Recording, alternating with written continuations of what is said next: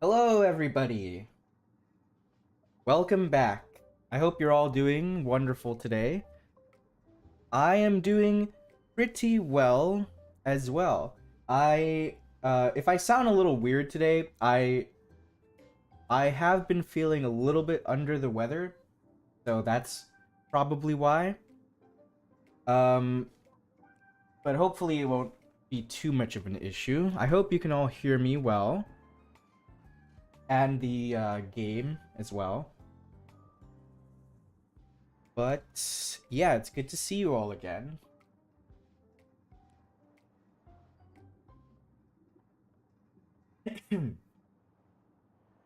I think since we finished the story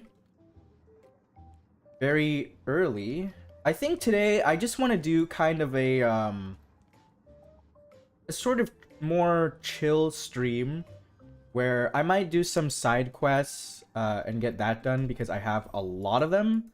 But also I kind of just want to hang out, talk about lore, maybe make some theories, and just explore the game in general. Since we don't really have to focus on the main story anymore, we can just roam around and explore everything. No, I wish you a speedy recovery. Thank you very much. I really appreciate it. Yeah, I mean it's not too bad. It's I'm I'm functioning well enough. But yeah, it's the weather here in my part of the world has been super volatile, I guess, is the right way to put it. Also, if you're wondering why I'm in Dan Hung's room, uh, I like to be in there. But yeah, so the weather's been kind of like volatile lately, and it's not been super great for my health because uh, I guess you could say my immune system is not super great, but it's been pretty good or well enough, I suppose. So yeah, let me see. Last time we did some of the companion quests and talked about a lot of really interesting stuff. We still can't go into Welt's room. I don't think so. That's a good question. I haven't tried going into anyone else's room. Let me see. I don't think I can. I think I have to wait till that part of the story is done. So not anytime soon, because Hoyoverse doesn't want me to continue the story, which is kind of sad, but also kind of I'm fine with because it means we can look at all the other stuff in the game, which is also fun and cool. Um, so yeah, wait, what? I have 240 of this? I need to use some of this stamina. Huh. What should I use it on? Let's try to go... Wait, what is that? Alex? Maybe I'll go do some of this.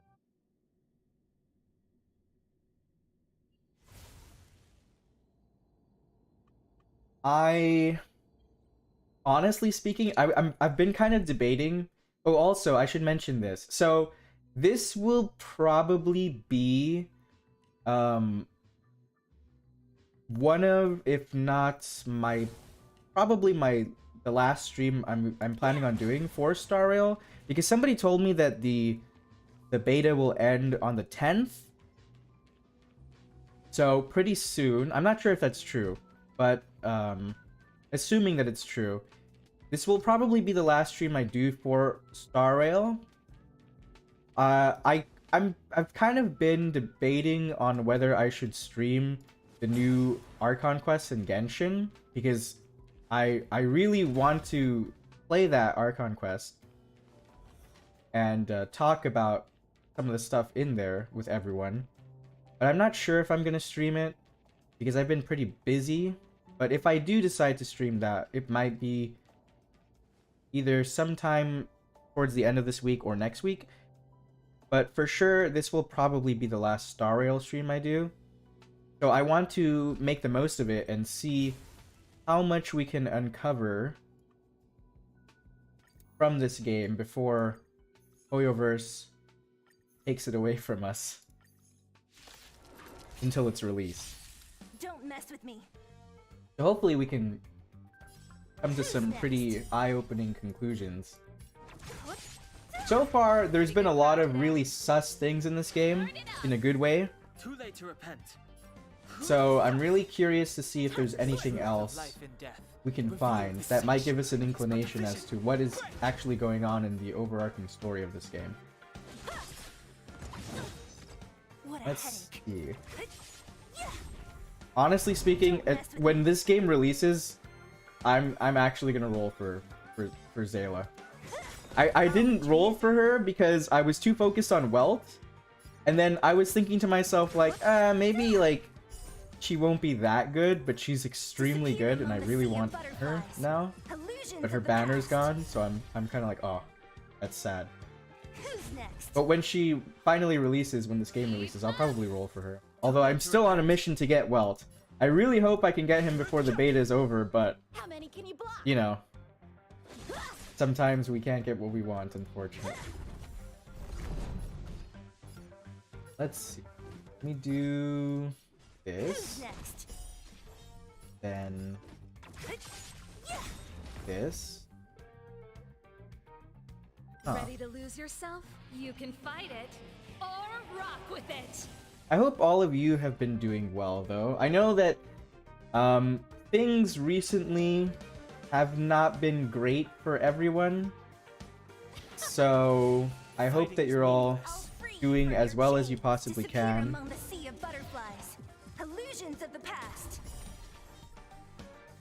And I hope life is treating you pretty well. At least when it officially releases, it'll feel great to finally get well. I know, right? Because he'll be mine. Yeah, it's true that like even if I were to get him now, they're just gonna take him away. But at the same time, I'm kind of like, oh, I would really like to have him on my team. I do have to say though, I really like the sort of partner system, I guess you can call it, that they have in this game, where you can use your friends' units. That's really nice. That's kind of like a comfort for people who can't get the characters they want. They can still use them, it's just that it won't be theirs. I used to play another gacha game, which I'm sure many people have heard of, which is FGO, and in FGO they do that, and I appreciated it. I don't really play that game that much anymore because I kind of just stopped and didn't get back into it, but I do really like that feature. If they had that feature in Genshin, I think that would be really cool. And they don't really have that feature in Honkai. They kind of have a support system thing, but it's not like you don't get to use the characters. Although that game lets you use characters in many other scenarios anyway, so I think it's fine. But I am really looking forward to the release of this game. And of course, when it comes out, I do plan on streaming it more and making more content about it. Let's see. Disappear among the sea of butterflies. Life has been meh for me. It's really great that I've been seeing content, aka your videos, and other content creators to give me motivation. Well, I'm really glad that I could do anything to help brighten your day in any capacity. Life can sometimes be very frustrating, I should say. So it's good to have like a space where you can go to just kind of unwind and enjoy the things you want to enjoy without any pressure. And that's kind of the vibe that I want to go for with the type of content that I make. Like, I don't take things too seriously. I like to just show my enjoyment for the things that I like, and people who also enjoy those things can come hang out and, you know, enjoy themselves. So I'm really glad to hear that I can help you in any way that I can to make, you know, your day a little bit easier to go through. Let me... This... Oh my god, guy's chasing me. I tried to, like, level up my... Yang Cheng? Is that how you pronounce his name? A little bit more? to do a little bit more, Song's for I guess, you. damage and stuff, Ready to but lose yourself? I You must can be fight it, really bad at that or rock because with it. he's not really doing as much as I hoped he would. But then again, I haven't been focusing on relics in this game, which are basically like artifacts, and I think that has a good I've no interest in like conflict. component to it as to why my characters are kind of weak. This sanctuary But then is but again, division. Break! I've been so scarred by artifacts in Genshin that I don't really want to go too into How relics many can you block? yet. Although I will say, relics in this game are very interesting compared to artifacts in Genshin. Like, for example, I think I've mentioned this before, but there's an item. I think it's in the Battle Pass, actually. Is it this one? Yeah.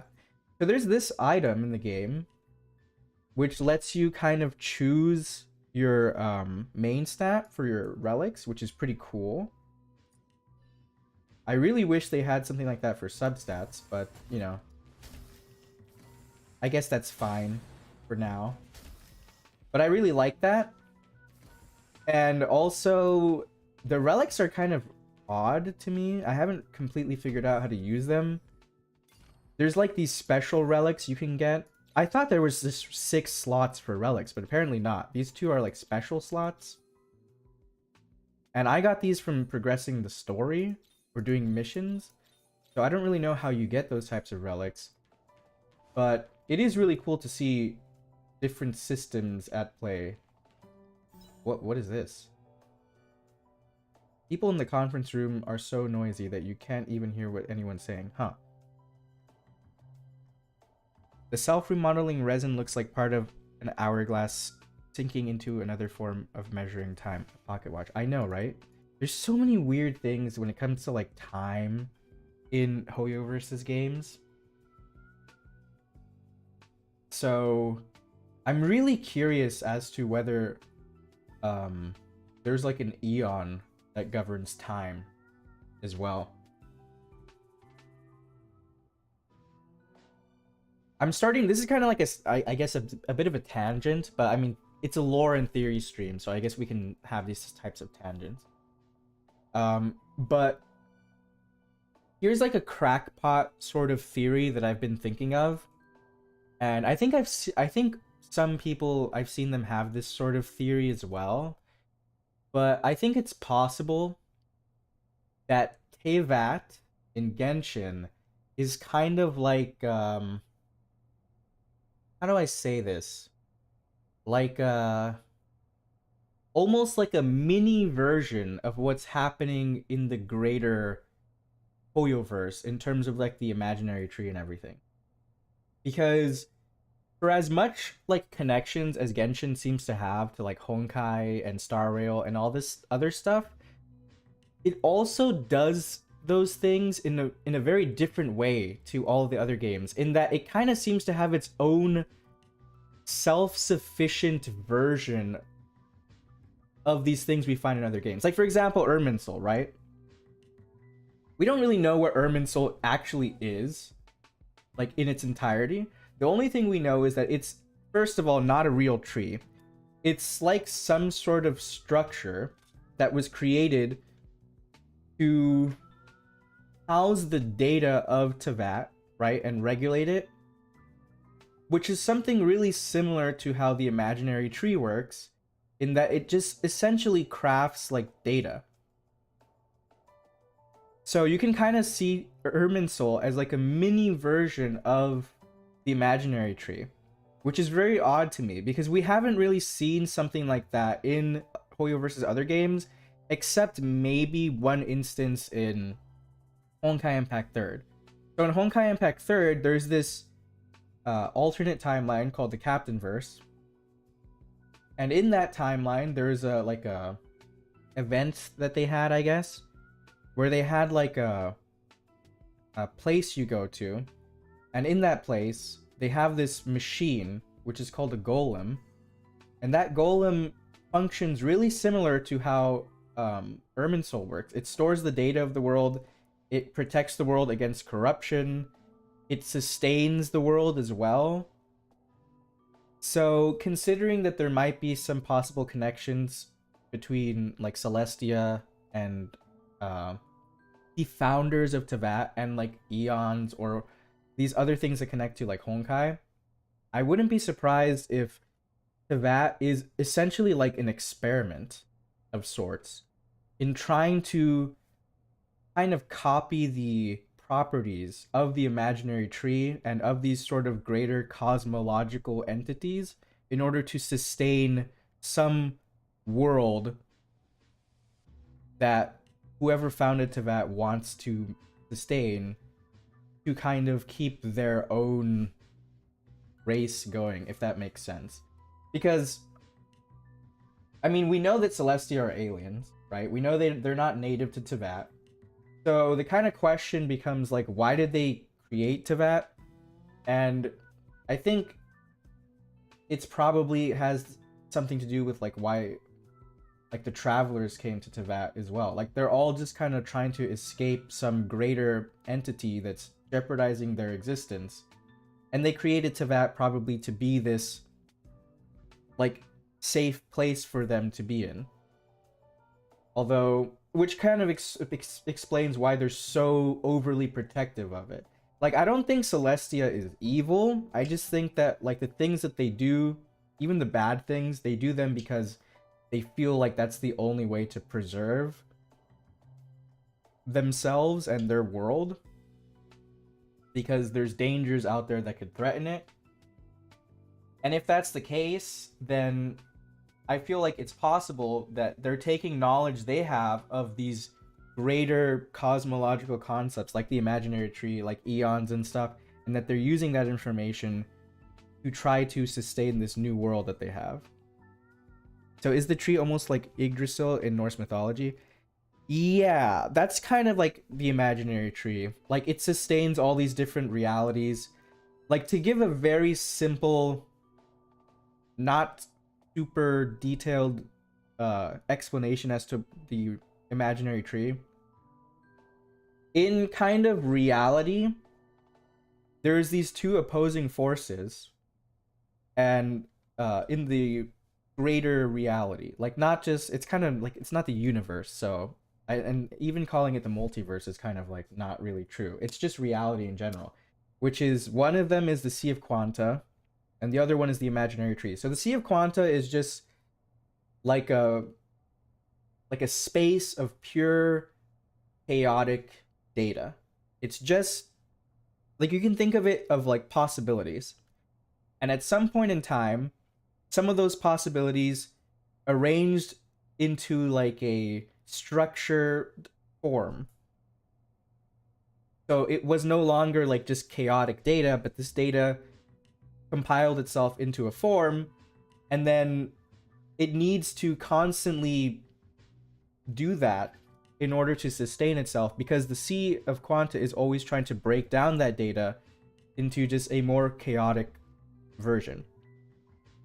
And that's why the imaginary tree like creates all these worlds, because it needs to be constantly reorganizing the data that it's sustaining itself with to fight against the kind of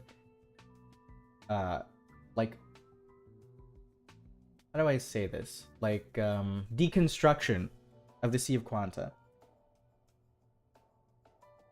So that's basically what the imaginary tree is. That's why it's called like the imaginary tree, because when you think about it, like essentially all of the reality that exists within the imaginary tree is just data being rearranged based on certain sort of fundamental concepts. Which is why I think that because I think people have asked me this before, like, oh, are the eons like on a power scale type list, where do the eons fit compared to like archons and Pershers? And I would say that the eons are far above any other entity that we've seen in the hoyoverse, because they represent those fundamental concepts that fuel the like growth of reality, if that makes sense. And they kind of need to exist. That's another thing that like is present in a lot of these games that hoyoverse makes, is that these concepts need to exist in order for reality to continue. It's just that the way in which they exist can change. Which brings up a lot of really interesting questions like, oh, like, who is there an actual like entity that governs the imaginary tree, or is it just like a force of nature in that there is no entity behind it? It's just happening because it happens. That makes sense. And we don't really know that yet. There's some evidence for both of those sides.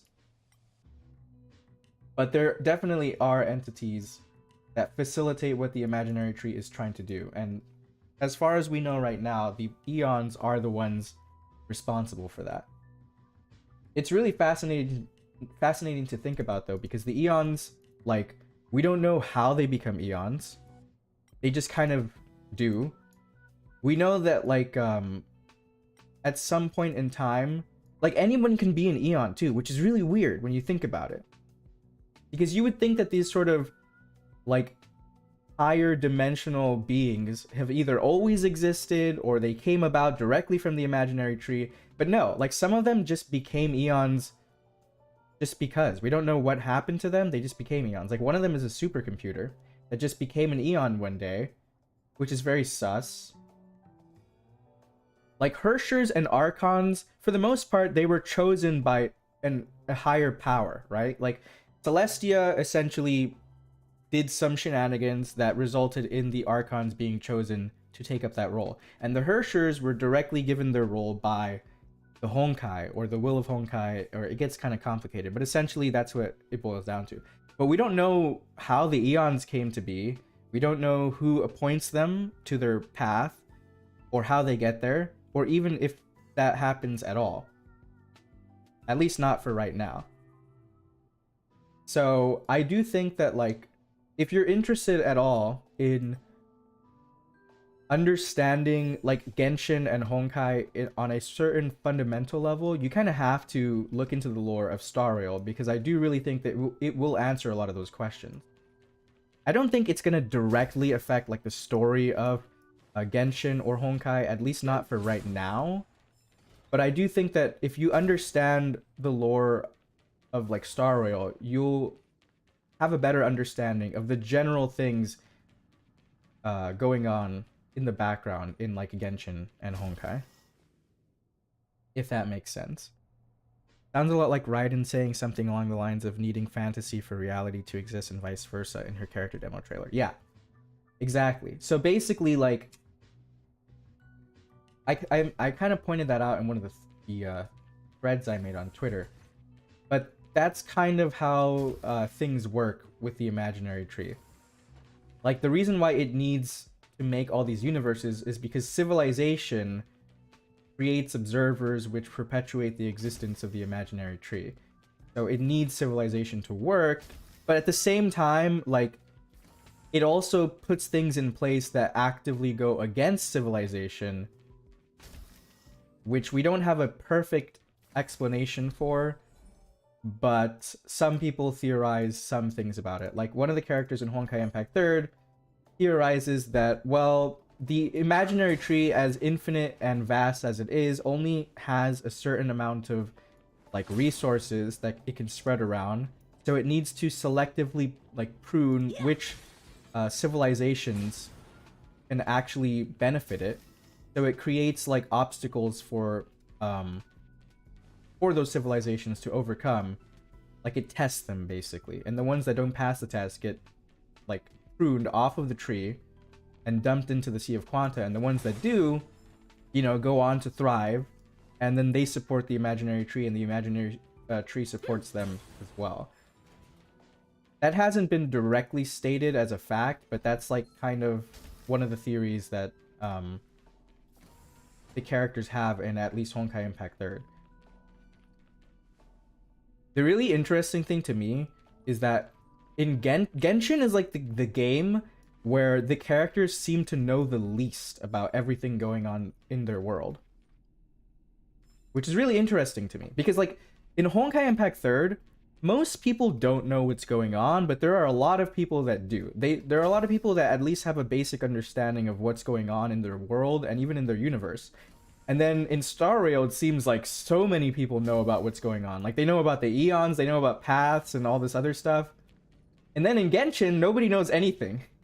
Because it's so tightly restricted. Like, knowledge in Genshin is so tightly restricted by Celestia and the Archons. And we don't really have a super good explanation as to why that is. Like, it's kind of obvious that they think that if everyone knows the truth of everything, that it would cause more harm than good. But why, though? Everyone has their theories, but we still don't have a perfect explanation for that.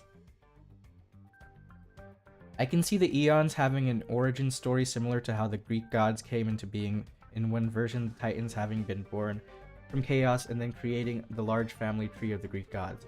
Yeah, there's a lot of like Greek inspiration in a lot of the divine beings that Hoyoverse makes as well. Like, especially like in Genshin. Practice is over. Genshin is really interesting because it takes up like a lot of or it has a lot of inspirations from a lot of different mythologies. Like, when I was going through all the different symbols in Genshin to try to make like connections and such, there's like pieces of Norse mythology, there's pieces of Greek mythology, there's pieces of like I don't know how to pronounce it exactly.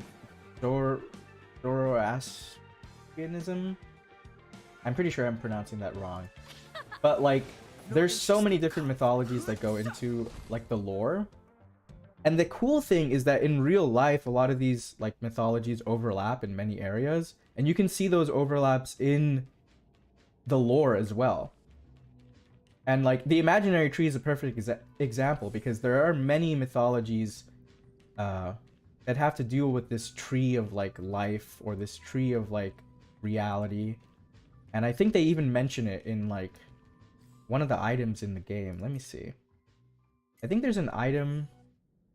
I don't know if it still mentions that because they changed a lot of the descriptions things in the game since the last time I played it. Let me see. Where's the... Or do I not have the one for Imagine?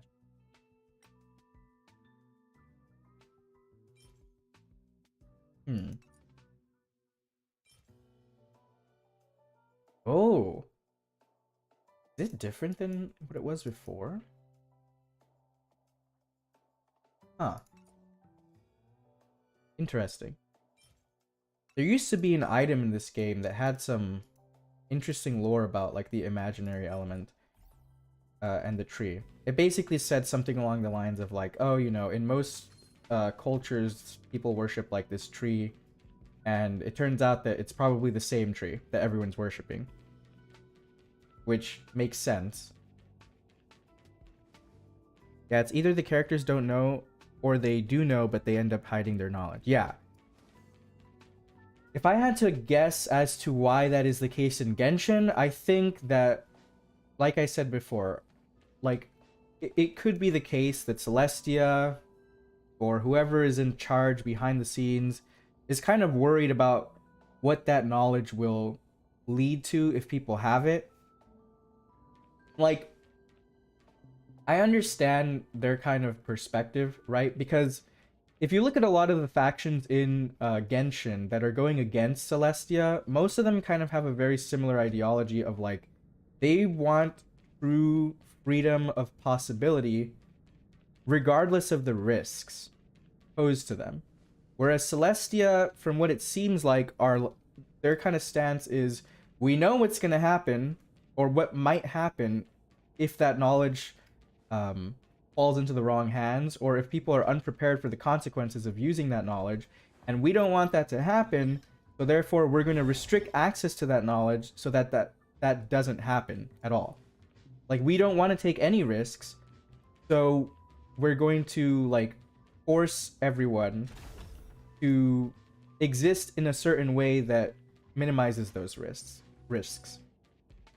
But then again, like, what happens when people don't really want to go along that? Then you're gonna have to restrict them in increasingly more not good ways to stop them from doing that. The problem, though, is that it's inevitable that people will eventually find the truth. It's kind of like what we were talking about before in another stream about Bellabog, right? How I was kind of like, I don't really know how I feel about Bronya hiding the truth from these people, because inevitably someone will learn the truth, and when they know it, like, there's the possibility they will decide to act against that truth. Like, they don't agree with you that this is what's best for everyone, and they want to venture out into the darkness regardless and just take their chances. Even if it means their destruction, they want to do that.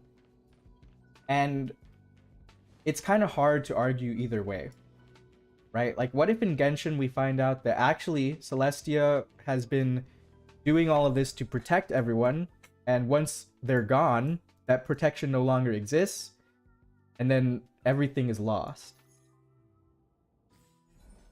Like, for I think most people living in Teyvat, that would be terrible, and they would rather go back to the way things were. But for some people, like for example Piero, they probably think like they don't care. It's worth it, you know? Like, if they, as long as they can have the freedom to act as they want without being restricted by like higher powers, then it's worth it, even with the risks included. And it's kind of hard to argue one way or the other. Personally, for me, I kind of fall in the camp that I would rather have true freedom than security as well. But it is really hard to argue either way. Oh, can I not use a partner in this? Okay. We'll see how far I can get in this without dying.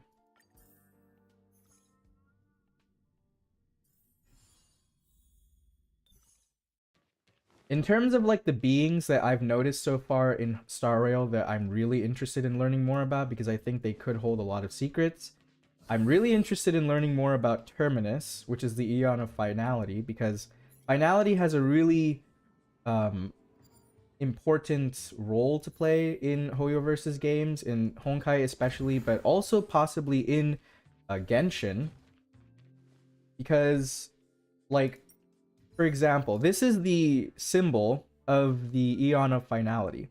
This sort of four-pointed star with these other points on it. And this symbol is also all over Genshin. This symbol has recently popped up in Honkai. I was planning on making a thread about that eventually, but I'll probably do it later at some point.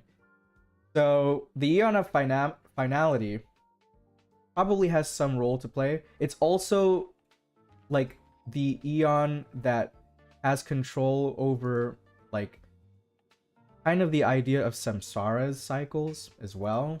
Like, we've seen them execute that ability before. The Finality in Honkai Impact 3rd also has a similar ability. So I wouldn't be surprised if that Eon has something to do with the structure of Teyvat. Ooh.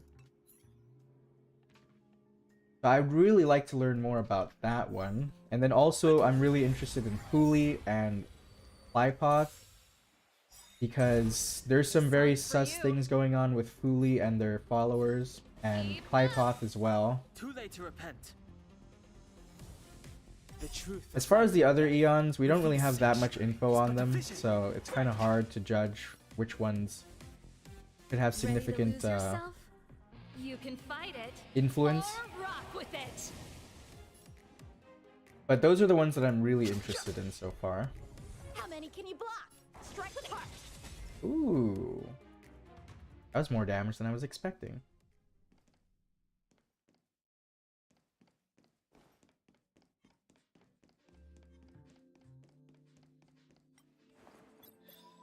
I'm trying to like do some of these things that I haven't done in the game yet, because I want to secure some funds for Welt.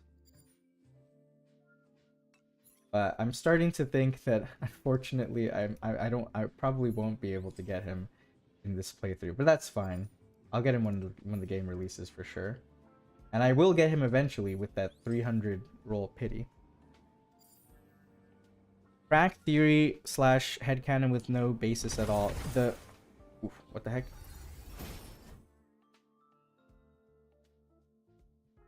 The mysterious voice at the end of the interlude chapter in Genshin was the Iana finality. I'm really high on some copium right now.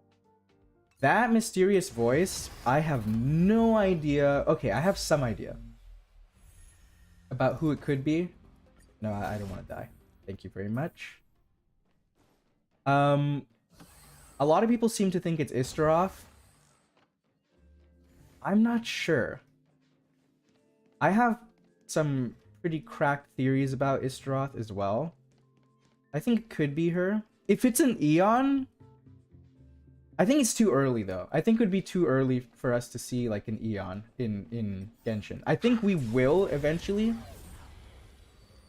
but I think it's a little too early for us to see something like that in Genshin. Although I also said something similar about like the sort of idea of the Descenders and stuff, and then that came out of nowhere and surprised everyone. So you might be onto something.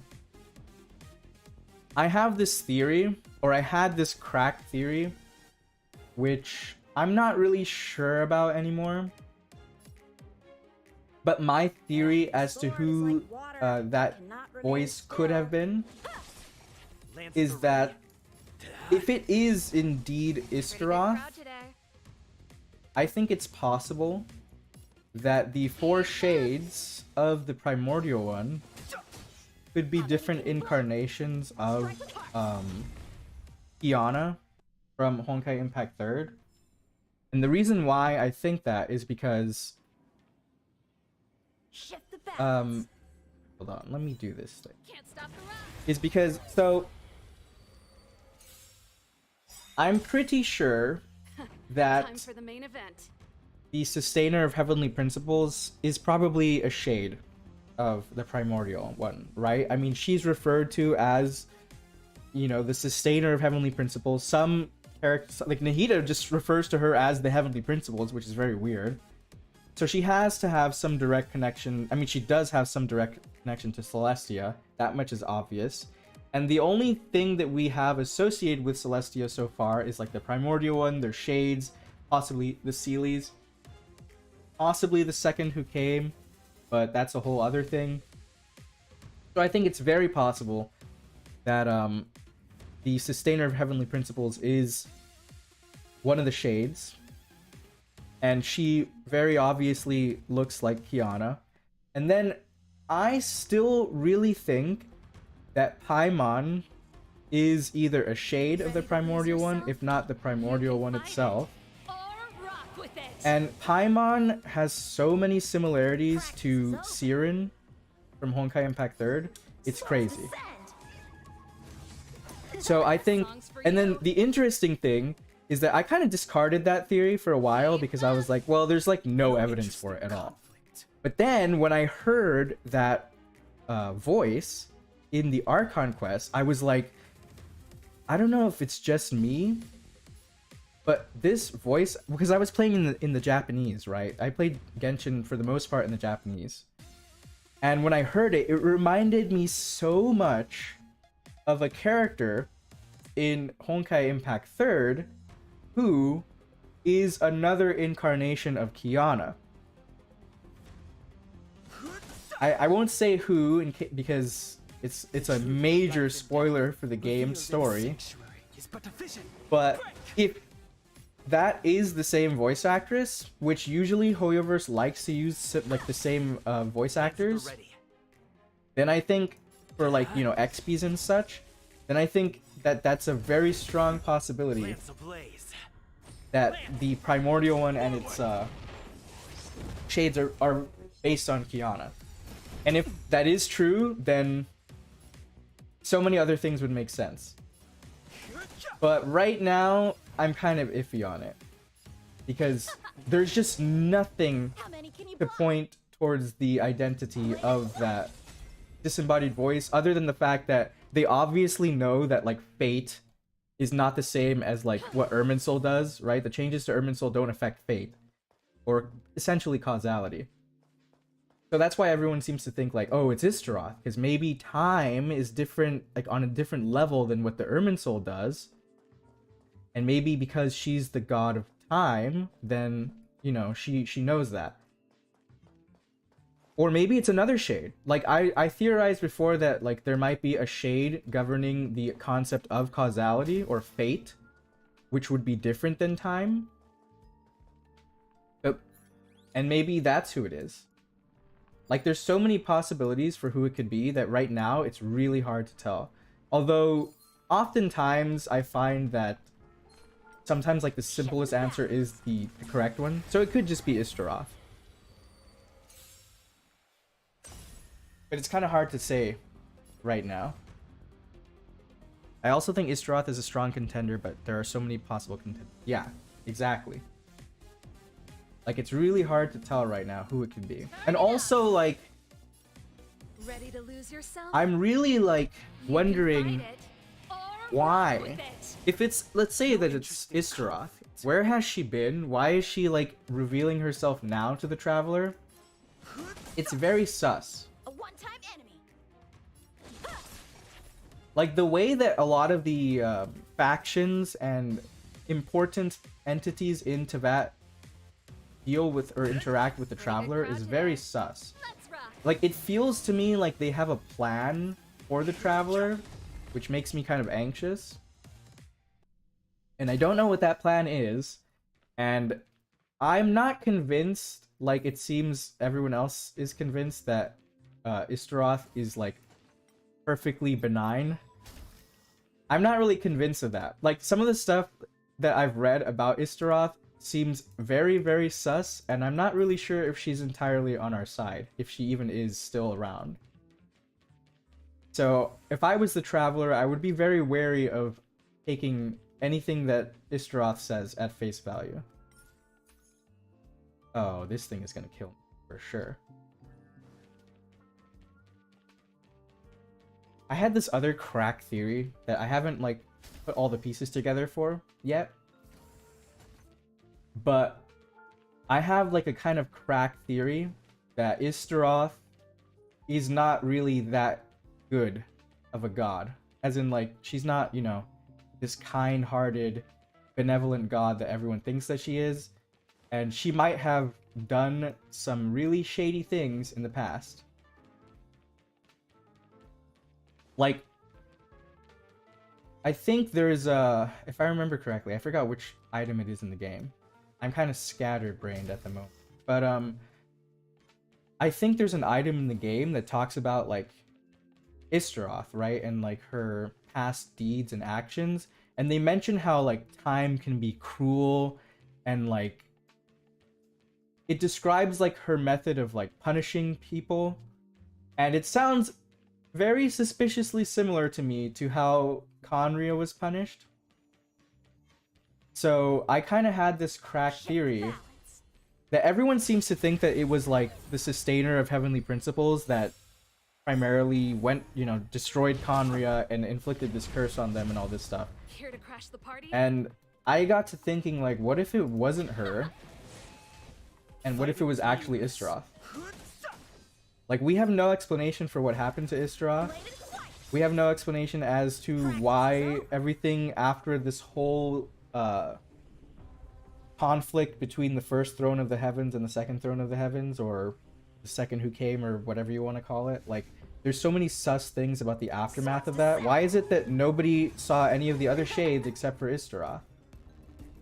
The truth of life Like, and death it's very weird. revealed in its Why is flesh. it that, like, But the vision Ishtaroth didn't help lands at the ready. Enkanomiya just rise out of the Dark Sea? Like, there's so many sus things about Ishtaroth that I'm not entirely convinced that she's on our side. And if that disembodied voice is actually Ishtaroth, that just makes things even more sus. Like, why? What is she doing hiding in the shadows? Also, there's obviously, like, a huge association between, like, Ishtaroth and Venti and Mondstadt and stuff. And Venti, his feelings towards Celestia and, like, that camp of gods is pretty, like, worrisome, I guess I could say. Like, every time Celestia is like, spoken about, How many can you block? especially from Venti's perspective, especially in the manga for Genshin, it's not really in a super positive light. So I'm just very sussed out about Istaroth and what she could be doing. Let's rock. Ready And I to don't really lose trust yourself? her. You can fight it or rock with But then it. again, it's kind of hard to trust any of the gods in Genshin because there's just so much sus going on with them. And it always feels like everyone else in the story knows way more than we do, and they're kind of guiding us, along a path, and it makes me very worried. It's but a vision. Break. Pretty good crowd today. So that's kind of my one of my more cracked theories. I think it's possible that Istaroth is not really that great, and that she's up to some very shady shenanigans. But then again, I could be completely wrong about that. This song's for you. Let's rock. Because this is another thing I've asked myself, right? Like, Strike with heart. let's say that Celestia becomes an antagonist for us. Like, who's gonna be the antagonist? Like, the Sustainer of Heavenly Principles? Maybe. That seems like the obvious answer, but I'm not really convinced that the Sustainer is, like, this evil presence. And I'm also not convinced that she is in charge of everything happening in Celestia. And it seems to me like Istaroth has far too much power to just be a simple shade, either. So I'm very doubtful of her, like, seemingly benign intentions. And we also don't know what Istaroth gave Makoto the seed in Raiden Story Quest without any ulterior motive. Seeds can give life to good things, but at the same time, the same can also be said for the opposite. Yeah. Like, she's just very sus. I don't buy that there's nothing shady going on with Istaroth. That's like my crackpot theory. I think that she's probably up to no good to some degree. Also, we know that, like, the thing that nobody seems to like in Genshin, as far as, like, these characters are concerned, the thing that they're all rebelling against is fate, right? And I feel like fate and time are kind of directly related.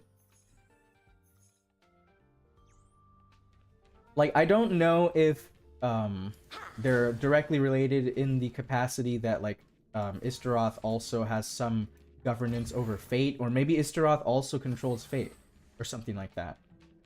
I'm not sure if that's the case, but I feel like fate is the real kind of enemy of most of these factions in Genshin, and I feel like if anyone has a direct association with that, it's Istaroth. I mean, if that entity that spoke to us at the end of the Archon quest is actually Istaroth, and she's explaining to us how, like, even if the Irminsul changes things, fate will still, you know, dominate everything, then that just kind of shows that that's the case, right?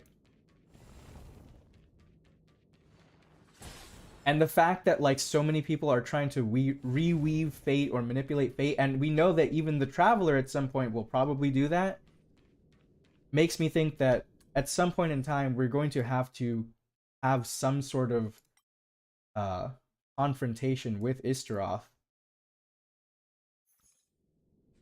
if that's her kind of neck of the woods, if that makes sense. Let's see.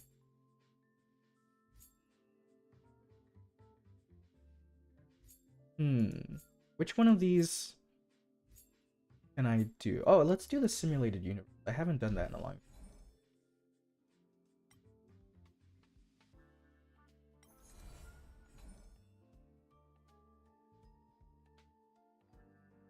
Where is...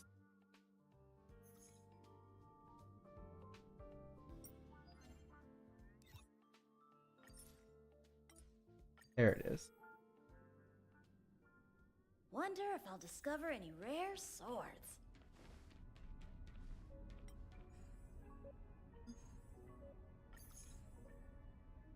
All right, what do I need?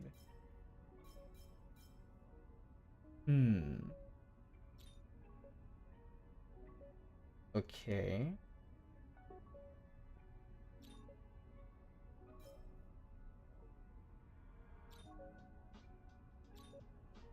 There you go.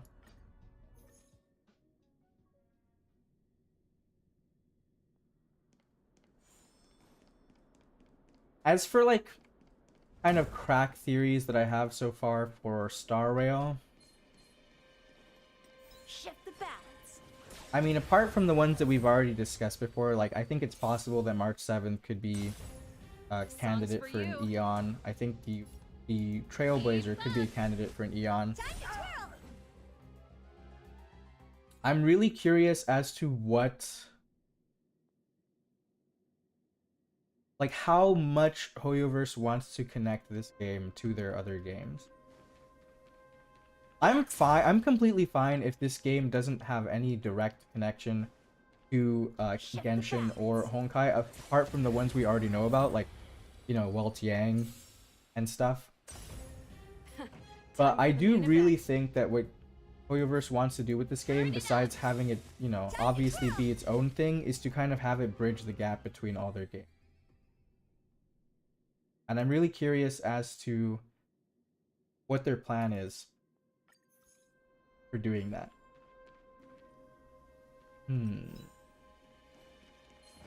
That. How many can you block? Bladed white. Time to twirl.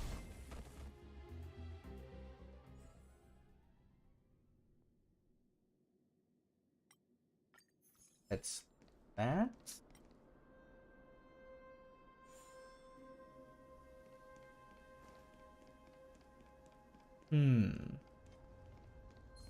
Yeah. I am really curious as to what sort of revelations are going on in the new Archon quest in Genshin. So I do want to play that Yours. soon. I'm not sure if I'll stream it, One-time enemy. but I will definitely Pretty good crowd today. play that soon and then compile all the information I get from that into either some thread or maybe I'll make a video about it.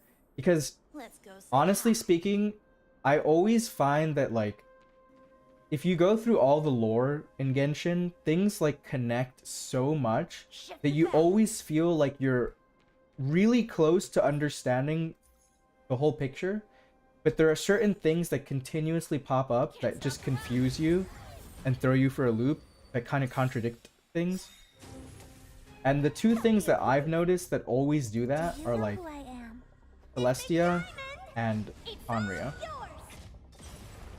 And so far, the only one that of those things that we've gotten like the most significant information about is like Onrya. Although we have had like some huge kind of Ready to lose yourself? You can fight exposition dumps on Celestia as well, but they're very vague, which makes them very difficult to kind of like interpret. But I've come across so many like things in the lore of Genshin where I feel like if I just had a slight bit more of information on either Conria or Celestia, I can make like the connection between these things. But we just don't have those pieces of information yet. And to be fair, it seems like some of the other characters in the game don't have them either. Time for swordplay. Bladed white. And also the Seelie. The Seelie are very mysterious. I think it's kind of funny that every time people like in the community are unsure about something regarding Celestia or like this kind of deep background lore of the game, they always point to the Seelie. And 9 times out of 10, it makes perfect sense because we still don't know much about the Seelie. Ooh. Well, I don't have any wind damage characters.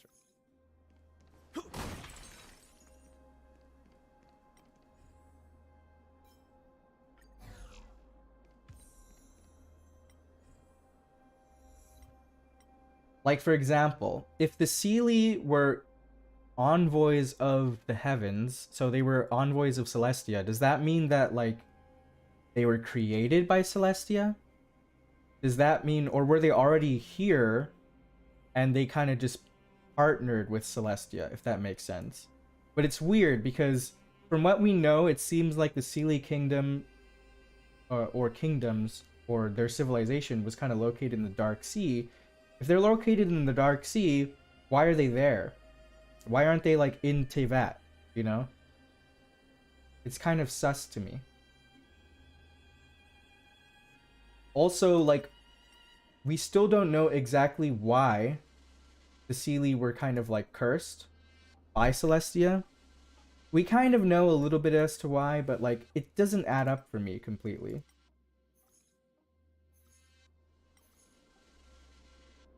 I think I was reading the lore or the descriptions on like the one of the new artifact sets, and it talks a lot about like the Seelie and their banishment and such.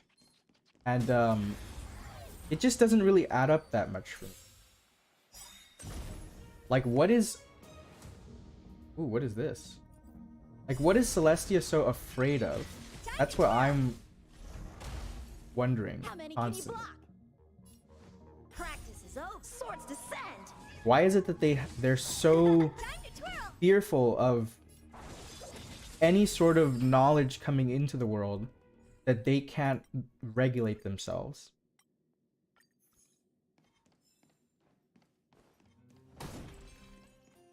It kind of gives you, like, the more, like, lore you read up on in Genshin, it kind of makes you, like, I don't know how to say it, kind of scared, in a sense. Because it feels like Tevat is kind of, like, in this bubble of protection. And the further we kind of push the boundaries of that, like, we might uncover something really scary exists outside of that bubble. And we are not prepared to deal with it. But we also don't really know if that's true or what that thing is, so... Can't stop a rock.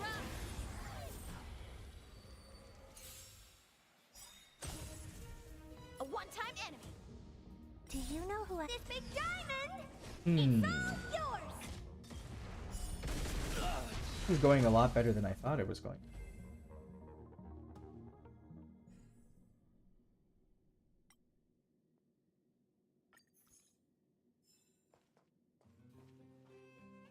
Will of We'll preservation. do this.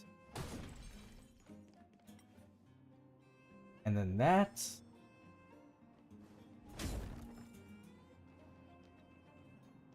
What the heck is this? Oh, okay. Consume 80% of all no thanks. Maybe I'll do this though.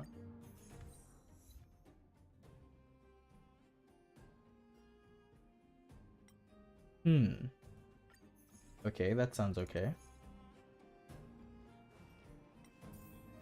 We need a strategy.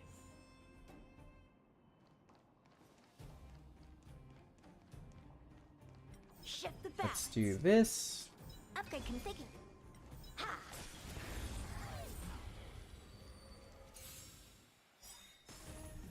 Help me improve. Blade and flight. Swords descend. Nice. This song's for you. And then another thing is, like, another thing I completely forgot about is, like, also the Abyss. I know nothing about the Abyss. Let's rock. Like, even the things we know about the Abyss, I feel like they're all within the context of, like, Onrya and stuff. We don't know about the Abyss directly. Diamond. It's all yours. Although, from what my Twitter feed has been trying to spoil me of, I'm sure that we will learn about that more Pretty soon. good crowd today. Honored to meet me. But I'm also very curious about what's going on with the Abyss. Strike with heart. Time to twirl. Hit. This song's for you. Let's rock. Blade and flight. I'm on guard. Nice. Hit.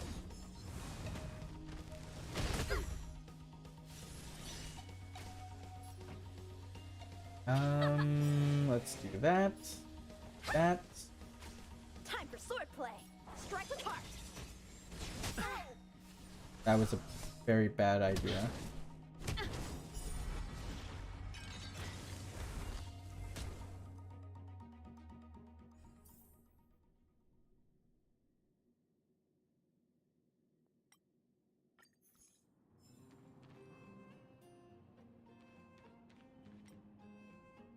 Okay.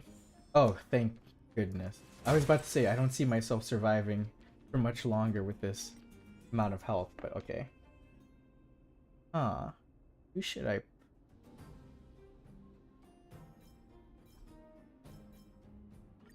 go with this? Oh, what are you doing here, Herda? Sure, I'll spend some cosmic...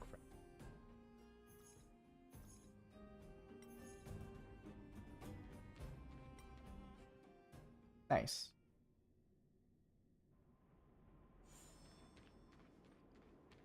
Was I seeing things?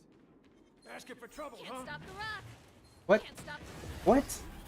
That didn't hit? Oh my god. Can I retreat? Oh, I can't. Ready to lose yourself? You can It's fight fine. it. It's fine. Or rock with it. Time to twirl. Nice. Oh, Ready to lose yourself? You can Very fight nice. it. Or rock with it. Time to twirl. wow. That went a lot better than I thought it would.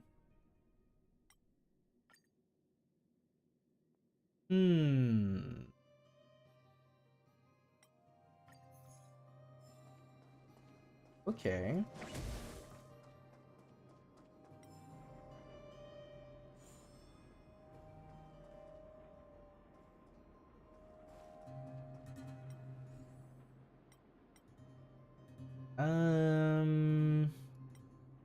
Get a random button. Sure. Let's do that.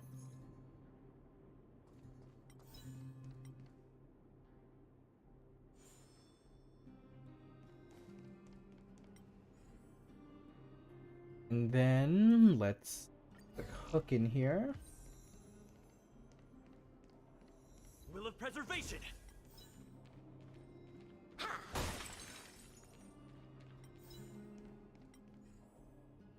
What do... Here are some cosmic fragments. Nah, I'm good. Thank you. We need a strategy. Oh. Well, maybe. I think Check the maybe. balance. Upgrade configured. Maybe I can do this. Do I have any more? Oh, I can't use items. Okay. Can't stop the rock. I'm curious which item in the game so far seems like the most interesting in terms of lore. I would say a lot of the light cones are very interesting to me because they have some very, very sus descriptions. Ready to lose yourself? You can fight it. Or rock with it. Apart from that, any of the items that have to do with like imaginary stuff are very fascinating to me. Do you know who I am? This big diamond! It's all yours! Because like things that deal with the imaginary tree directly Blaze. are always very sus. Lance. Forward. I feel like they hold like the most overarching implication. This big diamond! It's all yours! Help me improve. Sure. Do that. Swords descend! Pretty good crowd today. Wow, this is going way better than I thought. Honored to meet me.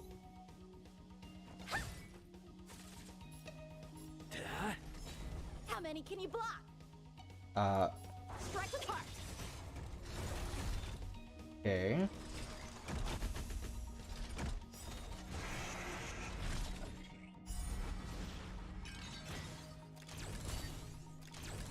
This song's for you.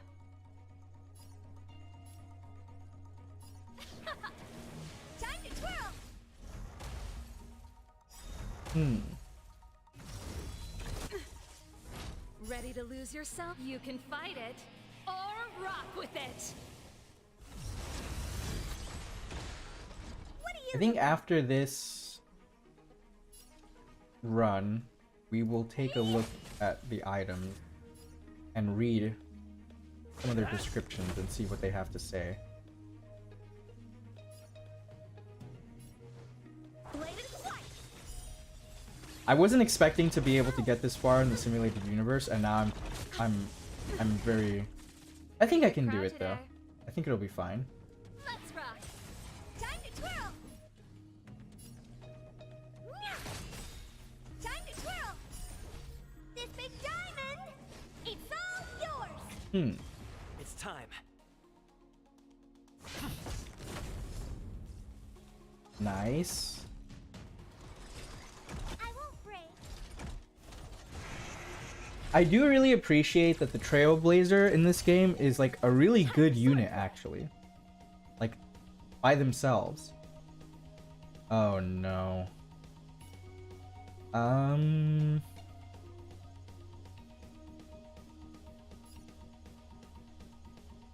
The sword is like water. It cannot remain still. Strike with heart. Nice. Very nice. I also think it's really cool that you could like summon the Eons in this mode. Kind of reminds me of Final Fantasy.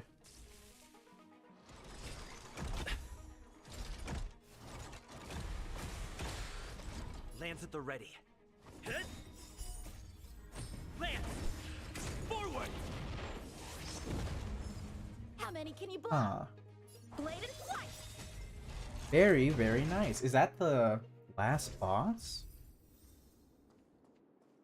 Huh.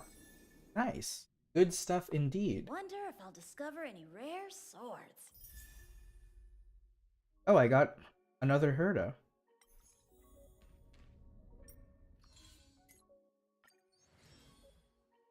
Ooh, and I got more tickets.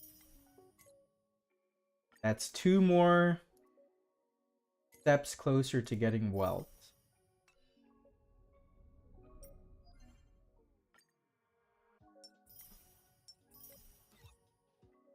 Oh, I got rewards as well. Sure, I'll take that.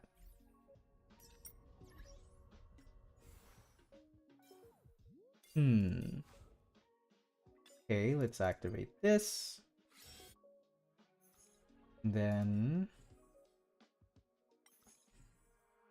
go here, add salt. I like these, the names of these achievements. They're pretty funny. Honkai has a lot of like funny names in their achievements that are like references to different animes and stuff. And Genshin has those too. Although I think they have slightly less. Let's see. Can I get wealth?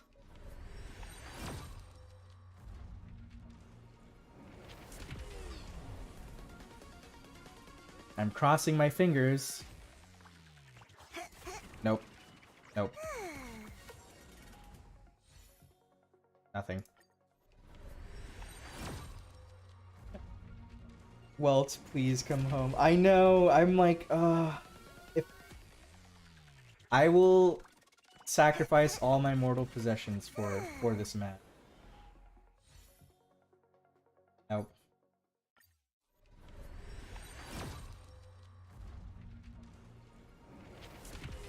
I'm not sure what the rates are in this game for characters, actually. They don't seem too bad. But I think my luck has been just bad overall in this beta for some reason. Does it turn gold when it's a 5-star? Yeah. Yeah, the animations are slightly different when it's a 4-star. I think that they're the same when it's a 4-star, but the light is purple. And when it's a 5-star, oh, I don't think I had this. No, I did. Okay. When it's a 5-star, it's really funny because it turns gold and then also Pom Pom like freaks out.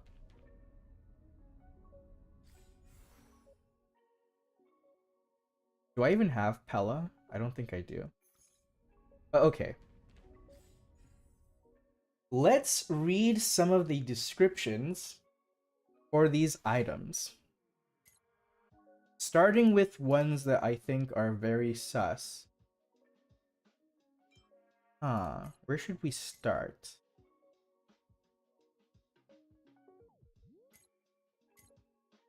The trash. Some say that in the deep retreats of the galaxy, an invisible portal will open to those carrying a piece of junk. That's weird. Actually, you know what? I think there's an archive in this. Yeah, the data bank. There's so many books. I don't even know where to find all of these.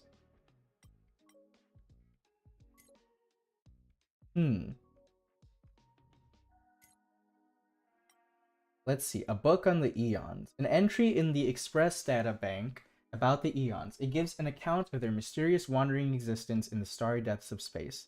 Let's see what this has to say.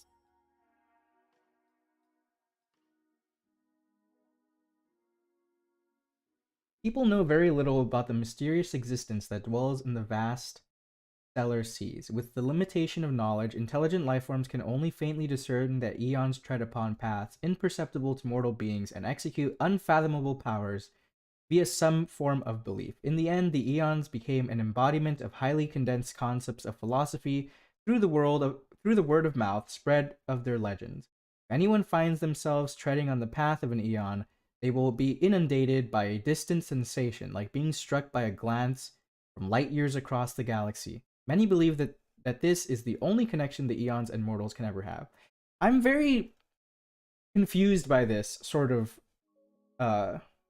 description, because I'm not entirely sure on just how, like, connected the humans and non-humans of this universe are to the eons.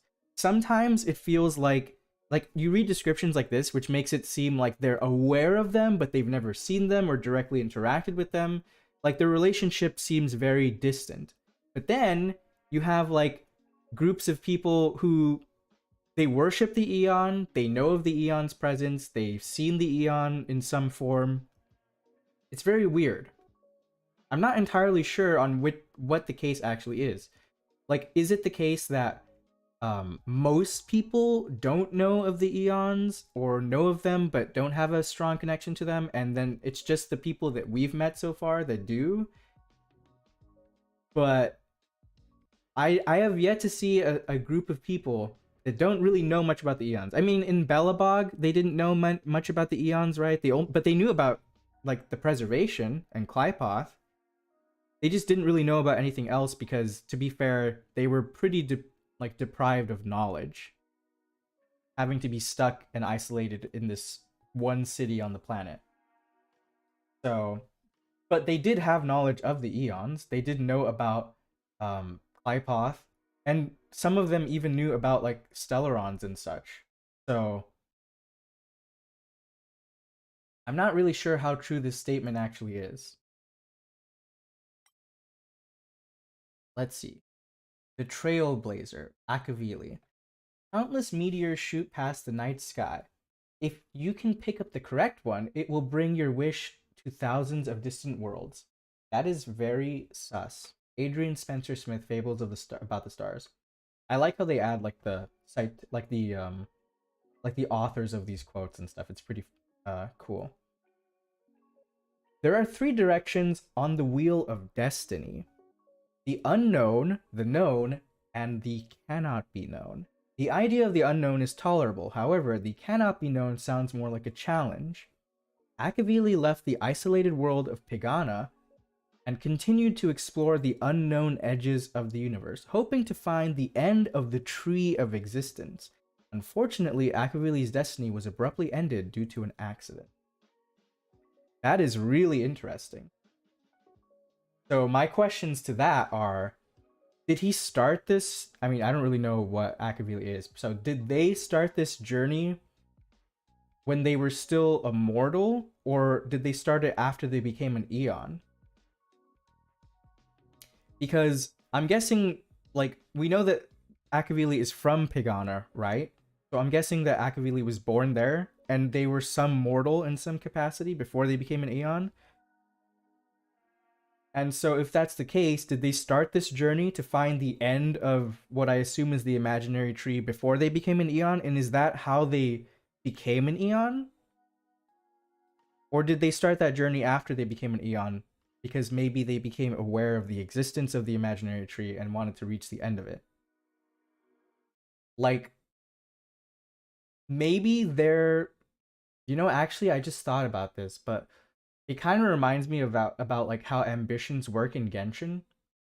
So here's kind of like a bit of a crack theory, but maybe them ascending to Eonhood has something to do with their ambitions lining up with the concept of that Eon's path, right? So like maybe Akavili had such a passion and ambition to like explore the unknown that connected them unknowingly to the path of the Trailblaze and put them on the path that would lead them to becoming an Aeon. Perhaps that's how it worked. That would be kind of weird though, because like,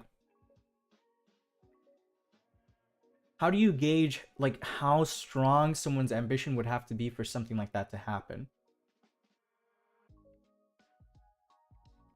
It's very odd, but very fascinating.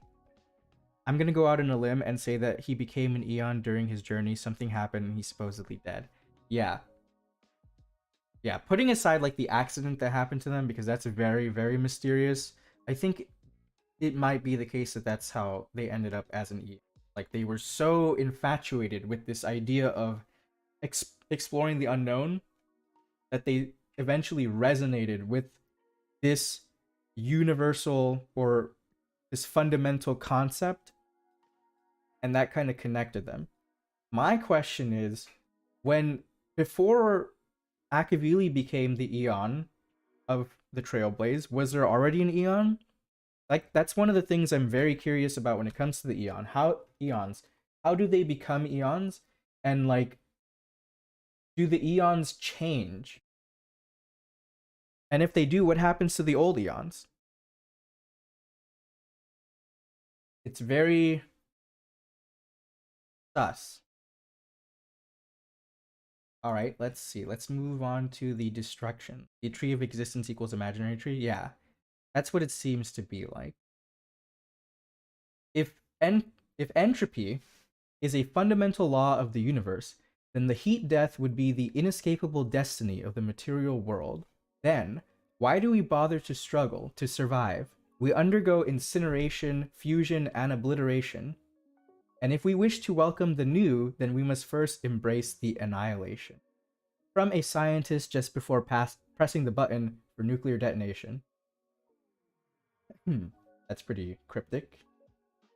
2152 AE. Okay. The birth of the universe is a mistake. If civilization is a growth of cancer birthed from vast stellar, then war is the only common language known to all intelligent life forms. To correct the course and to rid the universe of the stain, Nanook must become the avatar of entropy. This is really fascinating because Nanook is an Aeon. And all of the Aeon's concepts are necessary for the imaginary tree to continue its own existence. So it's really interesting that the imaginary tree would itself create a concept that goes against what it's trying to do. Like, it seems that it needs to have like a certain balance, right? But it's very interesting. It's also really cool that, to me personally, that Welt is on this journey with the Astral Express, and their common kind of enemy is Nanook, because if Nanook is the avatar of entropy and Welt is the sovereign of the organization anti-entropy, I think it fits really well and it's really cool. But yeah, so entropy is a very complicated topic, but basically it's like the kind of gradual deconstruction of order, right? Like the the process of orderly things becoming chaotic. It's much more complicated than that, but that's basically in a very small nutshell what it is. So that's what Nanook kind of represents. Whether or not he actually believes in that or why he believes in that is kind of another topic, but that's what he is, right? And this kind of idea of like entropy, of like orderly things breaking down, is found in many other like things in the hoyoverse. Like for example, the Sea of Quanta. That's basically what's the Sea of Quanta represents. Like the imaginary tree represents order. The Sea of Quanta represents chaos. The Sea of Quanta breaks down like the structures of data in the reality. And the imaginary tree seeks to convert chaotic data into organized data based on its own concepts to further its own existence. So it's really interesting to me that this Eon kind of embodies the idea of the thing that the imaginary tree is constantly fighting against. But it needs to be there, seemingly. So I really wonder what, like, why this concept even exists, and how the imaginary tree kind of keeps it in check. Also, I did mention this in a previous thread I made, but this sort of kind of description is something we've also seen in Honkai Impact 3rd, which leads me to believe that Nanook has been referenced in there, and it kind of makes sense considering how Honkai Impact connects to this game. To sum it up, order descending into chaos. Yeah, basically. Remember what we talked about last stream, the possible relationship between Akavili and Nanook. Yeah, it is really interesting, because a lot of these eons seem to have the common connection of like destiny or the end of existence, if that makes sense.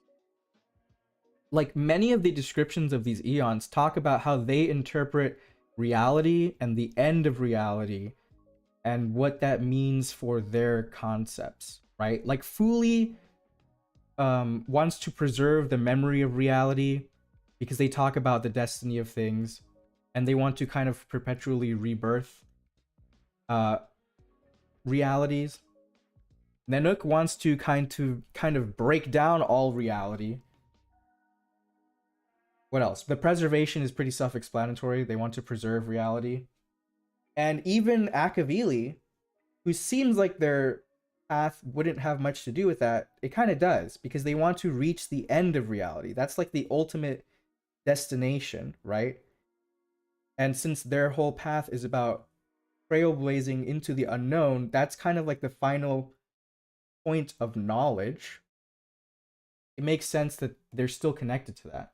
Like all of these eons are seemingly connected to this kind of idea of the final point of reality, which makes me really interested in oh, they're not here. Huh. In the eon of finality, terminus, because that's kind of directly related to their path. So I wonder how that eon connects to all these other ones. All right, let's move on. The Hunt, Lan. With no end to hate and no boundaries to war, how much concern do you shoulder? With determined eyes and the arrow drawn, the archer lord needs not turn back hither. Tianzhou World's History as a Mirror. The eon known as the Rainbow Arbiter wanders endlessly between worlds to destroy the undead beings that once poisoned their homeworld. The cost of the hunt was never a consideration for Lan. In the eye of Lan, there is no difference between salvation and total destruction. This is very interesting. Do you believe the speculation that Kiana is the Eon of Finality? I don't think... I'm not sure. I should say I'm not sure if she is the Eon of Finality or becomes the Eon of Finality, or if that is like the Herschera finality is an expression of this path, if that makes sense. I do very much think that the Eon or the Herschera finality is directly related to the Eona finality. I mean, there's a lot of evidence to suggest that. Like, I think we looked at it earlier, but this where is it? This symbol, right? This like star symbol that you can see here, which is also present a lot in this game, is the symbol for the Eon of Finality. And if you look in Honkai Impact 3rd, they already released the Herschera Finality. And one of her stigmata has this exact symbol on it. I don't think I've seen many people point that out, but it is the case.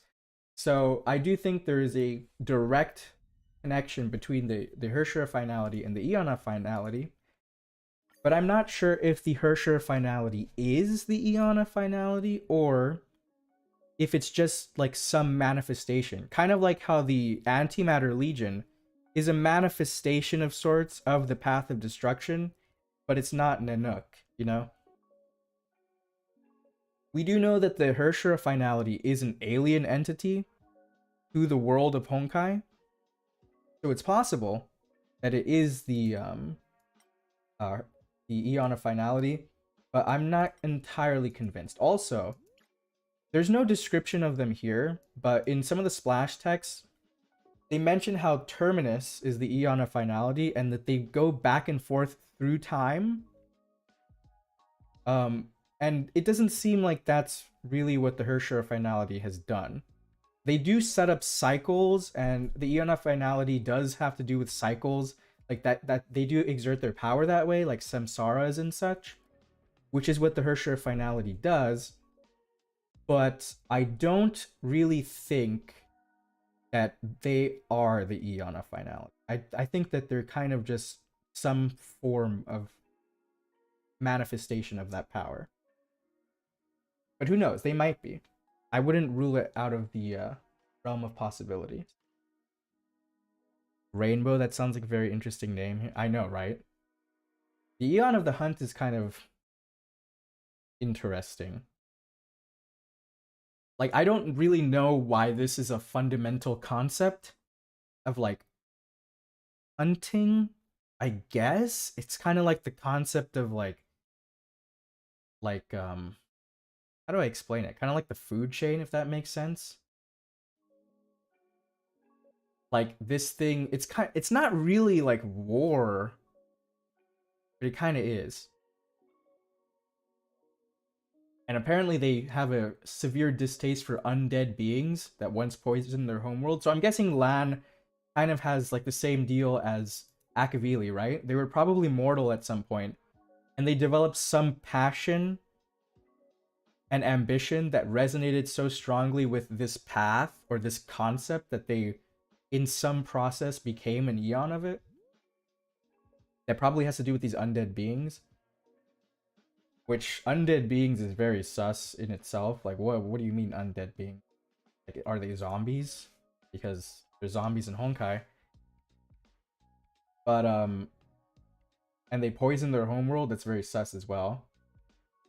Also, this kind of idea that the ends justify the means, is that something personal to Lan, or is that part of the concept that they represent? It's kind of unclear. But I mean, it is cool that there are so many Eons. Like, I'm sure that there are Eons that we've never even heard of yet. Because it makes sense that there isn't just like a small handful of like concepts that govern the whole universe, right? There's like a lot of them. Paths and Eons are two different things. Yeah.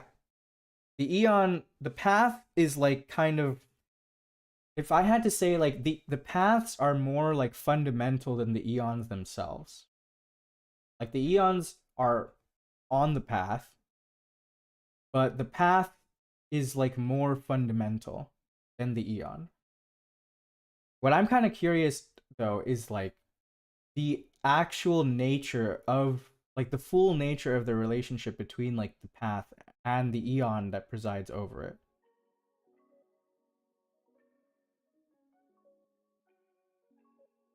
Let's see. The erudition, nous. If the truth of the universe is cruel and stale, would you still yearn for the answer?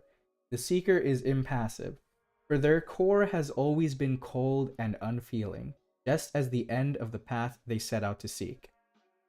Adrian Spencer Smith fables about the stars. All things bear unanswered questions, and there is an answer to everything. The astral computer, originally meant to provide answers to the universe, ascended to become an eon. Nous hopes to understand the universe and solve all of its mysteries. This is pretty interesting in its own way. This is what I was mentioning before. Like, a supercomputer ascended to become an eon, right? But, like, how did that even happen? How does that even work? I mean, if we go by what we've been saying about the other eons,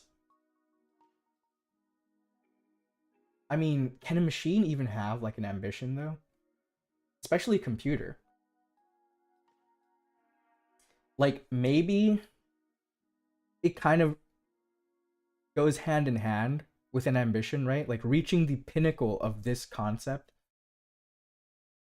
makes you ascend to eonhood. But if that's the case, like, wouldn't there possibly be, especially because the eons go beyond just, like, one reality, right? Beyond just one universe. Wouldn't there be, like, a huge amount of potential candidates for eons? But yet it seems like there's only one eon per path at any given time. So it's very sus. I'm not really sure how the eons are appointed, if they are appointed, who does it, how do they ascend? Is it just a system in place by the imaginary tree? Are there multiple eons? And what happened to the old ones? Or are they just, like, paths, like, without eons, and then eventually they'll just, like, but then, like, some of these things have not really existed for that long, right? Like, if the paths themselves are, like, were created at the beginning of creation, when did they get their eons? How many eons have presided over that path? Those are, like, the kind of questions that pop into my head when I read stuff. I'll admit my favorite eon is Akavili, and I'm hyped to learn more about. If we meet him and again him as a playable character, I'm wailing. That's a good question. I don't know if the eons will ever become playable characters, unless one of the characters we have becomes an eon. Because they're very, very abstract. Like, some of them are, like, very, very abstract. I don't really know if we will get them as playable characters. Maybe some of them. I can see some of them becoming playable. And like I said, I wouldn't be surprised if some of the characters that we already have seen, like, can have the potential to become an eon. But I'm not sure if we'll actually get them directly playable. That would be really cool, though, if we do. I think Nanook was born in the death of a past eon. I think that was said in the lore somewhere. I'm not sure if I've read that before, but that would be very interesting. Let's see. So this eon wants to solve all the universe's questions. There's another kind of reference to the, like, to fate and the end point of destiny and such. If the truth of the universe is cruel and stale, would you still yearn for the answer? This is what we were talking about earlier in regards to, like, Genshin and, like, Celestia trying to conceal the truth about the universe from, like, their people, right? Because they're like, well, they might have the kind of mentality that ignorance is bliss and you should just live in this paradise that was created for you without questioning it, because the alternative is much more bleak. But the problem is that when people have, like, the free will to think, they're inevitably going to want to seek out the answers of the nature that surrounds them, right? And once they run into a wall that was placed there artificially, and they realize that, you know, they're in this quote unquote like Garden of Eden to protect them, they'll start to see it more as a cage, and then they'll start to resent the people who put them there, which kind of causes conflict with them. And whether like they kind of answer as to like whether it's better to live in ignorance and peace or seek out knowledge with the inevitability of conflict and destruction. It's kind of hard to say. That's kind of a theme in Honkai Impact 3rd too. And at least in that game, most of the characters seem to be under the impression that they would rather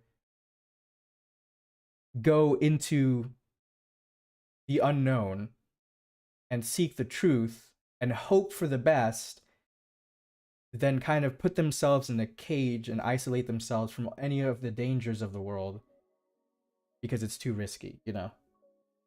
Because that's a very slippery slope. I saw it in the fandom wiki for Star Rail. Huh. Maybe it was part of one of the splash texts. I wish I could read those all in the game, but I don't think there's anywhere where I can see those directly.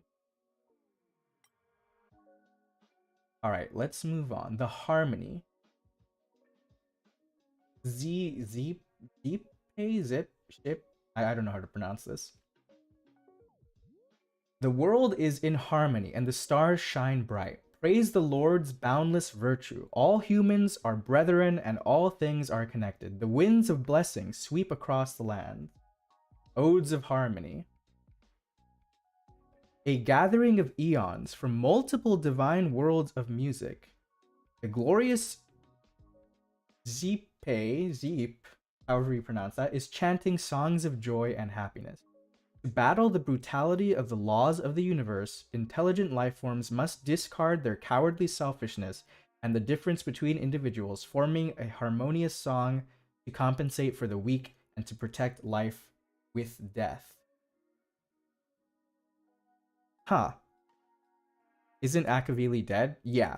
From what we've seen so far, it seems like Akavili is dead. Unless Hoyoverse is planning some crazy twists or anything.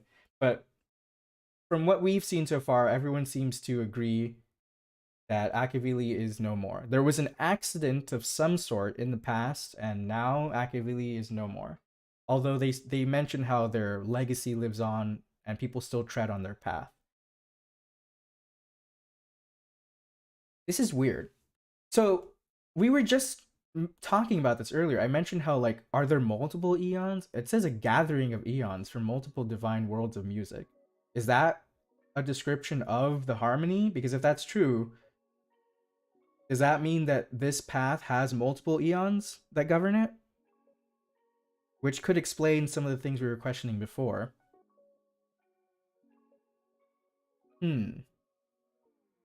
That's very sus. As far as using, like, music to bring together or, like, connect different intelligent life forms. This is very interesting.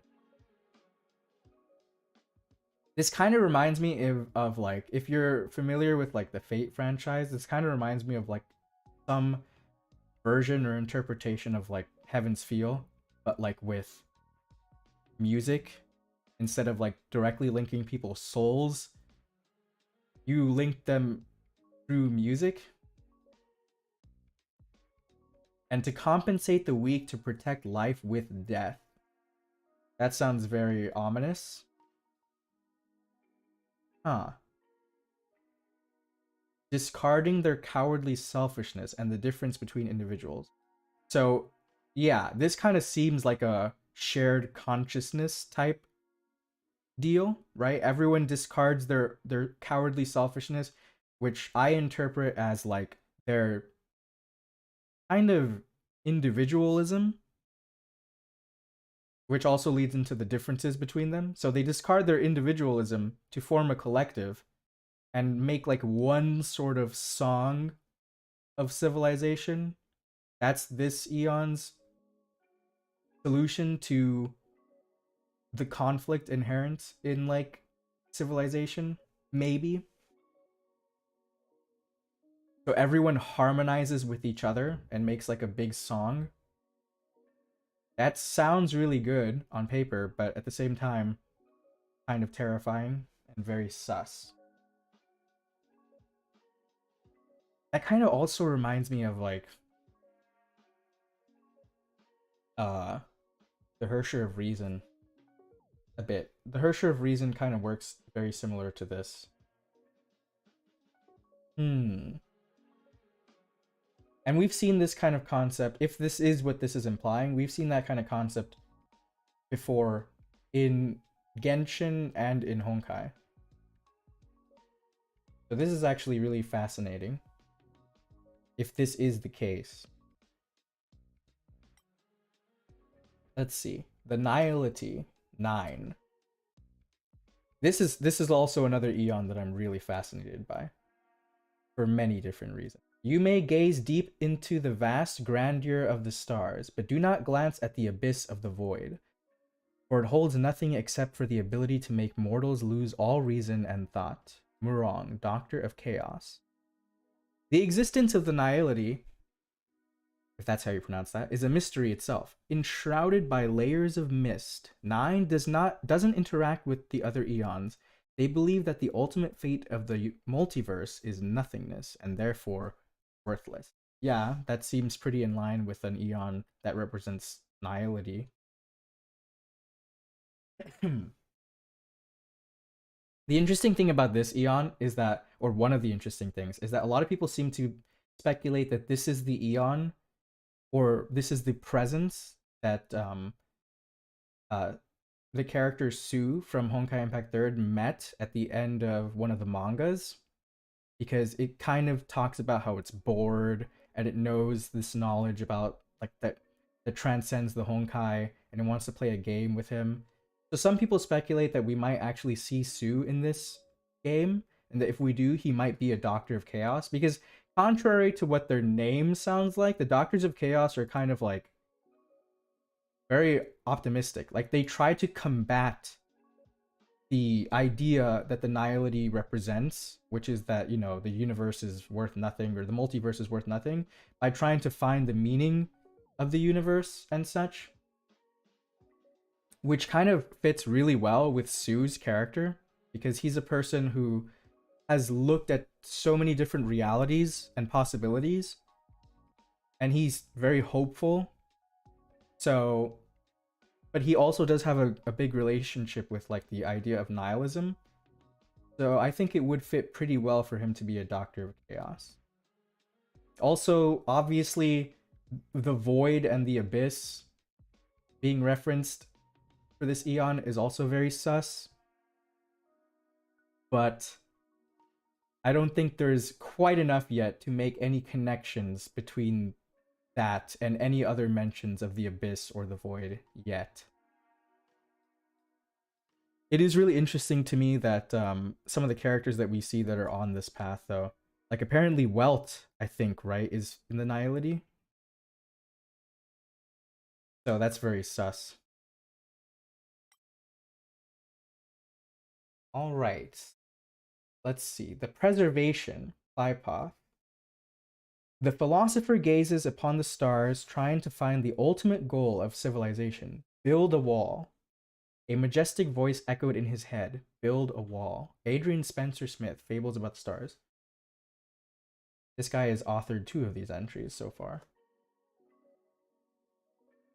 The builder of the celestial comet wall, the subspace crystalline barrier, and the great attractor base.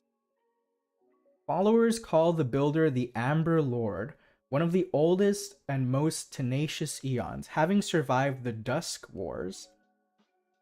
After finding out a threat was imminent, the Amber Lord forged a powerful seal of light years long that would isolate and protect the living worlds.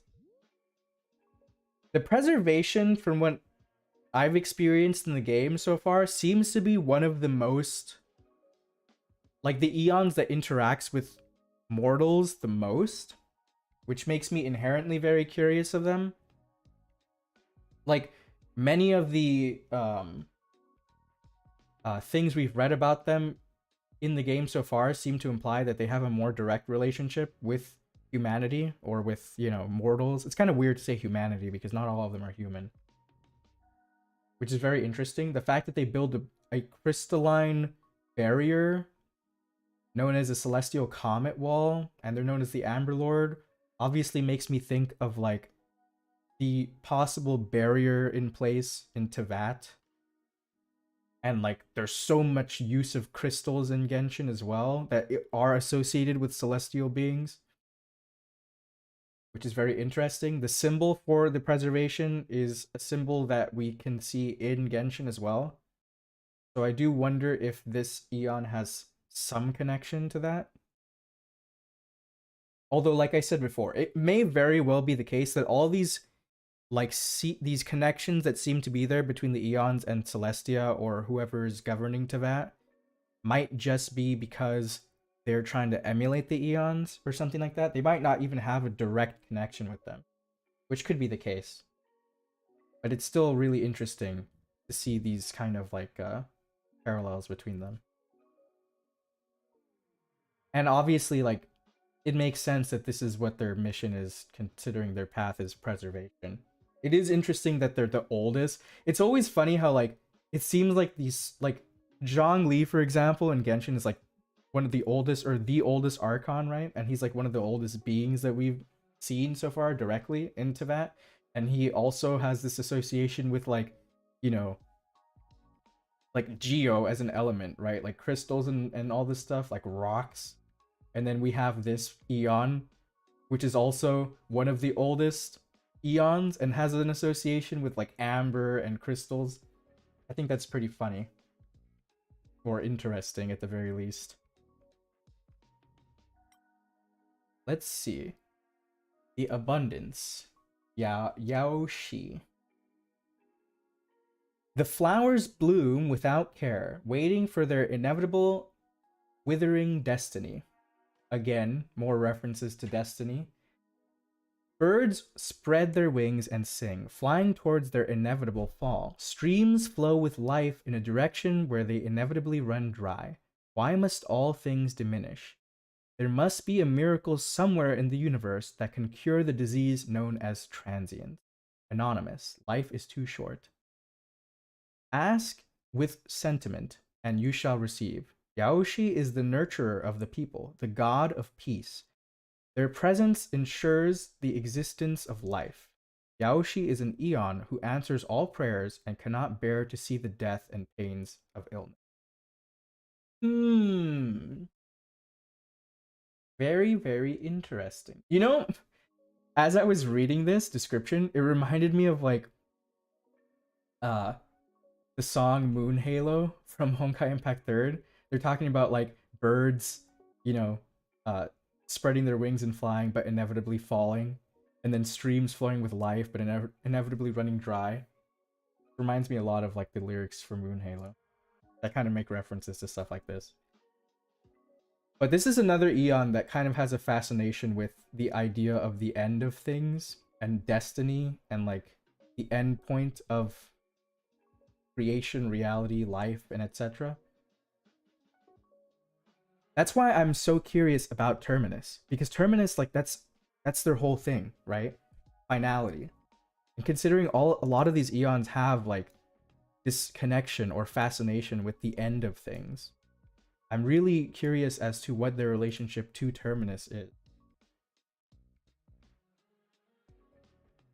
This Eon seems pretty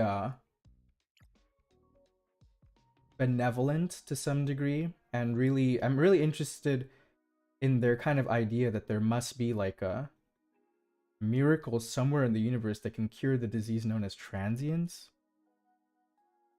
That's very interesting to think about.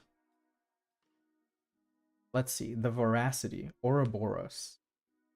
Insects are to birds as hares are to wolves. The stars are to the black hole as the worlds are to the gluttonous. Tianzhou, world's history as a mirror. Okay. That's very interesting. The drinkers of the worlds, the unsatisfied devourer, the black hole with thought. They are an eon and a leviathan at the same time. In the eyes of Ouroboros, life is a flickering fragment floating in the sea of void, destined to return to the darkness along with the stars which birthed them. This darkness is within the depths of their mouths. This eon is very scary and very sus. But then again, that's like describing a lot of the eons. This kind of like reference, right? These leviathans are another thing that I think Welt talked about before that really intrigued me. So this eon is not just an eon, but also a leviathan. Huh. It kind of fits with Ouroboros. That kind of makes sense. That's really interesting. The black hole with thought. Returning to darkness. That kind of reminds me of the description of like the thing that was responsible for the end of the traveler's homeworld, right? They called it like a star devouring darkness. I think it's interesting that it's referred to as the veracity because the Ouroboros continuously devours itself, so it doesn't ever get enough and just continues devouring. Yeah. It kind of like in Honkai Impact, the idea of like Ouroboros and stuff, like it represents kind of like infinity, right? Or kind of like infinite, in this case it seems like infinite insatiable consumption. I mean, that is a pretty fundamental like concept. I can see why there's an eon presiding over it, or that there's a path for it. Huh. Yeah, I'm very scared of this eon. This doesn't really tell us a lot about them, except that they're a leviathan, which is really interesting. But I'm very scared to see what the implications of this eon are. The elation, aha. This eon, we've already seen them in the simulated universe, and they're really funny and weird. The erudition is a hunk of junk. The preservation is a fool. The hunt has no sense of humor, and the destruction is a lunatic. All the eons are as stubborn as they come. What a shame for aha, a masked fool who is a self-proclaimed astronomy expert. It is the unique birthright of an intelligent life form to understand the joys of a living being. Rocks and stars cannot understand the humor of life. The search for a formidable adversary, the need for games to pass time, the yearning for an ending where the results don't matter, the lust for laughter with tears, the pursuit of an unfortunate misunderstanding, and the quest for a song that brings life to your body. This eon is really cool and interesting. This is like another kind of like reference to the end of things. But it's really cool to see how the different eons interpret that. And this eon kind of seems like they're more interested in like sentient beings creating like entertainment, if that makes sense. Which is really interesting. It makes this eon feel more like down to earth, if that makes sense. Kind of more connected with the sentiments of humanity, because it's kind of true of a lot of people, I would think. Like, this is kind of like optimistic nihilism to a certain extent, right? Like the yearning for an ending where the results don't matter. Because for some people, nihilism isn't like, I mean, for a lot of people actually, like who are nihilists, it's not even like a bad thing that the universe means nothing or something. Because if everything means nothing, you get to create your own like meaning, right? And also, you don't have to worry about like the perceived importance of everything going on, because at the end of the day, it doesn't matter. So you should just enjoy yourself, right? And that's kind of what it feels like this eon represents. Like, I find that to be really cool and interesting. Also, I really like the design for this Eon. Like a whole mess of faces and stuff. It's really cool.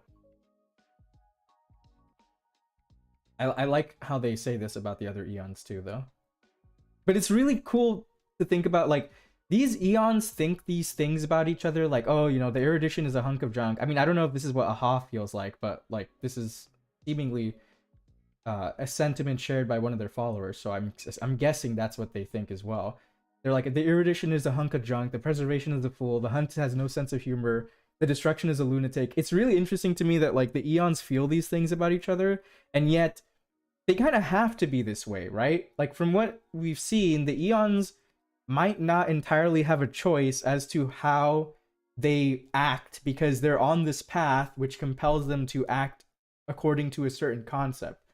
So it's not really like they have, I mean, I'm sure they have their own free will to a certain extent, but at the end of the day, they have to kind of conform to this path. And I think it's really funny that even though they're aware of that, they still think this way about each other. Like, oh, you're a fool for like trying to preserve everything because it doesn't matter. And then the preservation is like, well, it's not like I have to, you know, that's like my job basically. So I think it's pretty funny. Let's see. The beauty. Idrilla. There is beauty in a stretch of fabric, in the lines of a poem, and in a few notes in a song. Welcome to an era where the idea of beauty is absolutely worthless. How vulgar, how hopeless, how sad. Fashion Guide of the Galaxy Chief Editor Michelin von Tarantino. That took a sharp turn. Okay. Aha really said everybody else is stupid. Yeah, exactly. They're like, you guys don't even know. You guys don't know how to have a good time. You're all uptight and too serious. Which, you know what? I kind of agree to a certain extent. It's really fascinating to think about, like, all this philosophical, metaphysical stuff. But at the end of the day, you know, you should just try to enjoy your life. Like, you should want to attain more knowledge about things and have a better understanding of the world around you, but not take things too seriously to where it's a detriment to yourself. That's my kind of stance on things. So I kind of agree with that statement, or with that sentiment. Let's see. Adrilla witnessed the ultimate meaning of the existence of the world through the ever-changing view of the universe, known to the rest as the existence of beauty. The Eon of Beauty suddenly vanished one day. Ooh. It was just as mysterious as when they first appeared. That is very mysterious. I wasn't aware of that. The Eon of Beauty just disappeared. And this interpretation of beauty is... It's kind of like... Yeah, that's a pretty, I would say, widely shared sentiment of beauty, or like understanding of what beauty is. Like, beauty is just the nature of, like, the fact that things exist in general. It's kind of beautiful. I also agree with that. But it is really interesting that this Eon just disappeared. And also that they just appeared one day. I mean, that might be the case for some of the Eons as well, though, so... Let's see. The propagation. Taziron. The Eons are almost starting to sound like the Harbingers, either hating each other or not wanting to be around each other, aka co-workers who don't exactly get along. Yeah, the Harbingers are very, like, I really like their whole dynamic. They all have a reason to oppose the rules of the world. But that doesn't mean that, like, they all get along, which I really like. It makes them feel more realistic, like they're real people. And also, it makes them much more interesting. Like, some of them do share the same goals, but not all of them do. And some of them share the same goals, but they don't agree on the way to reach those goals, or the reason why they should reach those goals to begin with. And it's really cool. Like, I really like those type of antagonists who are much more, like, complex. They don't necessarily have to be sympathetic, but, like, they have to feel like real people. I feel like people are too hung up on the idea that, like, villains are either in two camps of, like, irredeemable, you can't sympathize with them at all, like they're just pure evil, or they have a sad backstory and you need to sympathize with them. And I feel like that's kind of a very narrow view. Like most people have reasons why they feel the way they do about things. That doesn't necessarily justify what they feel. It's just that most people have reasons why they feel a certain way, you know? It's kind of realistic for that to be the case. And I feel like more than sympathy for villains, it's important to have villains that you can empathize with. So you can understand why they are the way they are, even if you completely disagree with that. Like, even you don't have to sympathize with them, but you should be able to empathize with them and understand them, which I think that people are kind of missing the picture on when it comes to a lot of like the antagonistic characters in stories, and especially in Genshin. I saw a lot of people kind of complaining about the way that certain antagonists were handled, because they're like, oh, you know, just because this character has a sad backstory doesn't mean that they're redeemable, or like, I don't like how the story is trying to give them a sad backstory so that I sympathize with them. Like, no, it's just that they're a person. They have these extreme beliefs. If they have extreme beliefs, it's very likely that there's a reason for those beliefs, and it's important for you to understand that reasoning so that you can understand why they're doing what they do. You know, you don't have to sympathize with them. You just have to understand them. And Hoyoverse likes to make characters like that. Like in Honkai Impact 3rd, there are so many characters that even the characters in the game, they don't agree with them at all, and some of them even hate them. But like, they all have reasons as to why they are the way they are.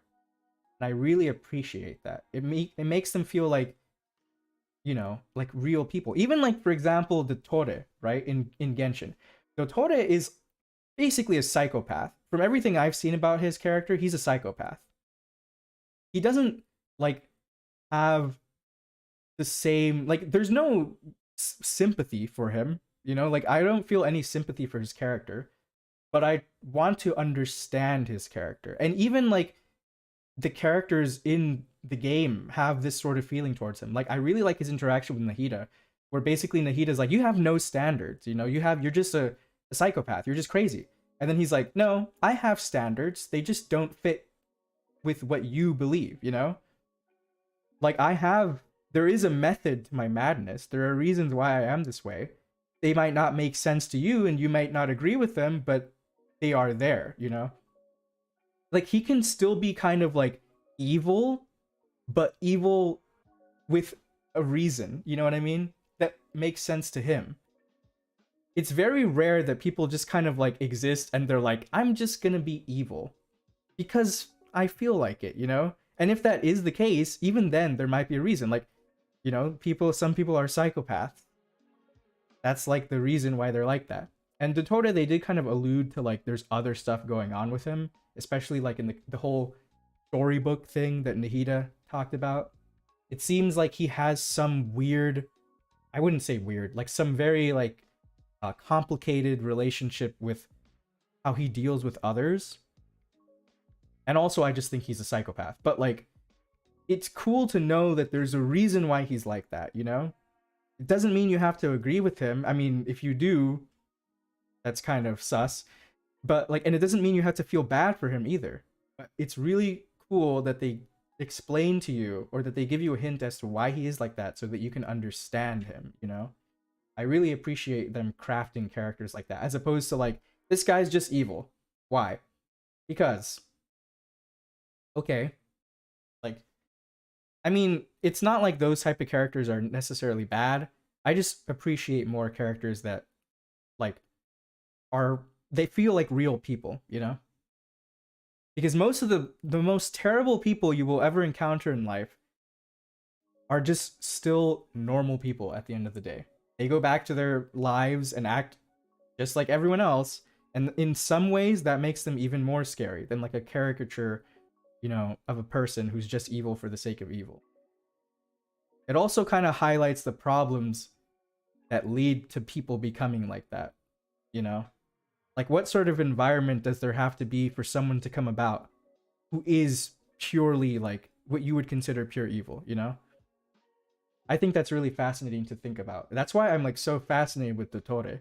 I don't like him. He's like a terrible, horrible person. I think he's probably in the running for like the worst person in Genshin. But I'm fascinated by what makes him tick. And I'm really interested to learn more about him. Yeah, I agree. Humans are not perfect, and the Harbingers are also not perfect as well. We can even say that the Traveler isn't perfect either. Yeah, exactly. That's a really good point too. Like, I've seen people like complain about some of the things that the Traveler says. Like, I don't remember what the name of the event was, but it was the event in Mondstadt, right? Where we learned about Razor's parents. And I saw people upset about like how the dialogue options, one of the Traveler's dialogue options was like, I think Rosaria was trying to reassure Razor to say like, oh, you know, like family is more than just who you're biologically related to, you know? It was a nice sentiment, but the Traveler, like, I think both of their options seemed to lean towards the fact that they thought like that wasn't the case, or they didn't entirely agree with that. And a lot of people were kind of upset with that, I saw. But it makes sense. Like, the Traveler, even though they're stopping here on this planet and they're making all these connections with people, the whole point of their journey, to them at least so far, is their sibling, right? Like, they value that relationship more than every other relationship they have so far. And it's the driving force for what they're doing in this world. So it makes sense that the Traveler personally would think that, yeah, familial ties, like, of blood are, you know, more important. You know, even if you don't agree with that, I kind of find it cool that the Traveler has their own opinions, because, you know, the Traveler isn't exactly a self-insert character, they're their own character, which I really like.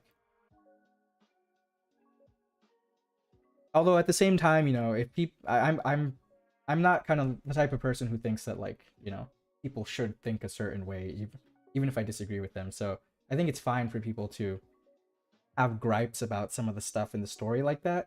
I just think that if they kind of take a moment to analyze why it is that that's the case, they would be less upset overall. Or if they didn't hyperfixate so much on the characters being the way they want them to be and instead appreciate them for the way they are, they would be much less upset about the characters' actions in the story.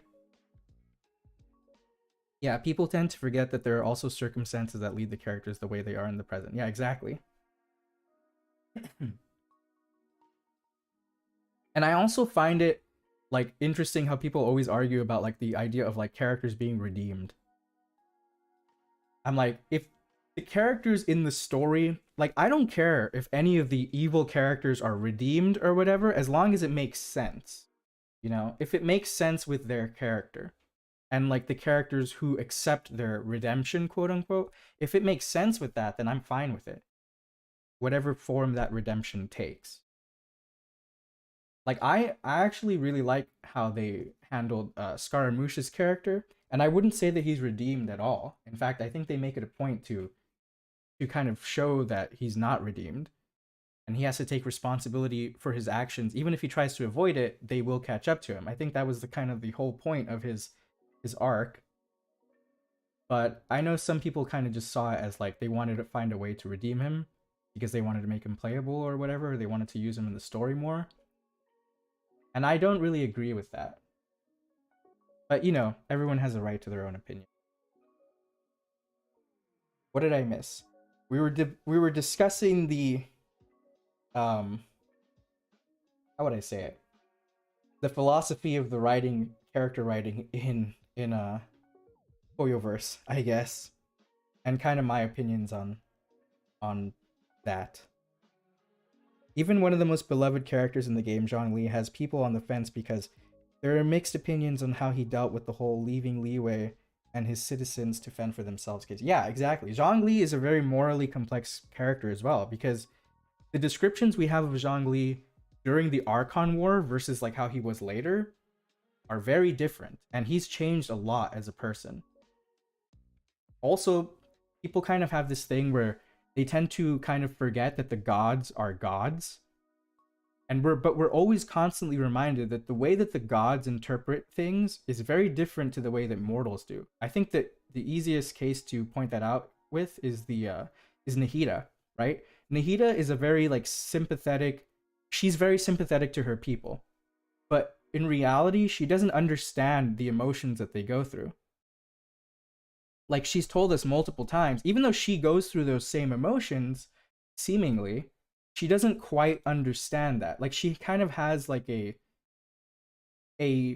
built-in sort of lack of empathy, if that makes sense. She can't completely empathize with her subjects, but she wants them to feel safe, if that makes sense. She wants them to kind of place their trust in her, so she tries to her best to understand them, even if it's only on paper. And I really like that about her character, and it makes sense because she's not human. She's a god, you know.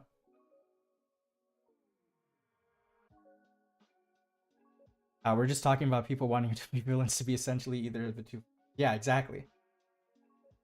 Either very evil and irredeemable, or sad backstory and someone you can sympathize. Yeah, exactly. But in reality, that's not really how people work, you know? People are a mix of both. And it's just a factor of what they've gone through that informs where they will go and where they want to go, right? And sometimes people don't want to do things that they do, but it just happens that way. That's kind of just how life is. So I'm fascinated by like Hoyoverse's ability to create characters like that. I've seen so many people get mad at characters who exhibit negative traits or positive traits because they think that that type of character shouldn't act like that. But it's like, of course they are just fictional characters, but to make them feel more realistic, it makes sense that they don't have a set archetypal personality. They act like a person, and people change their perspectives on things all the time. It makes them more dynamic, which I really like.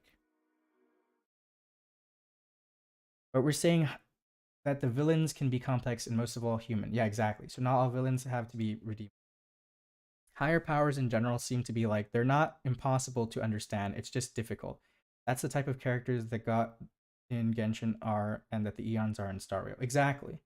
Like, it makes sense too, because like if you consider the gods as like a higher form of being, right? There's so much more that is going on in their minds than a normal human has to deal with. And that, I think, is the biggest distinction between gods and mortals in Hoyoverse's games. It's not even like the power level, right? Because we've seen mortals adopt the powers of like divine beings before, but yet they don't have the same mentality as them. And I think that's really fascinating.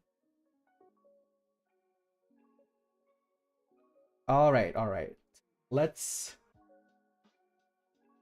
steer back a bit to these eons. I don't think I read this description. But yeah, just to kind of wrap up that whole thing, that's kind of my idea when it comes to how I understand the way that Hoyoverse writes their stories and their characters. I think they put more of a focus on empathy than they do sympathy, and I think that's for the best. They try to write characters that feel like people first and foremost, and whether you like those people or not is kind of irrelevant, as long as they feel like real people and it makes sense. Their actions make sense for who they are and what they've been through, you know, which I appreciate. And when it doesn't quite line up, which sometimes happens, I get how people can be frustrated. But I kind of just, my stance on it is I want to see how things turn out with that character, and then I'll make my judgment after that. Especially considering Hoyoverse likes to plan things so far in advance that sometimes the way you think about a character now isn't necessarily a perfect understanding of how that character is. Like, we've seen that with many characters. Like in Honkai Impact 3rd, especially Durandal is a really good example. Or even Mei. A lot of people like really didn't like those characters in the beginning because they didn't understand them. And then as we learn more about them as time goes on, suddenly we look back and we go, oh, actually, now I get them. You know, all this stuff they did before makes more sense now that I understand them more. Or for example, the Raiden Shogun. However you might feel about the Raiden Shogun, I think it's pretty obvious that a lot of people didn't quite understand her character until like later on in the story.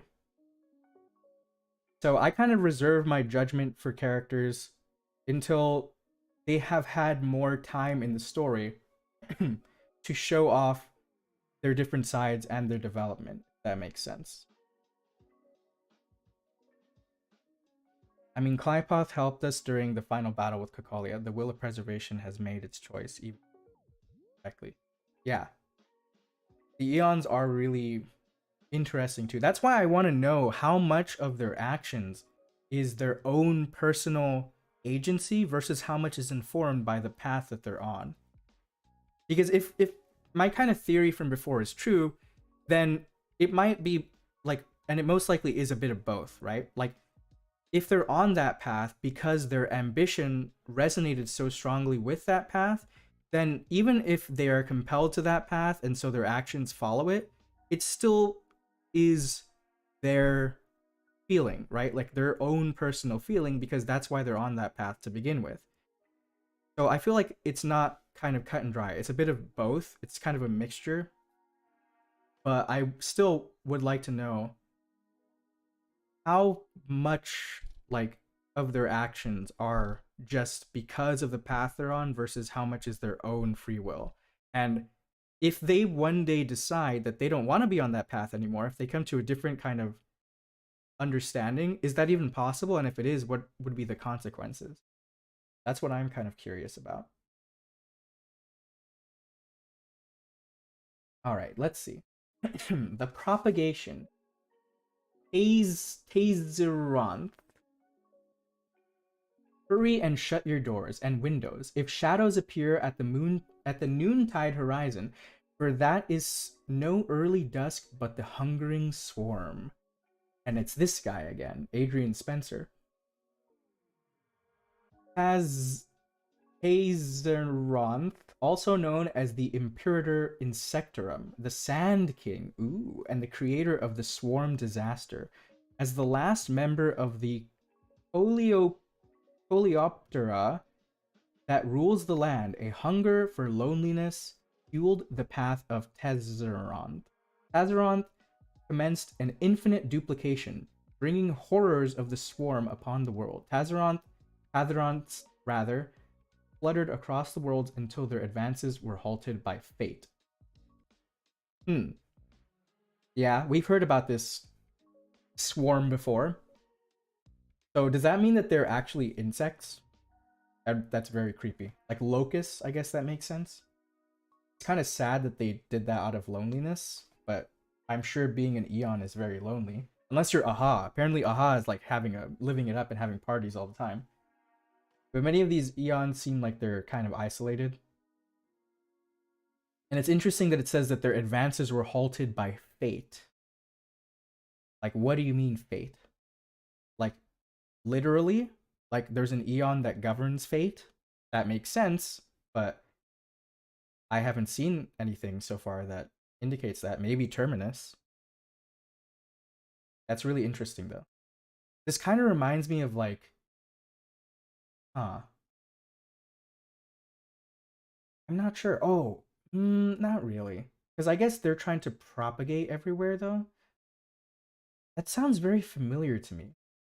Like, there's another character that has a similar thing. There are, like, the sky people in Honkai that are kind of like locusts. They go and devour other planets' resources of Honkai and such. But it's not the same. They're not trying to continuously duplicate. Kind of reminds me of Agent Smith in The Matrix. Like a virus, basically. Like, they're basically like a virus. That's really interesting. And I wonder how, like, fate halted their advance. And does that mean that they're no longer a threat?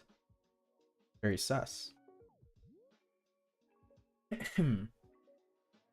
If something changed their views, it might be like the situation with Raiden A when she realized her mistake. Something will try to stop them. Once they conquer it, they can follow their altered path. Yeah, that could be the case. I'm not sure if, like, the Eons have that ability. They probably do. I think we were speculating before in another stream about how maybe that would have been the cause of like, Akavili dying, right? Maybe they went against their path for some reason. That would be really interesting. it is true that like, and the cool thing, right, is that these gods, it's constantly alluded to the idea that this sort of, these entities that govern reality can only exist with a base level of humanity sustaining them, right? Like the power of belief, or people like adding to that imaginary element, to put it in that way. And if that's the case, then it would stand to reason that if people start to believe something else, then those entities that govern those beliefs could change along with it. So in that way, humanity, like the mundane, affects the divine, right? And that's kind of what was shown with the Raiden Shogun. Like people's ambitions, the regular people's ambitions, are what pushed A to change her mind. And if that's the case, and the eons function similarly, that they govern these sort of concepts, then the people holding those concepts who come to a different realization may have the ability to affect that eon, right? And make them change their mind. Because these concepts are very base concepts, which means that there are very like many different interpretations of these concepts. Like beauty, for example. Beauty is a very like complex idea that can take on many different forms to many different people. So for example, if everyone just decided to shift their viewpoint on what beauty is, then seemingly that would affect the eon, right? So I find that kind of relationship between the eons and humanity very fascinating. It kind of goes both ways. And I wonder like if that has happened to any of these eons. Maybe it did happen to Akavili. It kind of makes sense if that path represents the pursuit of knowledge. Well, when you're pursuing knowledge, you think of different possibilities, right? Maybe one of those possibilities altered the eon's understanding, and maybe that wasn't really good for them. I remember coming up with that theory. Yeah, that's what we're here for today. Coming up with crazy theories, which may or may not actually be true, but it's still fun to think about them. To stop, okay, the enigmata mythos. To stop questioning is to ask pouring rain to relinquish its faith in the glittering stars. Open yourself to the roaring river of metaphors, and you will find truth awaits. Hiding at the end of the night sky in the swirling rosy storm of a bygone age. That was very poetic. Sharon Leeton, Galactic Laureate Poet, self-proclaimed. Interesting. It takes a man foolish enough to think that humankind will eventually exhaust the understanding of the universe. Many were led astray, for they sought to produce prophecies based on their glimpse of the fabric of reality. Little did they know that the universe knows no end, and that the truth is nothing more than a fevered dream. Interesting. To prevent the certainty that the erudition brought about from destroying the possibilities championed by Mythos, Mythos conjured the fog of thought and the rain of sensation to reveal that to the mortals the inexplicable truth through the four agents: morph, screen, riddle, and mirage. This is very fascinating, but give me a moment. I will be right back. I have to attend to something very quickly. I'll be back in like 1 minute, so just sit tight, everyone.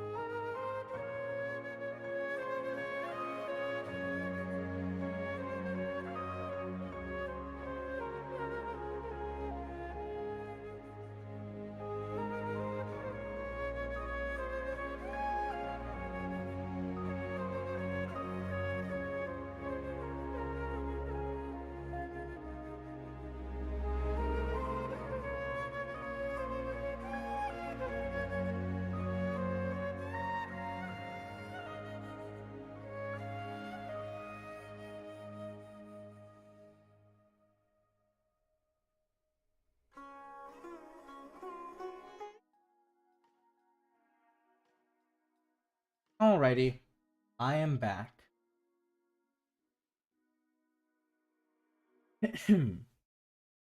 So, where was I? Yes, the Enigmata.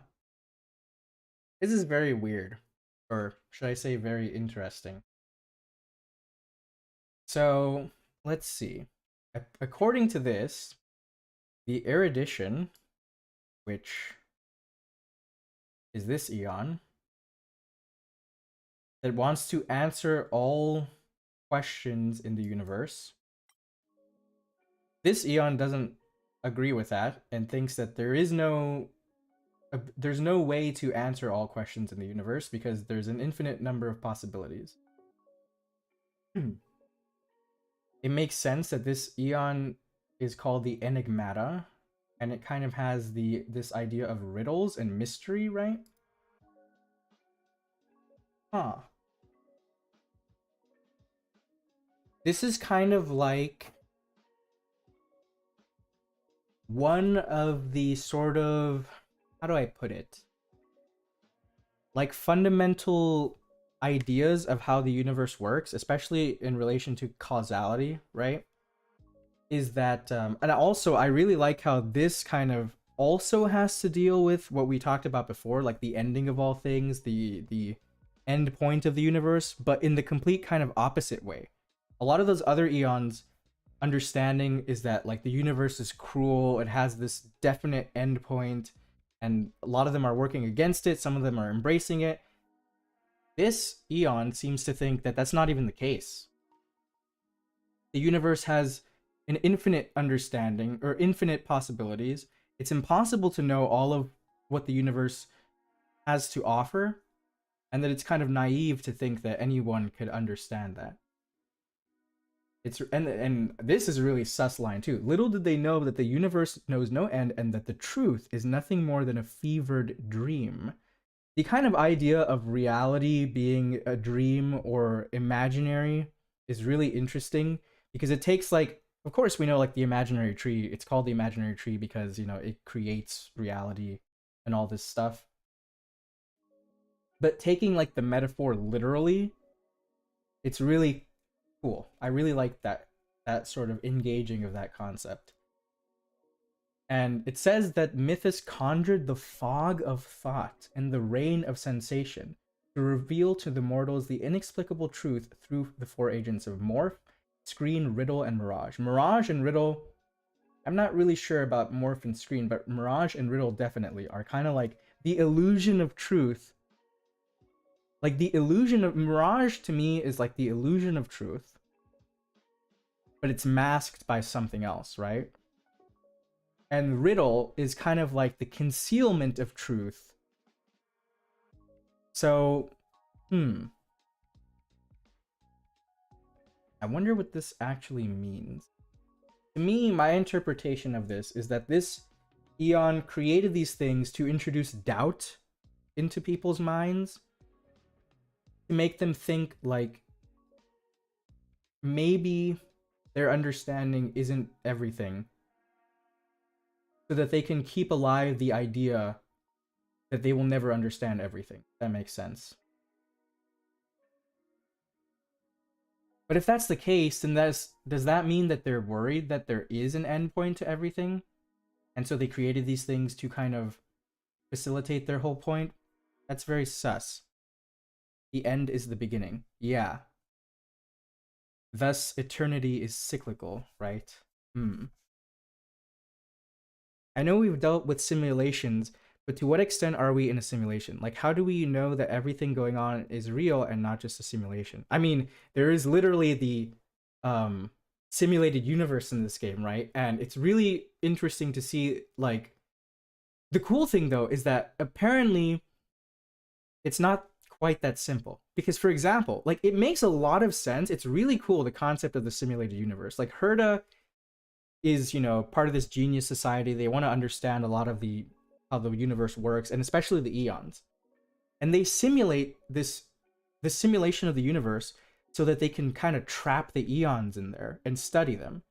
But the eons in the simulated universe, even though it's a simulation, because they still resonate with the real eons, And so they can like mess with the simulation, like we've seen in the game, which kind of proves that the eons are more fundamental. There is this fundamental aspect of like the imaginary tree and stuff. So whatever simulation you can create will never like be perfectly indistinguishable or unaffected by the base reality of things, if that makes sense. Which is kind of cool. Maybe it was so they could discover their own truth. Yeah, that's a good point too. Like maybe this eon not like isn't necessarily facilitating the idea that there's possibilities when there may not be, but is just kind of introducing this doubt to people's minds so they don't give up hope that there's more possibilities, if that makes sense. Because as we've seen, reality is just as affected by the observers in it as the other way around, right? Like these laws governing those observers. So maybe this enigmata is worried that if people stop thinking that there are more possibilities to explore in the universe, then there will cease to be possibilities because nobody will explore them, you know? So maybe this kind of fog of thought or fog of doubt that they're introducing is so that people continue down that path. No pun intended. At least that's my kind of interpretation of it. It's kind of cool because, as I was alluding to before, there's this kind of idea of our understanding of the universe, right? Where the universe is either deterministic or it's not. Right? Like Einstein kind of says that there's this kind of idea that if you know all of the initial conditions of something, you will know every possible thing that will happen based on those conditions, and that is what will happen. So therefore, the universe is deterministic. There isn't any variability in what will happen because it's all going to happen, you know? But like, and nothing is truly random. But on the sort of quantum level, we can see that actually there's a lot of evidence to suggest that the universe, there is randomness, you know, things aren't deterministic. So if that's the case, this kind of like reminds me of that. Like there are so many eons in here. There's so many things that we see that point towards the idea that the universe is deterministic. I mean, even like that's what the Stellaron hunters think, right? They have like these kind of different possibilities about what will happen in the future, but they know for a fact what they can do to create the one possibility they want, which seems to suggest that even though they think there's different possibilities, they think that given certain conditions being met, there's only one possibility that something could go down, if that makes sense. Whereas if the universe was truly random, that wouldn't be possible, right? Like there's always the chance that things wouldn't go according to what they've seen in the future. To give an example, like they might see a future where you trip over this box and they want that future to be the case. So let's say that the box isn't there for you to trip over. They will push that box in that place where they saw you would trip over it so that you could trip over it. But that's if, in their opinion, if they change the initial conditions, that there will be a different like that specific outcome. But if the universe is truly random, it might be that even if they do that, you might not trip over it. You know, there's a chance that that won't happen. Because in reality, things are truly random. That's not quite the way things work in reality. Like the randomness happens at a very micro scale. But it does have huge implications for things in general. So it's kind of, it's not a very good way of putting it, but it's kind of the general gist of it. And this eon seems to, you know, kind of go by the idea that that is the case. Everything is truly, there is like infinite possibilities. There's no determinism. It's random. If things happen to align that way, it's not because it's the only way it could have aligned. It's because it just, that was one of the possibilities that manifested itself in reality, you know? And I think that's really interesting. This kind of idea is like explored a lot in Honkai as well. Could Mythos be the eon the Stellaron hunters follow?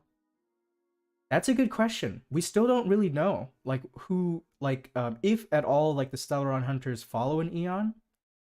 Because they all have different paths, right? But that doesn't mean they don't, like, they can't all follow the same Eon. Kind of like how the Trailblazers, the Astral Express, they're all on the Trailblaze path, or they follow it, but their paths as individuals might align with a different Eon. So it could be the case that one of the Eons is kind of like the Eon that the Stellaron Hunters follow, even if individually they are on different paths. Although, I think that if what I said before is the case, then I'm not sure if the Stellaron Hunters would agree with the Enigmata, because they seem to really buy into the idea that the universe is deterministic. Even though there are different possibilities of the future, they can set the conditions so that only one of those futures can exist. That's like what they're buying into. Whereas if they follow this Eon, I'm not sure if they would believe that. And if they did believe it, I'm not sure if they would want that. If that makes sense. Like, this Eon to me seems to think, it kind of seems to scoff at the idea of fate and destiny. Whereas the Stellaron Hunters very much seem to buy into the idea of fate and destiny. So I'm not sure if they would be compatible, but maybe. I mean, just because a group follows an Eon doesn't mean they agree with them. We've already seen that with the Doctors of Chaos, right? The Doctors of Chaos follow the Nihility, but they completely disagree with the Nihility, and in fact try to find a solution against what the Nihility believes. So this could possibly be the Eon that the Stellaron Hunters follow. I mean, the Trailblazer seems like he/she is a former Stellaron Hunter. Yeah, it really seems like that is the case. In some capacity, the Trailblazer was aligned with and actively working with the Stellaron Hunters. Because we know they have a past that they don't remember that has to do with the Stellaron Hunters. We know that they came about, like, they were in the Stellaron Hunters' possession. Regardless of whether or not they're like a reincarnation of Akavili or any of these other theories, I do think they have a deep connection to the Stellaron Hunters, and even especially to Elio. So it's really interesting to think about, like, the significance of the Trailblazer to some of these Eons, and maybe even to the Eon that the Stellaron Hunters themselves look up to. So that was all the information in this book on the Eons. Very fascinating stuff, although pretty vague. But some of these things are things I didn't even know before. And some of these things are very fascinating. Like, I really like to see the relationship the Eons have with each other. What is this? A Fool's Play. Calamity's Wrath seeks Olden Clash. Fool's Blade rends divine flesh. Book of music and lyrics about Fool's Play. It was converted from a tape. Okay. Ooh, faction. I don't have all the entries in this.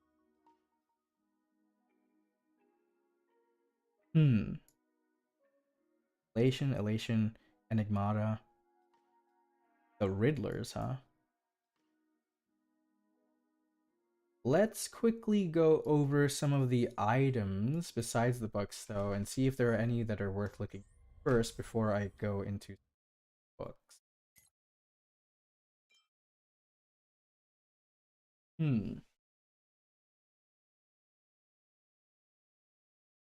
Strange matter of destruction. Strange matter that seems to possess the power of destruction. Resembling fire, but not quite. It is neither cold nor hot and will damage anything that comes into contact with it over 12 seconds. Could be the Antimatter Legion's version of trash. That's pretty funny. Creatures that receive blessing from Nanook all have twisted appearances.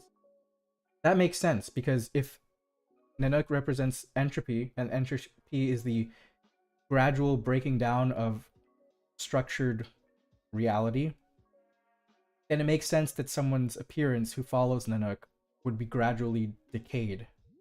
That makes sense. If the Trailblazer in some form is an avatar of Akavili and the Stellaron hunters knew about this, could something have happened that caused them to steal the Trailblazer away, maybe out of protection? That is a very good question. You know, you saying that makes me think. This might not be the case, but what if the Stellaron hunters, or some part of the Stellaron hunters, right? Maybe not the Stellaron hunters we've met, but maybe that faction, that group, has something to do with the supposed accident that caused Akavili's death. That would be very interesting. Or maybe if they're not like the reason for it, maybe they know what happened to Akavili, and maybe if the Trailblazer is an avatar of Akavili, maybe they were there after that happened, right? Or they knew of the truth of it and went to kind of retrieve the traces of that Eon to revive them, maybe for some reason. That could be the case. What is this? Mythos Knots. Ooh, we just talked about Mythos.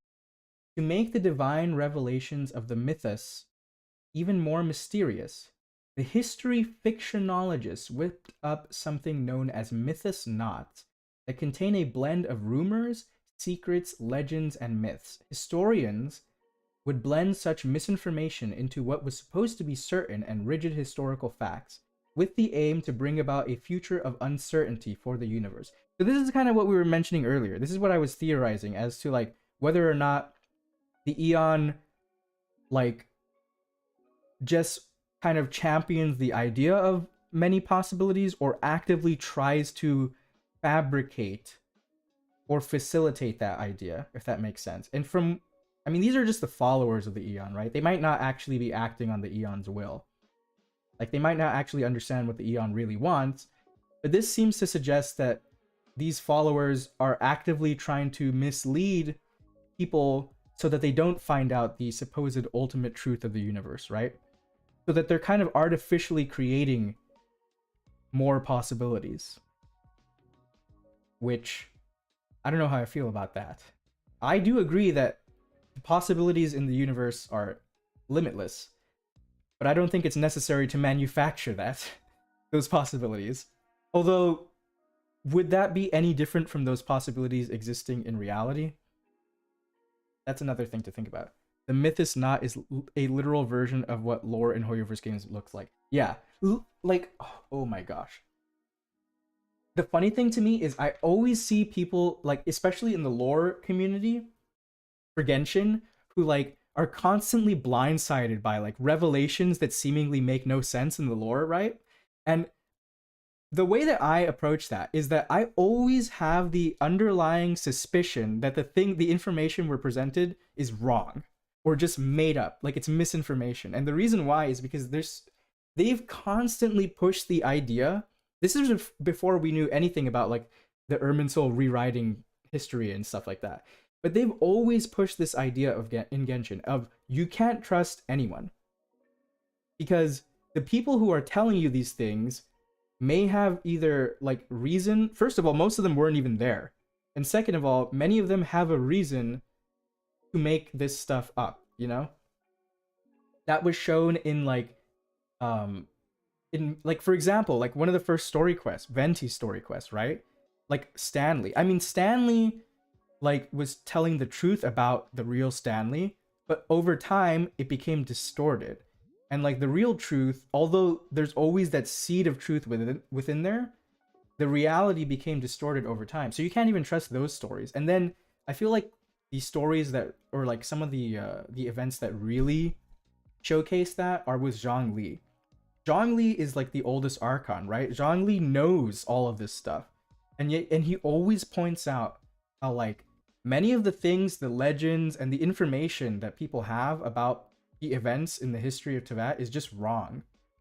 But at the same time, he doesn't see like the direct need to explain the truth of the matter, which I find very interesting. Maybe because, I mean, he said that he's been trying to find a way to preserve the reality of the world, right? And since we know that the base, complete, factual reality can be changed by Irminsul, maybe he doesn't alter legends, because although those legends are very different from the actual events, they're the only way to really preserve the reality. Maybe that was like his reasoning, but now he found a better way with the Traveler. That's my take on that. That's why I think he was doing. But like we saw in his first story quest, right, with like the goddess of salt, how he's like, yeah, this is not what really happened. The truth was twisted. And he talks about how he wants to use the Traveler to preserve the real truth. And he's tried other methods and they didn't work. And then also like with Ajdaha, right? Like there's the whole thing about the storyteller telling the story, and I really love how they have this sort of juxtaposition between the storyteller telling like the legend of Ajdaha and then Zhongli explaining what really happened. So it's kind of quests like that that make me think we can't take anything that anyone says at face value. We always have to question the information we're receiving. And of course, like, I know some people are like, well, you have to kind of have some basis of like, you know, trust in what we're knowing. And I think, yeah, obviously, but you should always have the possibility in your mind, or be open to the possibility that the information you're receiving is wrong or misleading, unless you know for a fact that it cannot be that way, you know? Like, even something as fundamental as the Book of Sun and Moon. A lot of people tend to reference to the Book of Sun and Moon as like an objective account of things that happen, like the truest account of things that happen. But I'm not even completely convinced that that is actually factual, right? Like even in the Book of Sun and Moon, they're like, oh, Fanis may have been the primordial one, but maybe not. That's how some people come to the conclusion of like, maybe there was a real, like the primordial one and Fanis are two different entities. Maybe Fanis was created by the primordial. And they have these ideas of like the, what is it called? The demiurge and stuff like that. Because as long as these things were written by mortals, and even if they were written by gods, that doesn't mean that they're actually true. And now directly the game has told us to think that way, right? With the ending of the last Archon quest, where they basically told us like, only trust what you see directly, basically. Which I really like. I'm not the type of person who would be upset about that happening in the story. I actually really like that. I don't care if like it turns out that all of my theories are wrong because our information was wrong. I just find it fascinating that that even is a thing, because it's true. That's how things are in reality as well. And it's really cool to like, I enjoy being proven wrong, basically, when it turns out that we have more information that reveals bigger truths. I really like that. For some people, it might be frustrating, and sometimes it is frustrating even to me, but I really enjoy it overall. If my little theory is true, do you think the Trailblazers' memories were erased or forgotten while they were sealed? I think it's possible. It could be the case that maybe if the Trailblazer is an avatar of Akavili, maybe they don't want them to get all their memories back because it would put them in danger.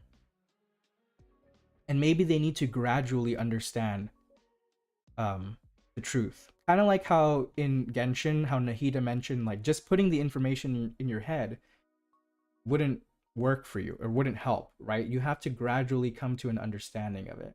Maybe that's something similar here. And maybe, like, if we knew about our past, it would be detrimental to the mission that the Stellaron Hunters is trying to do. And so they want us to gradually learn about it. I've started taking every bit of Genshin lore with a grain of salt after Enka. Yeah, exactly. So have I. I mean, I always took things with a grain of salt. Actually, you know what was the first thing that made me think that? Was, I think, the first Dainsleif quest.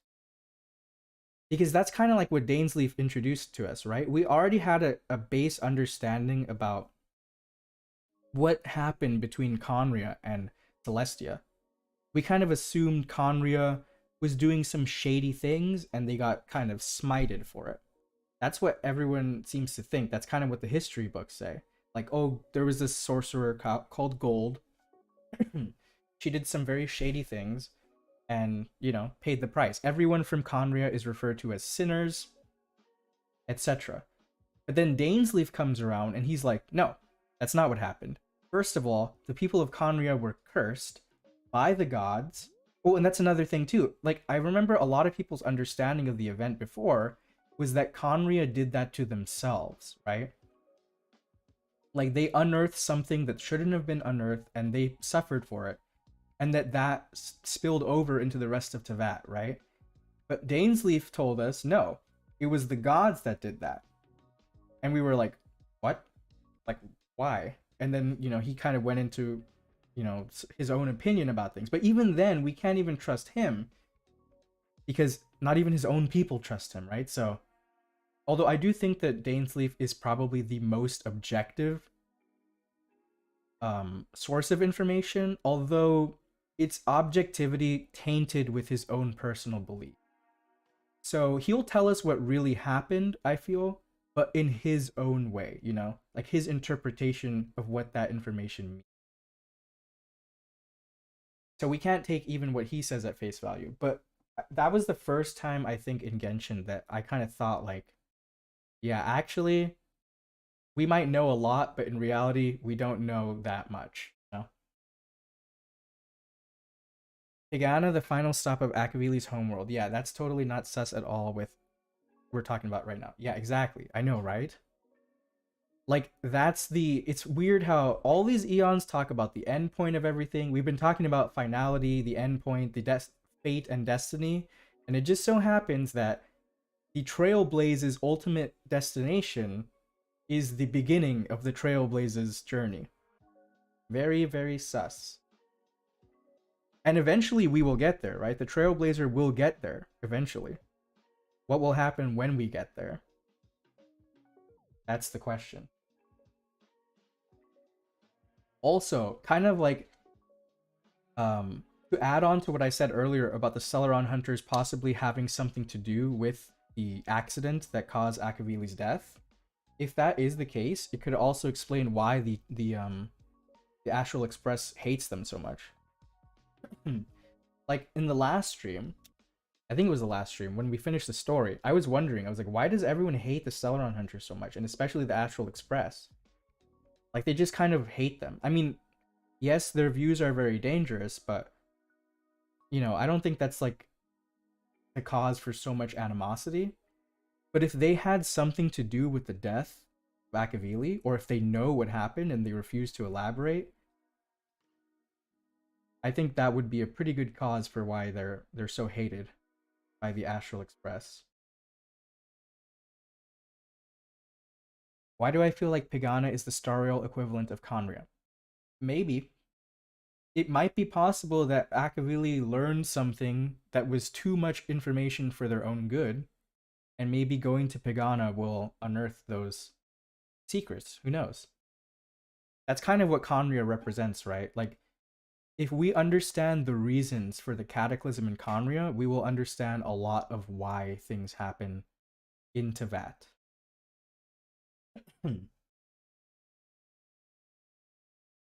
Let's see. Yeah, so apparently these followers of Mythos are trying to spread misinformation throughout the universe. That's not very helpful of them. According to the history fictionologist, the course of history is limited by the narrative drive in the minds of its observers. That's what we were talking about earlier, like about observers and such. If something can be done to mix myths into facts, the universe will be covered in the mist of uncertainty, allowing it to escape calamity that is doomed to happen. And there's some notes here. Scammers try to predict the future themselves, but prophets resort to higher powers.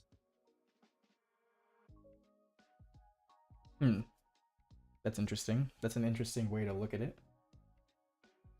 I've always wondered what the heck the Stellaron Hunters did to have everyone in the universe hating them. Yeah, exactly. That's what I was saying before. Like, why does everyone hate them? Like, shouldn't they like them because like they're hunting Stellarons, right? Which to me implies that they're trying to like capture them or get rid of them or something like that. Isn't that a good thing? The Stellarons seem pretty bad. Like they don't seem like good things. So aren't they committing a public service to the galaxy? But it seems like people don't think that. I mean, like I said, it could also just be because they're dangerous. I mean, they're seeking out powerful artifacts that have the capacity to alter like entire worlds, right? And maybe some people think that that's too much power in the hands of any one group. But I mean, the Astral Express does the same thing. They get Stellarons and nobody bats an eye to them, right? So what is it about the Stellaron hunters that makes them so sus? Is it just because they're very radical in their ideology as opposed to the Trailblaze path? I'm not sure. I think it's a lot of those things combined.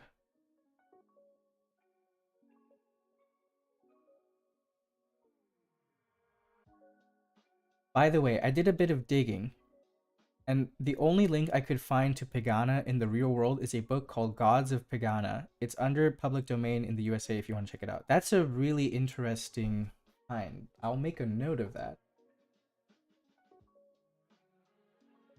And I will look into that later. I do plan on making some theory videos about Star Rail, especially after the beta is up. So, Gods of Pagana. I will look into that. Thank you for that info. Not the scammers. I know, right? Scammers try to predict the future themselves, but prophets resort to higher powers. I don't know how I feel about that statement. They kind of had me in the first half. I was like, yeah, that makes sense. But then I'm like, I don't know if I would rely on higher powers. Did they do one specific thing to make people hate them? Maybe it's a situation where people focus on one bad particular thing they did and focus on that rather than their overall objective. I don't know. We don't really know like their history that much. We kind of know their members to a certain degree. We know their somewhat what their objective is. I mean, Kafka told us directly, right? She said they're trying to guide the universe onto the right path of destiny. Like, But as far as whether they did something to garner such hatred from everyone, I don't know. I wouldn't be surprised, but we haven't seen anyone mention that. Although, to be fair, even though I love Welt and Himiko, they're very restrictive with their information that they give us. So maybe in the later part of the story of Xianzhou, since they are like a huge collective and they store a lot of information on the places they go to, maybe, and they really also seem to not like the Stellaron Hunters, maybe we'll find out more in that storyline as to why people hate them. I think that like the Astral Express crew just don't like them because they find them to be very shady and obnoxious. Like March 7th even. Like March 7th doesn't have any ties to really anything except for the Astral Express, and she doesn't like the Stellaron Hunters either. So, I'm very curious as to why everyone hates them. So far, I haven't really seen anything that they're doing as majorly bad.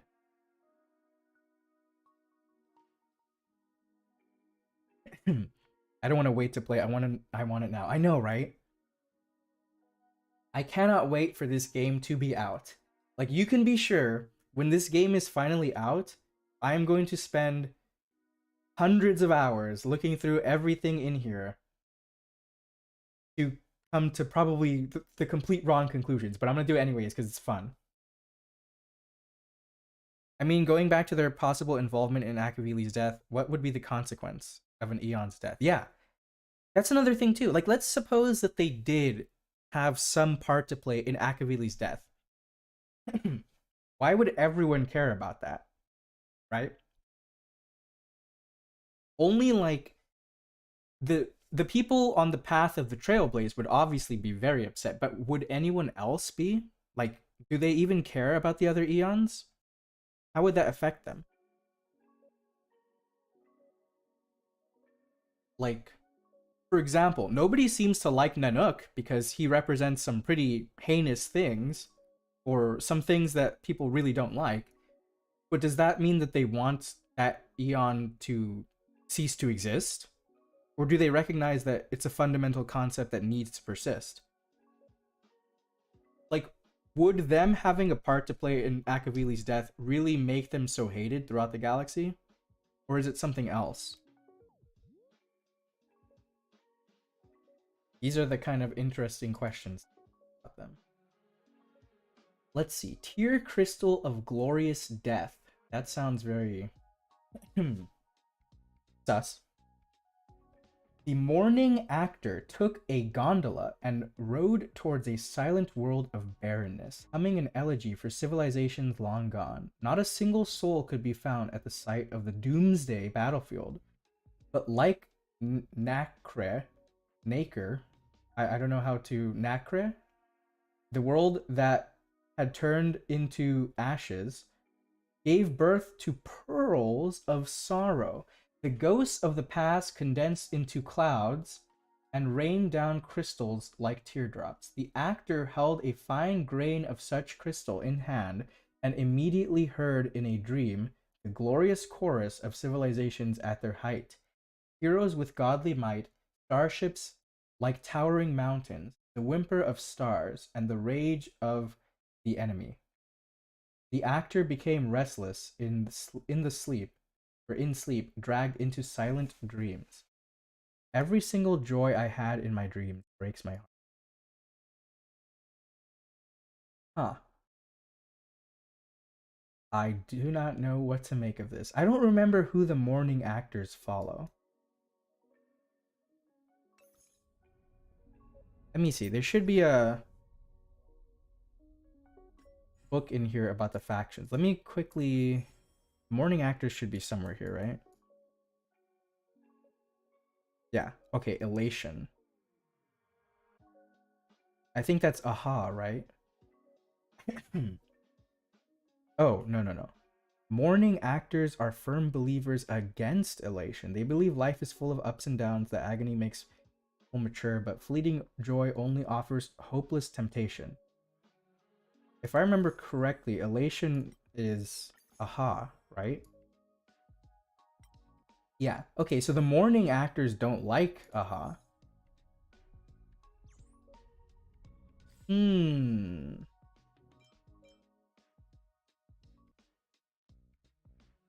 A mourning actor took a gondola and rode towards a silent world of barrenness, humming an elegy for civilizations long gone. Huh. Interesting. I don't know what this word means. Nacre? The world had turned into ashes. That had turned into ashes gave birth to pearls of sorrow. I'm not quite sure what to make of this. Although this idea of civilizations turning into crystals and such is not new. We've seen that before.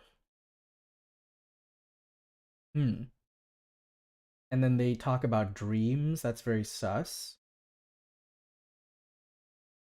If it's anything like when a god dies in Genshin, oh fuck, you're screwed. Oh, I know, right? Like, when an Archon dies in Genshin, that's it. Anyone who's like near them, you're gone. So if an Eon dies, I don't even want to know what would happen. Maybe the entire universe they're currently in would just cease to exist. That level of power being released. Anyone else getting mad crystal stasis vibes from this? Yeah. This is very sus. These crystals also, by the way, have many different colors in them. Very sus.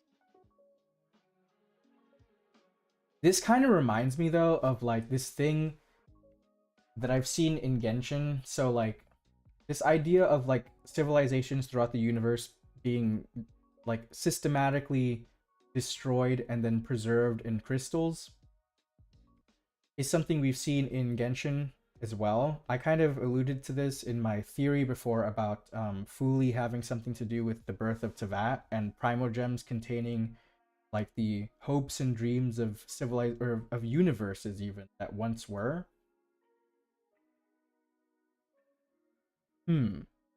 Interestingly, uh just as a kind of side note to this in Genshin, the Archon that I've seen besides Zhongli that has the best understanding of Celestia and the origins of Tevat is actually Venti, which kind of makes sense because of his connection to Istaroth, right?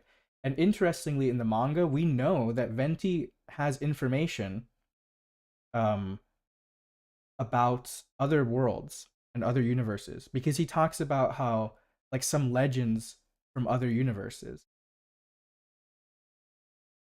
And considering Celestia's association with primogems and crystals storing memories and stuff like that, this seems very sus to me. Maybe that's how Venti knows about other worlds. Maybe there's something similar like this going on in Genshin. That would be pretty interesting. Nacre is a material that's also called the mother of pearl. Ooh. Basically found inside the shells of mollusks. Nacre is like an innermost layer inside a pearl. Oh, I see. So it's like that shiny stuff that's inside the clams and stuff, right? Huh. I see.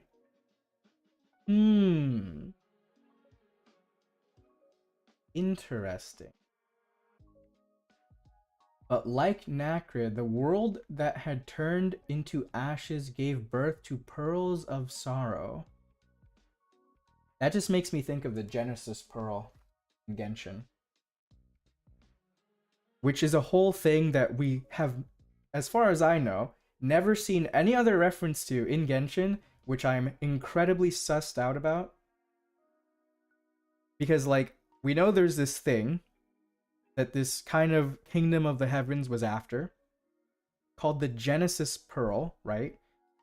So, considering it's called the Genesis Pearl, I'm sure it has something to do with the creation of the world. It's a pearl. This is talking about civilizations who are destroyed condensing into this pearl, these types of pearls. Connection or coincidence? Probably just a coincidence, but it's cool to think about nonetheless. I have my own theories about what the Battle Pass story is actually talking about, but some of them are kind of wild. Let's see. Phase Flame, and it's cut in half. Well, not quite in half. Cut down the middle. Circle. Number 29 of the Genius Society only lived 29 days by human measures of time. Despite that, she put her short life as a spider to good use. Ooh, a spider, huh? Inventing new technologies that would have taken the spider kind, thousands of years to develop. Of all her inventions, the most famous must be the technique known as phase change. What people don't know is that this technique was first applied to experiments with ions. She successfully created phase flame, which almost immediately changed to another phase. By the time the flame returned to the circle phase, our genius had already passed away. So it took 29 days, I guess. She tried to harness the flame, but had too little time to do so. Thus, the phase flame continued to change between phases across different worlds, leaving behind the seeds of flame.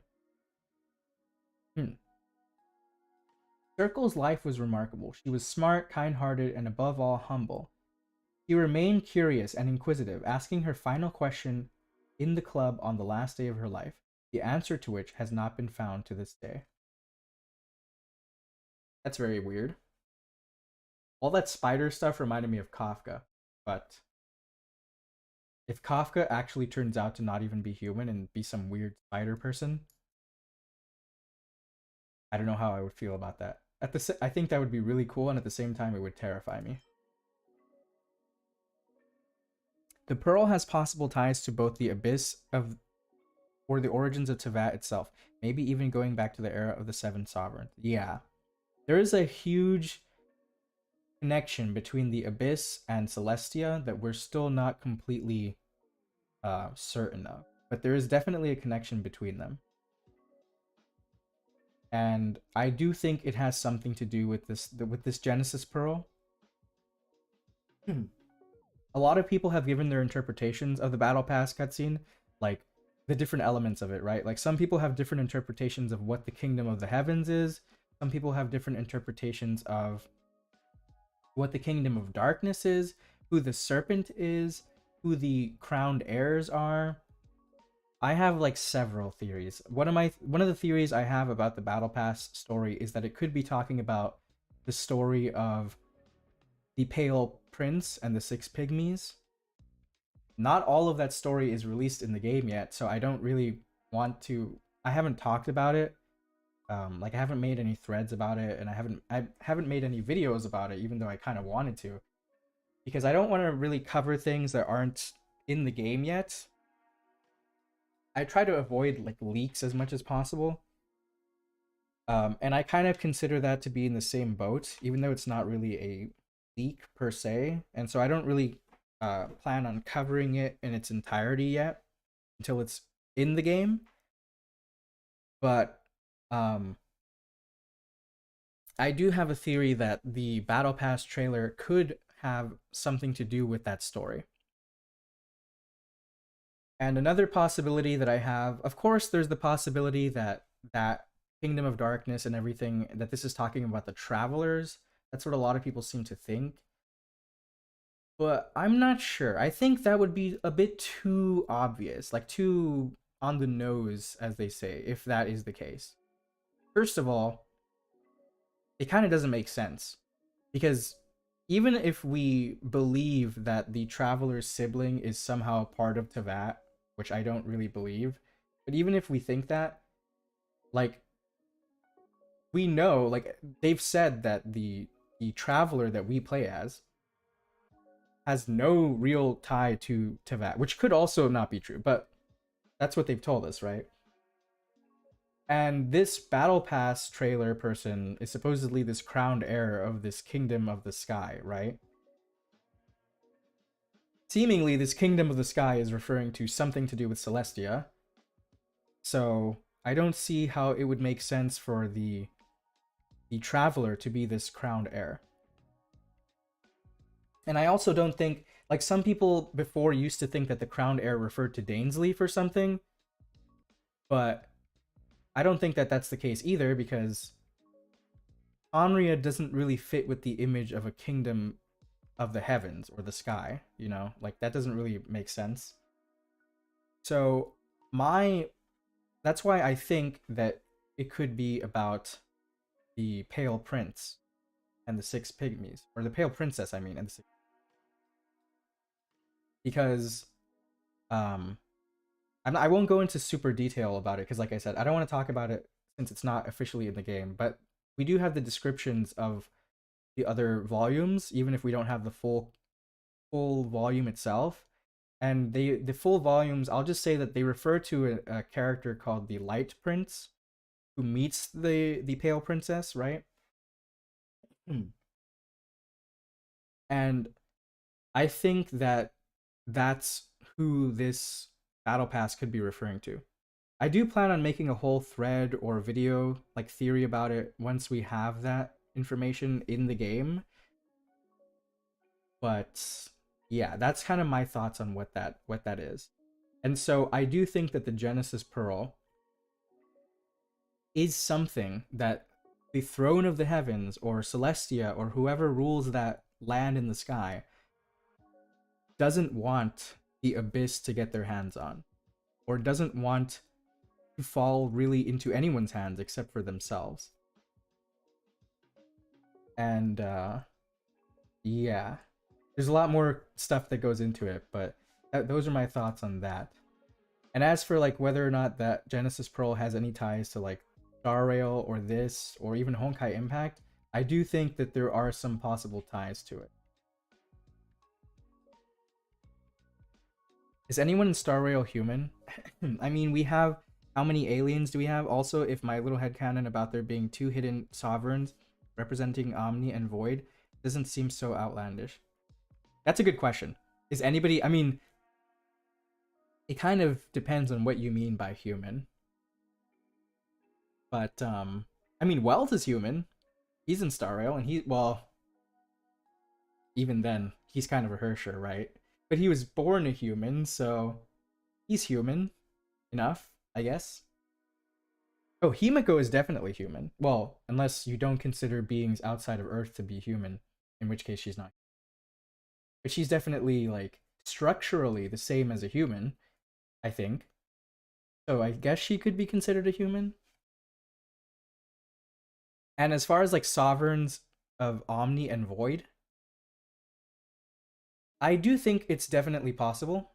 Although I'm not sure about Void, right? Because the Dragonaires of Depths, right? The are like related to those beings from the Light Realm, like the Vishaps, which assumedly the Sovereigns are as well. And the Void is like corrosive to them, right? They don't like it. So I don't think there would be a Sovereign representing Void. But Omni, I can definitely see.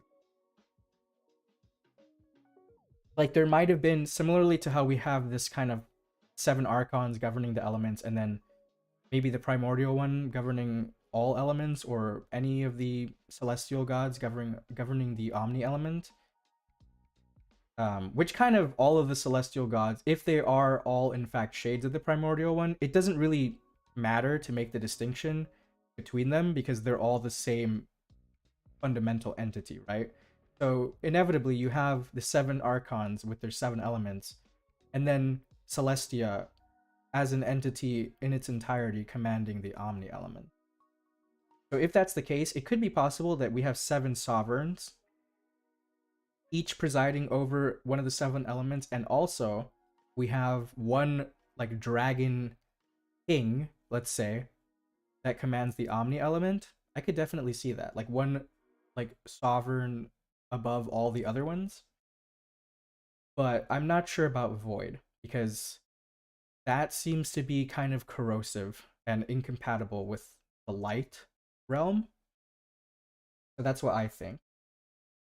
Although I could be wrong.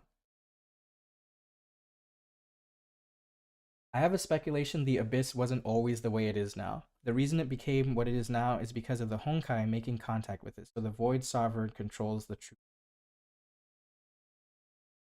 I mean, that goes back to like what the Abyss is to begin with, right? The interesting thing is that we know forbidden knowledge comes from the depths of the Abyss, right? That's what it's stated to be. It's knowledge from the very depths of the Abyss. And the interesting thing is that, as far as we know, now that we have a better understanding of forbidden knowledge doesn't really seem to be something that's inherently malignant. It just seems to be information that isn't able to be processed by Teyvat.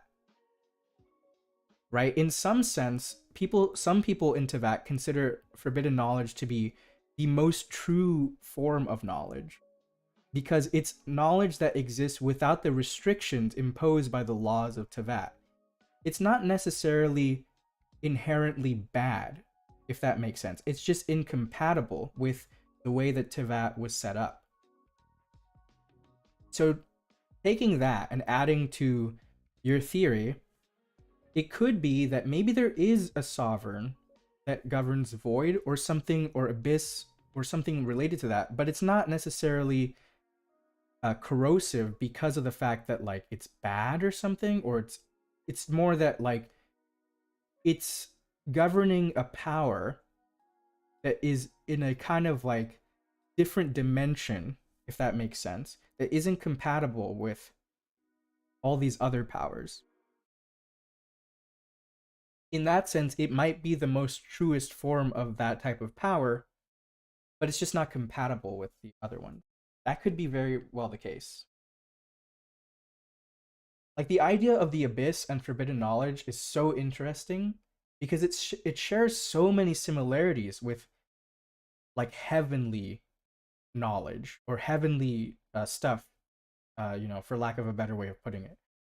Like I kind of outlined this as well in another thread, but we know that divine knowledge, right, which is associated with Celestia and the heavens, can drive people crazy. You know, it hasn't been like 100% confirmed that that's the case, because you might be able to say, well, maybe the divine knowledge only drove people crazy in the case of Sumeru because Rukkhadevada's consciousness was corrupted, right? Maybe divine knowledge without that form of corruption would be less corrosive to people's minds. But according to Dottore, that doesn't seem to be the case. He says that, like, in general, rational thought says that divine knowledge can't be rationally comprehended, right? So in that sense, divine knowledge is very similar to forbidden knowledge. Forbidden knowledge also can't be rationally comprehended, and it also corrupts everything it comes into contact with. To kind of use like a really weird example, if you've played Terraria, it kind of reminds me of the system in Terraria, where you have this heavenly element and you also have this corruption element, but both of them are technically forms of corruption, if that makes sense. Like, technically, both of those things alter their environment and spread, but it's just they're two sides of the same coin, you know? And I think there's a similar relationship between the abyss and the heavens mention. That's my fanfic, don't take it too seriously. That's what we're here for. To go crazy with theories. I really love coming up with crazy theories. It doesn't matter if they're not actually the case. It's just fun to speculate about stuff. Like, I don't like taking everything, super seriously. I just like to do it for fun. So you can go off all you want on like any crazy theories you might have. I think it's all fun. I mean, the idea of yin and yang, not to mention light and darkness, doesn't always mean good and evil. Maybe Omni and Void are twilight and dawn elements respectively. Yeah, I think that's very possible. I mean, who knows? It very well may be the case that the abyss is essentially the same as the Omni element, but for a different form of power, right? Like, this is very kind of going down the rabbit hole a bit more, but there is like the concept of dark energy in the universe, right? The name implies like some form of opposite energy or something, but in reality it's just energy that we can't really feasibly detect or understand with what we have available to us, right? We know it's there because of its influence on the rest of reality, but we can't really detect it. We don't know its fundamental properties because it's just undetectable to us. But it still affects our reality, you know? It might be the case that the abyss or the void power is something similar. It's kind of the opposite end, or it's an energy that is incompatible. It exerts some form of influence on reality, but it's not necessarily bad. It's just something that is incompatible and we don't understand it. That could be the case. Let's see. Interdimensional leaf. That sounds very interesting. The gravity of the planet Arivanta. Ooh, I haven't heard that name. Is not fixed. Okay. Rather, it changes all the time according to a Bode plot due to the influence of Arivanta's 3 moons. Ordinary life forms cannot survive such volatility. So the planet developed its unique ecosystem in which the herbal plant interdimensional tree is the most famous. Ooh, interesting. For plants in a world where gravity is constantly subject to change, their leaves often have a hard time landing on the planet's ancient and solid ground. It is for this reason that the interdimensional trees tend to shake off their leaves rather late in the year. To help their leaves land, these trees, in the course of evolution, gave their leaves the ability to conduct fast, short-range distance warp jumps toward the ground at frequencies that cannot be observed by the naked eyes. Even so, not every leaf gets to land on the ground. Those lucky enough to make it watch others rise into the sky and burn as they are devoured by the atmosphere. Wow. That is pretty much my thoughts on this as well. Wow. I know that, life adapts to its environment, but interdimensional trees, that's pretty crazy. Also, every time you see a tree and higher dimensions are involved, it sounds very sus. Huh. I also think Void and Omni might be primal elements of Tevat. I agree. I think that is probably the case. Wait, 3 moons, just like Tevat once had? How that is sus, that is extremely sus. Yeah, exactly. The moon is very, very, important to Hoyoverse. A lot. It's very important. There's always significance in the moon. As far as the 3 moons of Tevat, I was kind of thinking this the other day, but I kind of have I wouldn't say it's a full-blown theory, but I was kind of thinking, speculating, I guess, about the 3 moons in Tevat. And I was thinking, what if it's possible that the 3 moons in Tevat, had the authority or the jurisdiction over different parts of that world? Because the interesting thing is that Onrya is heavily associated with the moon, right? We see the moon all the time in Conria, or depictions of Conria, a huge moon. And of course, we have the moon of Tevat, which I believe is the Welkin moon.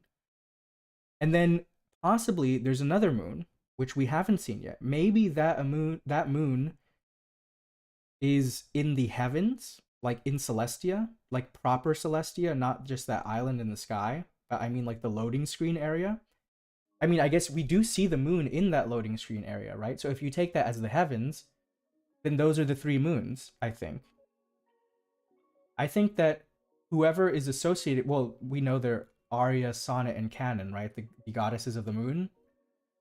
I think that they had the jurisdiction over these 3 parts of the world. Conria, or not specifically Conria, but where Conria resides, right? In the Dark Sea / the Abyss. And then the Welkin moon, which is over Tevat. And then also the moon the lunar palace in the heavens, right? And I feel like we know that and I feel like the changing of the moons might signify a cycle of the world, which would be interesting because we know that they died, supposedly, right? These 3 moon sisters died, and I wonder if their deaths were important in that they changed the way that the world operates because of that, Also, we don't know who the moon sisters were. A lot of people seem to theorize that they are Shades, the primordial one. And I also kind of think that. But then if that's the case, why are there only 3? Shouldn't there be 4? Also, if Istaroth is alive, then that means that she would be the 4th moon sister, right? If the moon sisters are 3 of the shades of the primordial one, and they're all dead, then if Istaroth is alive, then she would be the 4th sister, but she doesn't represent the moon, which is interesting. And then it kind of leads me back to what I was saying before of why is Istaroth so special? I mean, she governs time, right? Which is pretty important. But, like, why is she so special? Apart from that. Also, if it turns out that the Moon Sisters are shades of the primordial one, and it turns out that they are in fact dead, then that kind of throws a lot of the theories I have in the toilet, because that means that like the sustainer of heavenly principles can't be a shade of the primordial one, right? And neither can Paimon, because they're not dead. They're very much alive. At least Paimon is. I don't know about the sustainer, but you know, at least Paimon is alive. But then again, there's also the theory that Paimon used to be like she got guobified, right? So maybe the Moon Sisters didn't actually die. Maybe they just lost their power in some form and they got guobified. Maybe the reason why we haven't seen the Heavenly Principles, but then that doesn't make sense because the Heavenly Principles was around in full power way after the death of the Moon Sister. So now that I think about that, that doesn't really line up. Very interesting. Island EX or Island X made a theory talking about the Moon Sisters and the location of all 3 moons. Oh, I didn't know about that.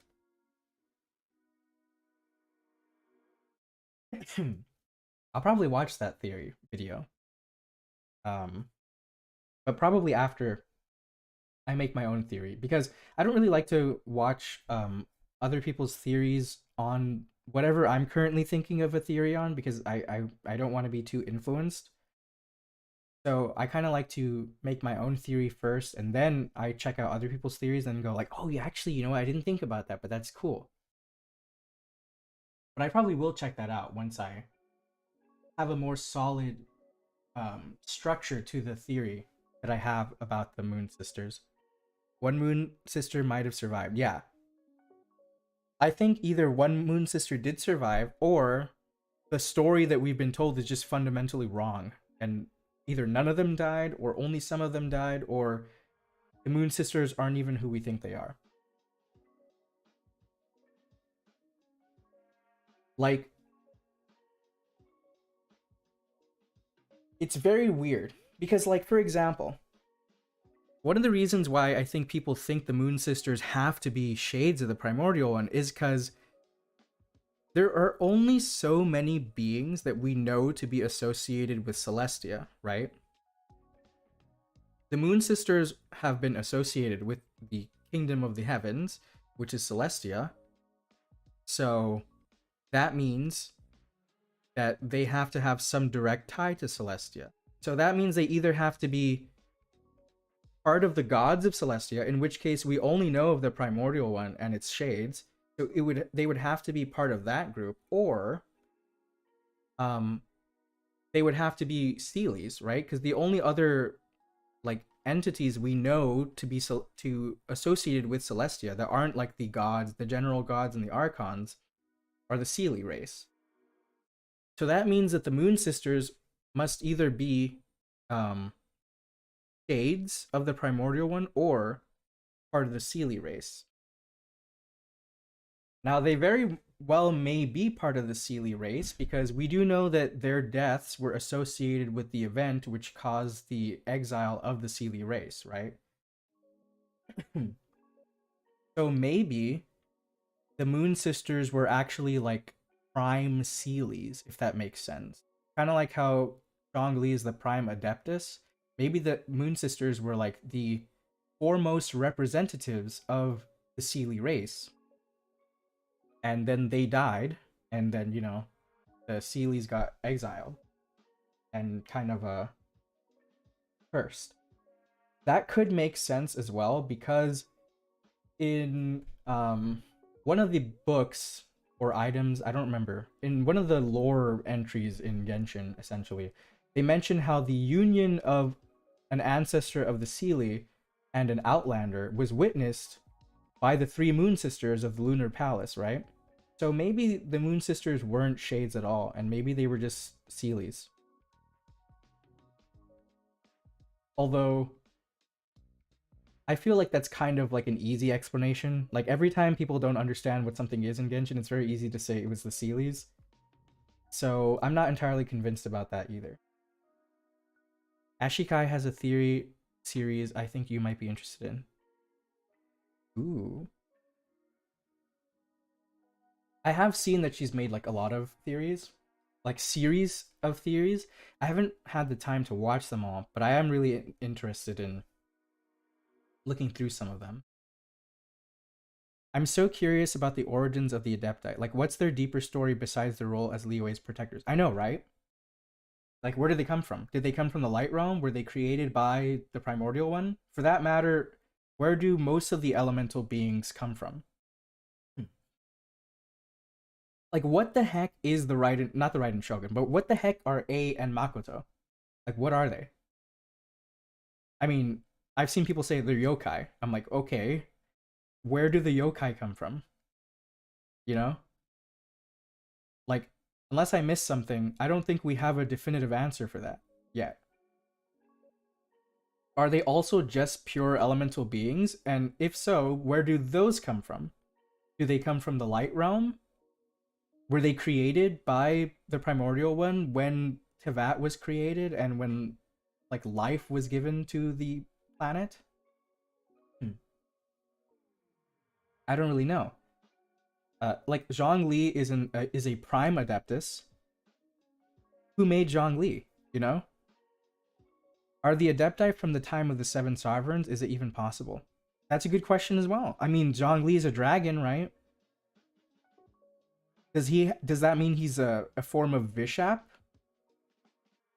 Who took on a human form? We do know it's possible for sovereigns to have a human form. Because there's a prophecy or something of that nature that mentions that the Hydro Sovereign, the next one, will be a human, right? It'll take on a human form. So we do know it's possible. And we know that Zhongli is a dragon. Does that mean that Zhongli is of the same race as the Vishaps? Like, is he a Vishap? And are they the ancestors of the Adepti? It would explain them being elemental beings, which means they probably came from the Light Realm. Like, there's so many questions to things like that we just don't know yet. Wei made a theory Zhongli is the Geo Sovereign and a possible descender. Well, I don't think that Zhongli is the Geo Sovereign because well, I mean, it's possible because we don't know what exactly happened to the sovereigns, right? We know they were defeated, but we don't know what happened to them. Although I think it would be very... The reason why I don't think Zhongli is a sovereign is because, so in Sun and Moon, right, we know that the sovereigns were defeated by, let's just say, the first descenders. I don't want to say the Primordial One or Celestia or whatever because that's still very vague. So let's just say that the first descenders defeated the sovereigns, right? Well, there's a story that talks about the conflict between the first throne of the heavens and the second who came, or the second throne, or whatever you want to call them, right? Like the second instance, the invaders to Teyvat. And in that story, it talks about how that event happened when the Geo Archon was still young. Which is obviously referring to Zhongli, because we don't know of any previous Geo Archon, right? Like, he's the only Geo Archon that's ever been, as far as we know. So that means that it's talking about him, and that conflict happened when he was young. Which, when I hear him being young, it implies to me that he was like an adolescent or maybe even a child. And that conflict happened way after the sovereigns were defeated. So if that's the case, then Zhongli couldn't really possibly be a sovereign, or at least not the original sovereign. We do know that the sovereigns kind of get reincarnated, right? So he could be a new sovereign, just like how the Hydro sovereign people think will be reincarnated. But I don't think he's one of the original ones.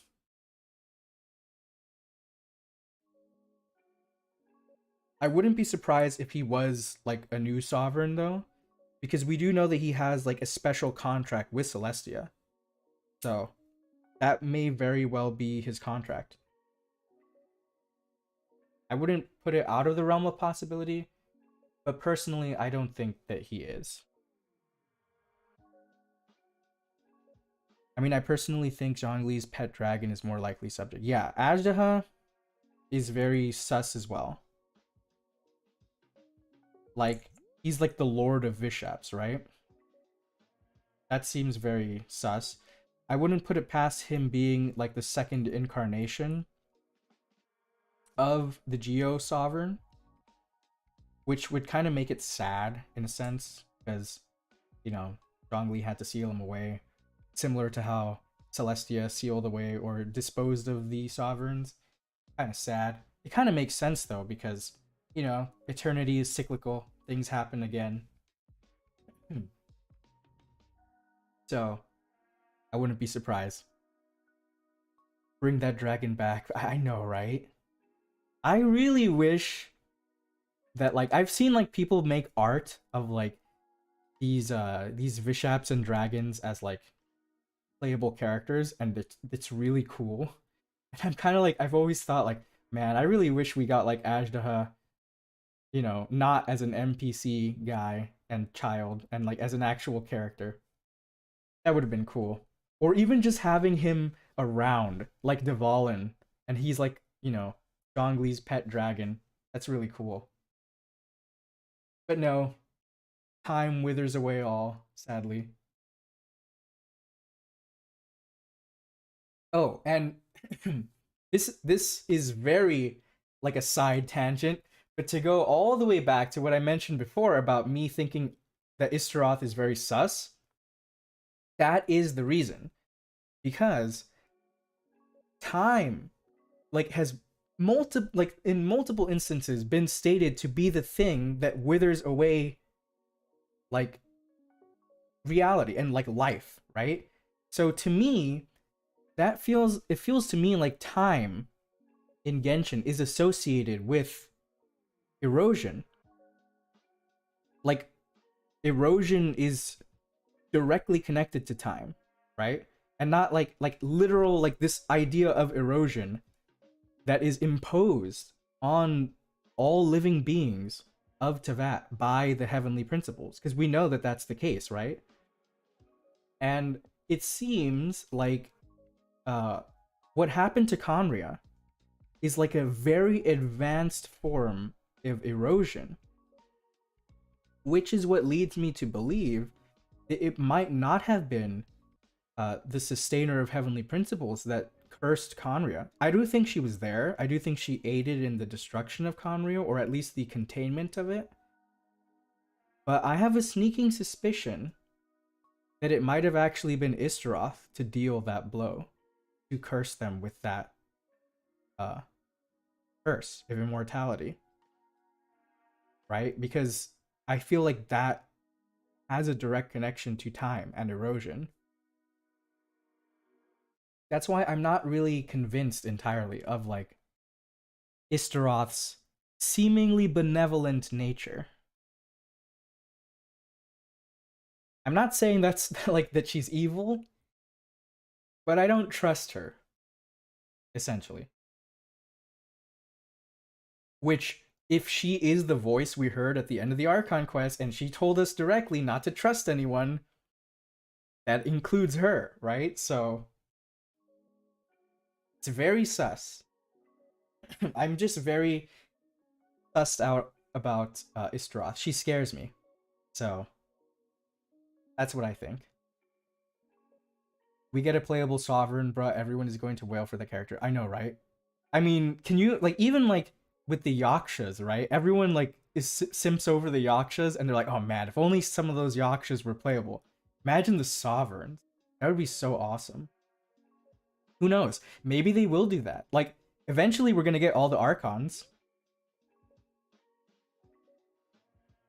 So, maybe after the Archons, we get the Sovereigns. We know that one of them is going to, or maybe already has been born, and is a human, so I don't doubt it. I do think we have the possibility of getting a Sovereign. I don't know the source, but apparently Istroth was in Mondstadt during the Cataclysm. I know she was around that time, but I'm not sure if she was actually like in Mondstadt. But yeah, I wouldn't be surprised. And also, she disappeared, right? Nobody knows where she is now. And a lot of that, and I think that that happened around the time of the Cataclysm of Conria. So I feel like something happened in Conria that caused the current state of affairs. Something happened to Celestia, like some sort of shift in their dynamic or some sort of shift in their power happened, and that caused things to be the way they are now. And I feel like that it has something to do with Istaroth. I mean, but people also say like, well, isn't that around the time that she did this thing for Makoto, and that thing is very good, so therefore she's a good person? I'm like, well, first of all, she's not a person, she's a god. So I don't think that good and evil are things that gods consider to be, you know, like the way that we consider them. I mean, even Zhongli mentions it many times. He's like, you know, stop trying to think that gods perceive good and bad the same way that you do, because they don't. And I take that to heart, and I think that Istaroth's idea of what is good and bad has more to do with like causality, more to do with like the consequences of certain actions than it has to do with like people's feelings on the matter. I mean, if she's the god of time, that makes sense. She sees how things are going to play out and takes actions accordingly, you know? And that scares me. I don't think Istaroth is necessarily like the one who governs fate in Teyvat, but I do think that she has a direct connection with a lot of that. And we do know that one of the shades of the primordial one was more important, to say, you know, to put it in a certain way, was more important than the other shades. In the Book of Sun and Moon, it mentions how when the primordial one created everything, right? When they remade the world, one of the shades helped it to create life. Like one of them in particular, not all of them, just one of them. And considering the relationship between erosion and life in Teyvat, if this was the time in which the heavenly principles were established, it would stand to reason that perhaps one of those heavenly principles is the concept of erosion, and maybe that's the reason why Istaroth helped to create life, right? Because she had to impose this burden on life for some reason, which we don't know about. And so because of that, I cannot really see her as completely benevolent. I think that she sees things more abstractly when it comes to good and bad, and I think that that will inevitably lead to conflict between the Traveler and Istaroth if we meet her. But then again, like I said before, this could all be wrong, and Istaroth could be dead a long time ago, so. It's said that on Devalin's page in the Genshin Wiki, it was also a major Animos sovereign flag. Oh, I don't know. Yeah, okay. Interesting. Yeah, I think it's really cool that like we had seemingly an official confirmation that Devalin is a Vishap through that little like thing that we got with Enjo. I'm not sure if everyone takes that seriously, but I think it's like like good enough confirmation that he's a bishop, which might have been obvious to some people, but I think it's kind of cool that that was confirmed. If we can take that at face value. And I think it's cool that if Dvalin is a bishop, I'm not sure if Dvalin is like maybe like this incarnation of the Animos sovereign or whatever. But I do think it's cool that Venti, who is the one most connected, I feel, besides Zhongli, to the heavenly principles and to Celestia and everything, I do find it really cool that he has this relationship with Dvalin. It kind of shows that there doesn't have to necessarily be conflict between these forces, right? They can live in peace. Which I think is another driving theme in Genshin, right? It's kind of the pursuit of peace between these things that have such different ideologies about the way that the world should work and whether it's possible to reconcile versus, you know, the inevitable conflict that will. I think that's really cool. Wait, what? Enjo basically confirmed it? Yeah. So they had this little video that they made. I think it was for the anniversary, where like Enjo was talking to the traveler's sibling, and they mentioned how like they were looking at Dvalin because they were recapping the events of the Archon quests and the traveler's journey so far, and they saw Dvalin, and then like I think Enjo said something like, "Oh, like these Vishaps look really weird," or like "That's a weird looking Vishap," or something like that, and everyone was like, "Wait a minute, did you just confirm that Dvalin is a Vishap?" What? So it was really cool.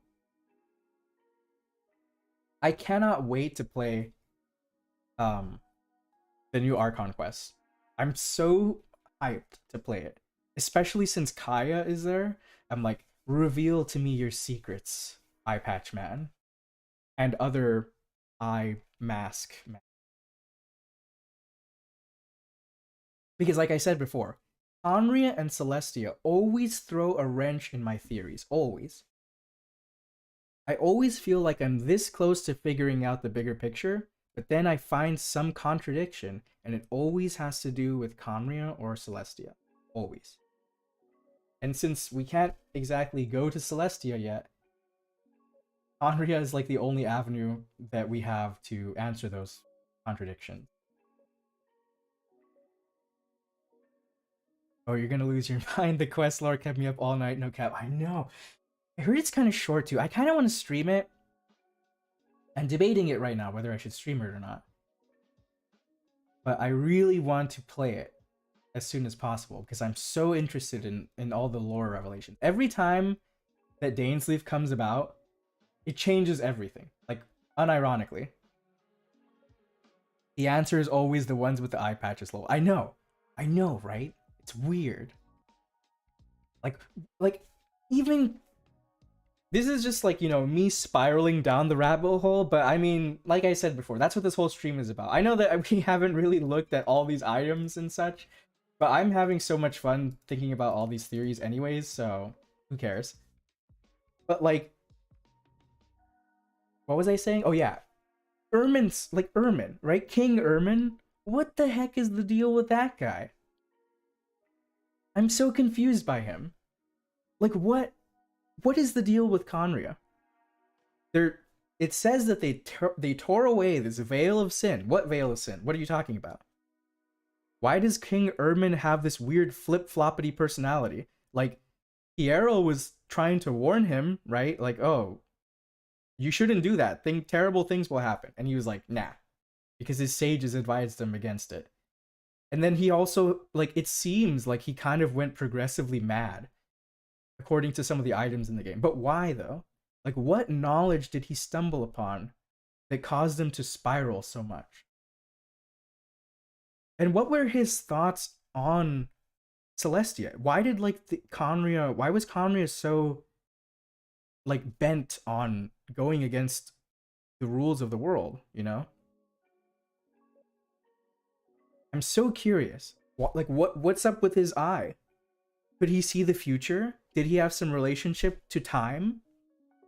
I mean, his name is Irminsul, right? Like, did he have some connection to the Ermin soul? Or I mean, his name is King Ermin, right? So it's like the interesting thing is in the other translations for the game, they don't refer to the tree as Irminsul, right? They refer to it as like the world tree. But we're not really sure if there's an actual distinction between those two things, right? So,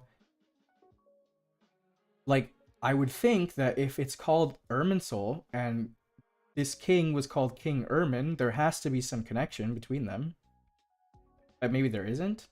Maybe it's a translation error. I'm not sure. But I'm so curious about it.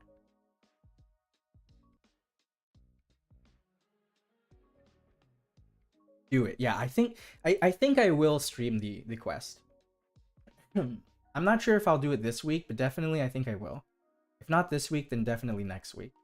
Dana's here, shit's about to get real. I know, right? Every time we see him. I will confess though, the first or the second Dainsleif quest, the we will be reunited quest kind of upset me when I first played it because I was kind of so taken aback by the fact that like the traveler knows things that the player doesn't.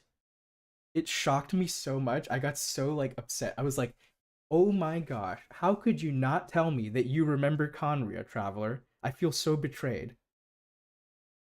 But all of the other Dainsleif quests have been so good. And even that quest was really good too. Once I kind of like simmered down from that I am so like hyped every time I see him come back. It wasn't just the people of Conria that were punished. Yeah. Yeah, well, okay. So, okay. I eventually on my channel, I want to do this thing.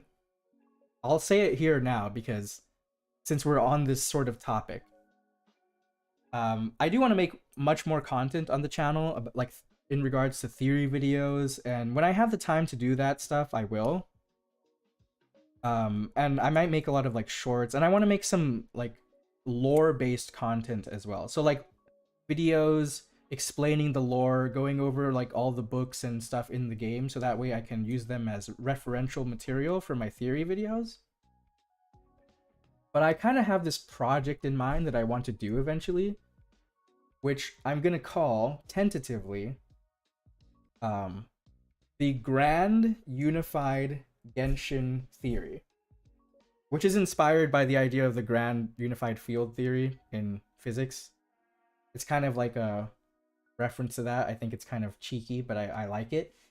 And this theory would tie together every other theory we have about the fundamental nature of Tevat and what goes on in Genshin, and explain not only everything about the history of Genshin, but also how it ties into the greater hoyoverse. Because that way I can kind of combine my passion for like the lore of Genshin with my love for like Honkai and Star Rail and all this stuff.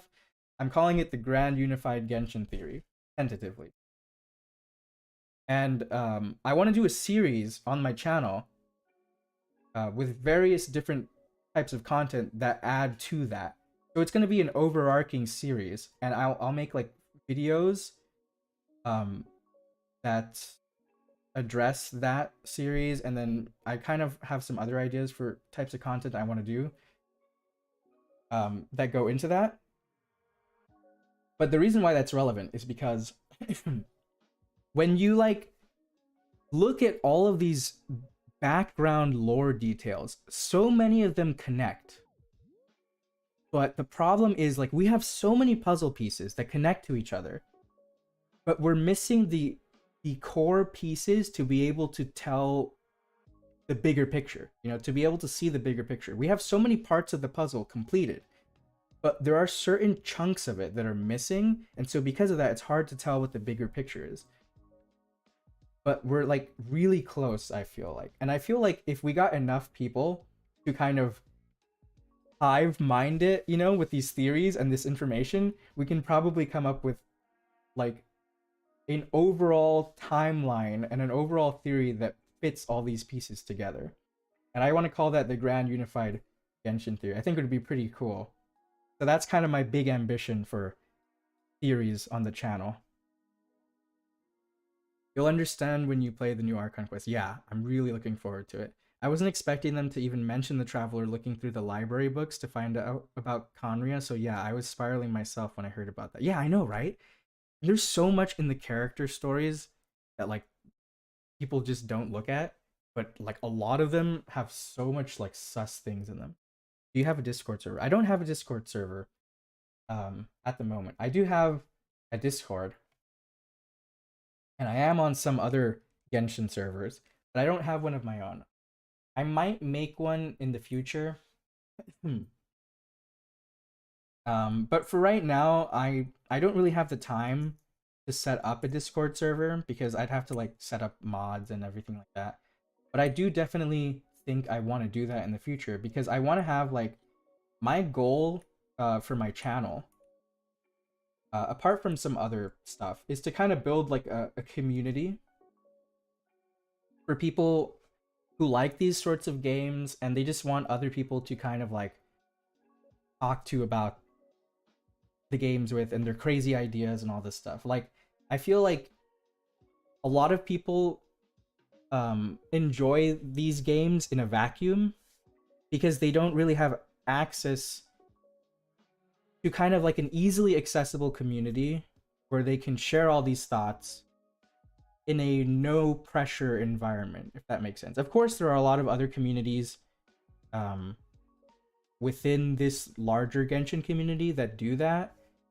But one of the things I notice is that a lot of them kind of take things a little bit too seriously, you know? And I think that, like, it's much more beneficial if you just kind of take things in a more relaxed manner. Like, I don't dismiss anybody's ideas that they might have about any of their theories regarding anything with this lore stuff. Even, you know, if obviously they need some, like, correction or something, like they think something that isn't the case, then I'll be sure to kind of inform them of that.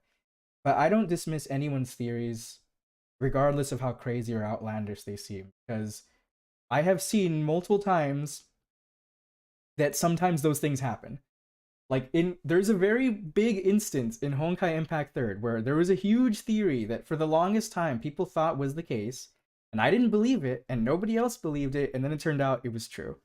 So, because of that, I don't disregard anyone's theories, because at the end of the day, none of us really know until it happens. So I think it's just fun to speculate. And I kind of want to create an environment where people can just gush about the lore and what they're interested in with these games and the storytelling and such without kind of being worried about, you know, feeling like they're reaching or something like that. That makes sense. So I do want to create a Discord eventually, and I do want to collab with some other people in the theory community and such. But unfortunately, right now, I haven't had, like, too much time to be able to set a lot of that up. But I am setting some of it up in the background. Are you in the Conria project server, I think it's called? I'm not sure what that is. I think I've heard about that vaguely, but I don't have too much knowledge about that.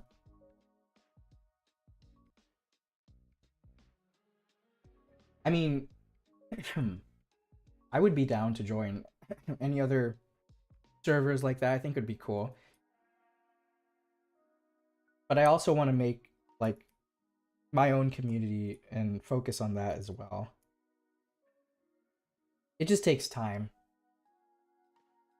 I honestly enjoy hearing any wacky crack theories because they might not have hit things on the nail exactly, but they might actually be heading somewhere. Exactly. That's my belief. Like, I am not really... I try to make it so that I'm not afraid to share my theories or beliefs about basically my interpretation of the knowledge we have, because even if I'm wrong, it might help steer someone else in the right direction. If that makes sense. Like, I might make a theory, and then some other theorist might come along and be like, actually, I don't really agree with all of that, but some points that you made in here made me think about this, and what about this theory? And then I look at that and I go, actually, now that you mention it, that's really smart. But I don't agree with all of that theory, and here's my interpretation of, like, you know, we just keep adding on to each other until we eventually come to a mutual understanding and we get closer to the truth. It'd be nice if we could like verbally talk rather than just texting in the chat. I mean, imagine what we could come up with. I know, exactly. That's why I want to make a server eventually. And also, this is me kind of being very ambitious, but I do eventually want to make a podcast of my own where I want to have some regulars, like some people in the community who are kind of like regularly on it.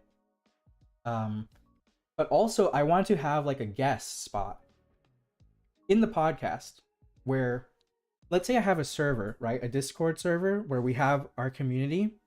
And every now and then, someone from the server gets to be a guest on the podcast. Like somebody in the audience, you know? And then we'll have the podcast where I'll be on it. Maybe some other guest, like influencer or content creator or person, theory person, I guess, or whatever in the community is on there with me. And also we have another guest. It's like the audience guest. And we get to talk about like all the theories with them and stuff like that. I think that'd be really cool. Like, I really want to kind of expand the level of engagement between in the content creator space, especially in this content creator space, between the creator and like the consumer of the content, if that makes sense. That's kind of my goal with this channel, because ultimately I made this channel because I obviously like talk a lot about these topics. I find them really fascinating, but I don't really have that many other people that I know personally who are interested in it. So I had to go online to talk to other people who kind of like, you know, share the same interests and were equally excited about stuff like that I am. And then one day I was kind of just like, why don't I just make my own channel, you know? And then like other people can join, and then I'll have a bunch of people to talk about all this stuff with. So that's kind of my goal with making this channel. And that's kind of the ambition I have for it. It's kind of a bit ambitious. I'm not sure if, you know, all of those things can come to fruition, but I'm going to try my best to see how many of them can, you know. Because I really think that despite all the negativity that people have towards the Genshin community and hoyoverse communities and these game communities in general, there's like a reason why we're all playing the games, right? Like we all enjoy them to some degree, and I just think that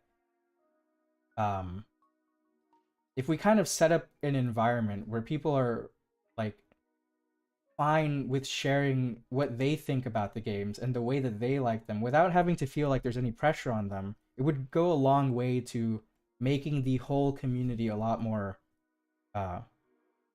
like non-toxic, if that makes sense. Like at the end of the day, it's just a game and we're all here to have fun, you know?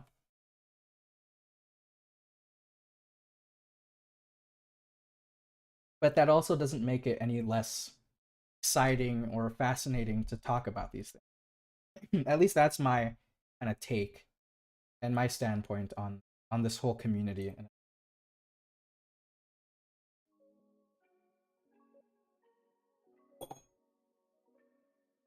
I believe it'll happen for you. I'm sure your content will spread far and you'll be able to find a good community who enjoys it. I really hope so.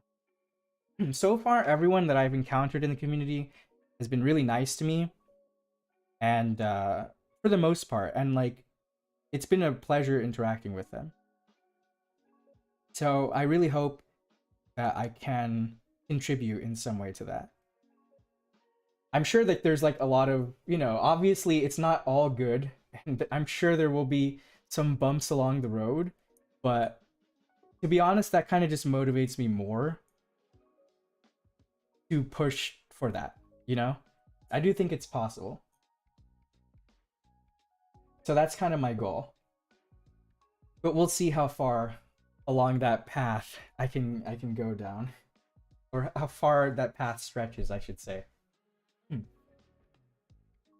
This is kind of like all like more personal and not so much about the game, but I think it's important for me to kind of clearly convey these things for people who are coming across my content, because I think it's good for you to kind of have an idea of what I want to achieve so that you know whether or not you want to be a part of it, you know? So that's my whole goal in making this content. Of course, I have like other aspirations for the channel and such, but that is the main goal. To build a community where people are like excited for the game, for the games that we all like, and excited to share their opinions. And who knows, I kind of really like, for me, my greatest achievement in making this channel would be for someone to kind of tell me that in some way I helped inspire them to want to make their own content as well, you know?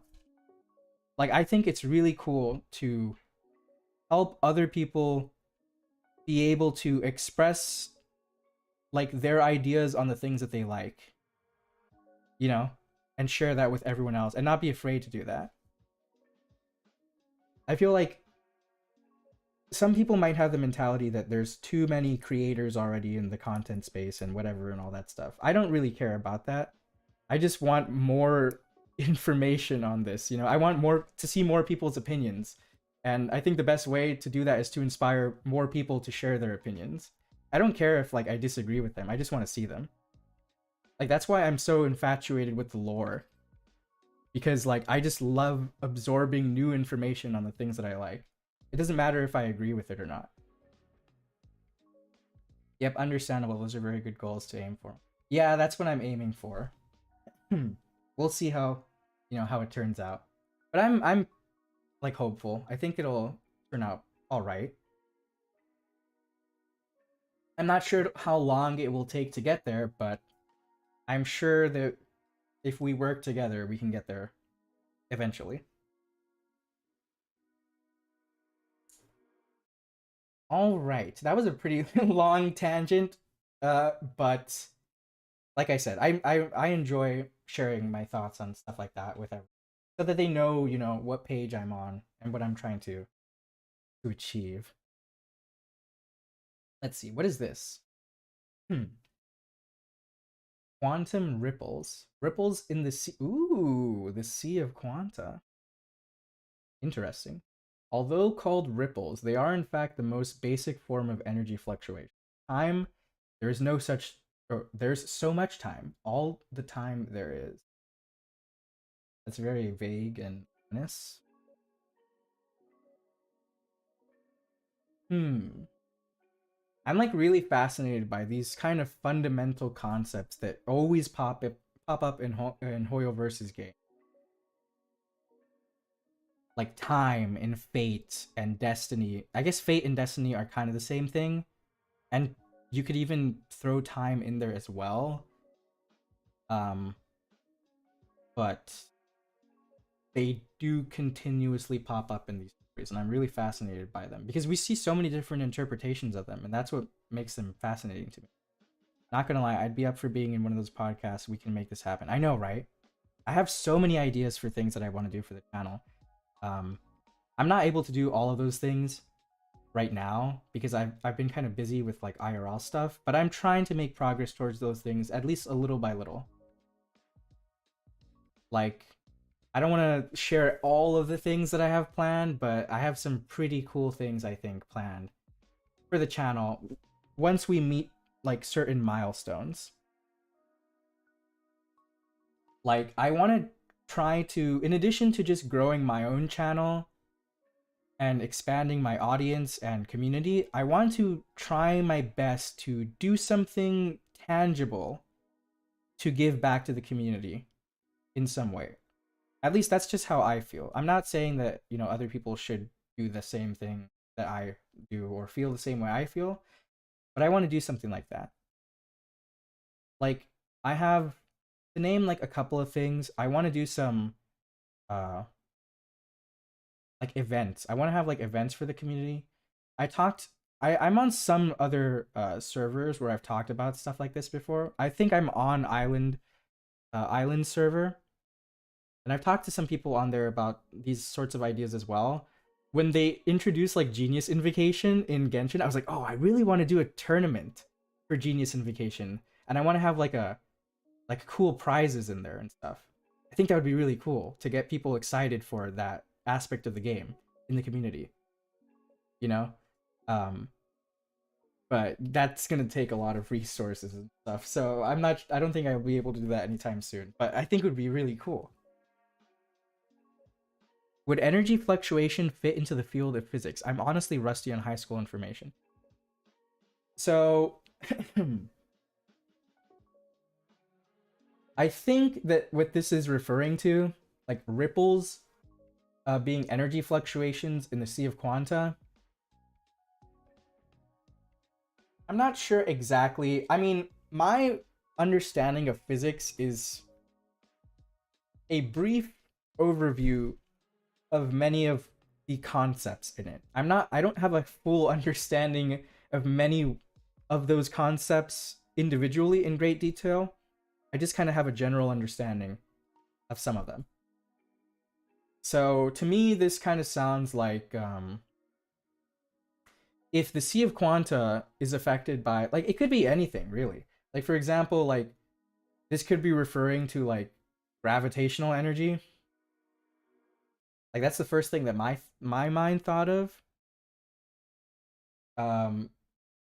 But it could also be referring to a bunch of other things, so I'm not really sure. It says it's the most basic form of energy fluctuation, so there might be something to that. And then also talking about time, so that makes me think like time, energy, ripples. Okay, time and space in physics, in one like way of looking at physics, which is like Einstein's way, time and space are essentially like woven together, right? As space-time. And the ripples in that space-time caused by things like gravity could be these ripples. That's why it's talking about time, and that is kind of a form of energy fluctuation. So that could be what that's referring to, but I'm not entirely sure either. I have a minor understanding of a great many things, you know. I don't have like an in-depth understanding of everything, but that's my interpretation of that. That's also why I want to like form a community with other people who are much smarter than me, so that way we can, you know, put our brains together and interpret some of this data. We've always had enough time. I just automatically thought of the Abyss Twin. I know, right? What does that even mean? I'm not like, to go back to Genshin theories for a bit. A lot of people seem to kind of associate the Abyss Twin with this Battle Pass trailer, right? Like this, oh, this crowned heir that had their minds warped. But I don't really buy that, because the Abyss Twin doesn't seem like they're being controlled. Like, it never seemed to me like they were under someone's, I mean, okay, maybe they're under someone's influence, but it never seemed to me like they're being controlled or they're doing things against their will. It seems to me like they have an understanding of how things are, however twisted that understanding may be, and that they're consciously choosing to do these things, you know? Which kind of makes it a little bit more tragic, but also doesn't really fit with the Battle Pass character that we see.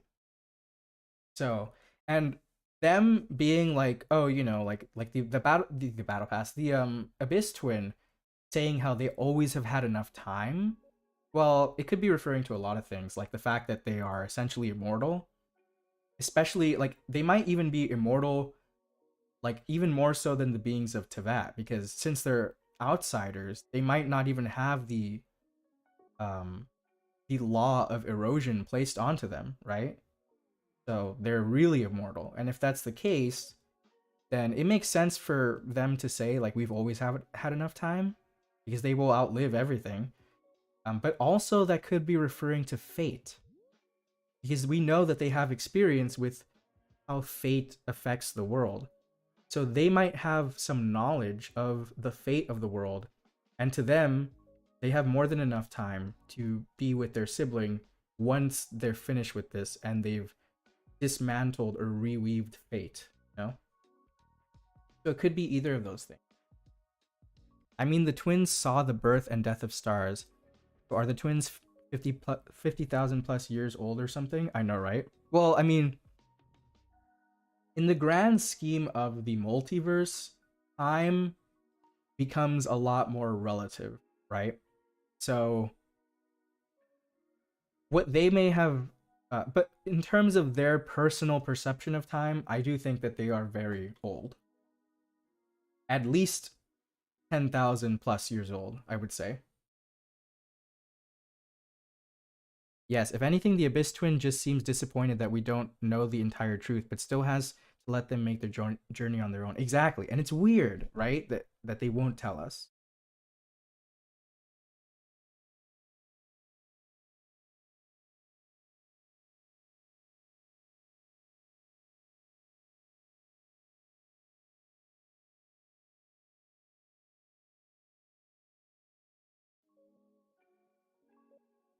But yeah, so I don't really know why the Abyss Twin doesn't just tell us. Maybe just like how Nahida didn't want to tell us everything from the Samsara because it would negatively affect us. Maybe they can't tell us, you know? Or maybe it's something that's so unbelievable that we wouldn't believe it unless we see it for ourselves, right? Or maybe the Abyss Twin knows about, like, the history of the world being able to be rewritten, and so the Abyss Twin is like, no, I'm not going to tell you because I'm part of this world now somehow. I want you to witness it with your own eyes because that's the only experience you can know for sure is real. If that makes sense. That might also be the case.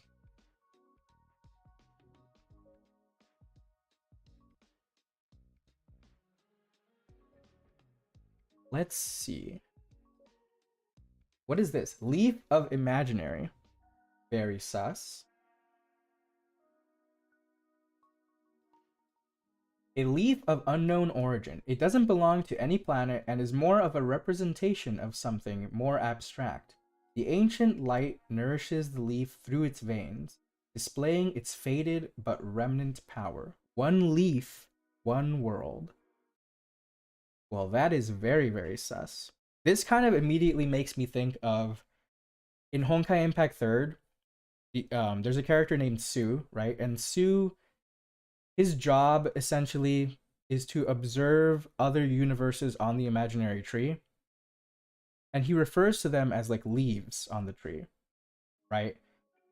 And so this could be alluding to that.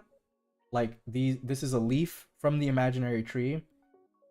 This ancient light is maybe the light of the imaginary tree flowing through its veins, and one leaf, one world represents that each of these leaves represent one world. That's my interpretation of this. Okay, my silly headcanon is that Tivat is a continent in Pagana. Doesn't seem so stupid or outlandish anymore. It's really interesting that you bring that up because even the idea of Tivat is weird, right? Like, Tivat is just a continent. I mean, and it's kind of like what do you call Tevat, right? Like, Tevat isn't, as far as we know, like the planet that we're on. In fact, we don't even know if we're on a proper planet to begin with, right? There's this area outside of quote unquote Tevat, which is known as the Dark Sea. What is over there? Apparently, like the Sealy Kingdom, possibly Conria, all these other things. So what does the world look like that we're on, right? What does the planet look like that we're on? Are we even on a planet? Like, Tevat didn't exist at one point in time, right? It was created by the primordial one, if we believe what Sun and Moon says. So what was the planet called before the invaders from afar came here? Like, who knows? We don't really even know what Akavili looks like, so it's very possible that maybe Genshin is on that planet. Because we just don't know. We don't have enough information. Like, maybe Akavili was a dragon. Maybe, you know, that's the case. Maybe maybe Celestia accidentally killed Akavili. It's a crazy theory, but it's not out of the realm of possibility.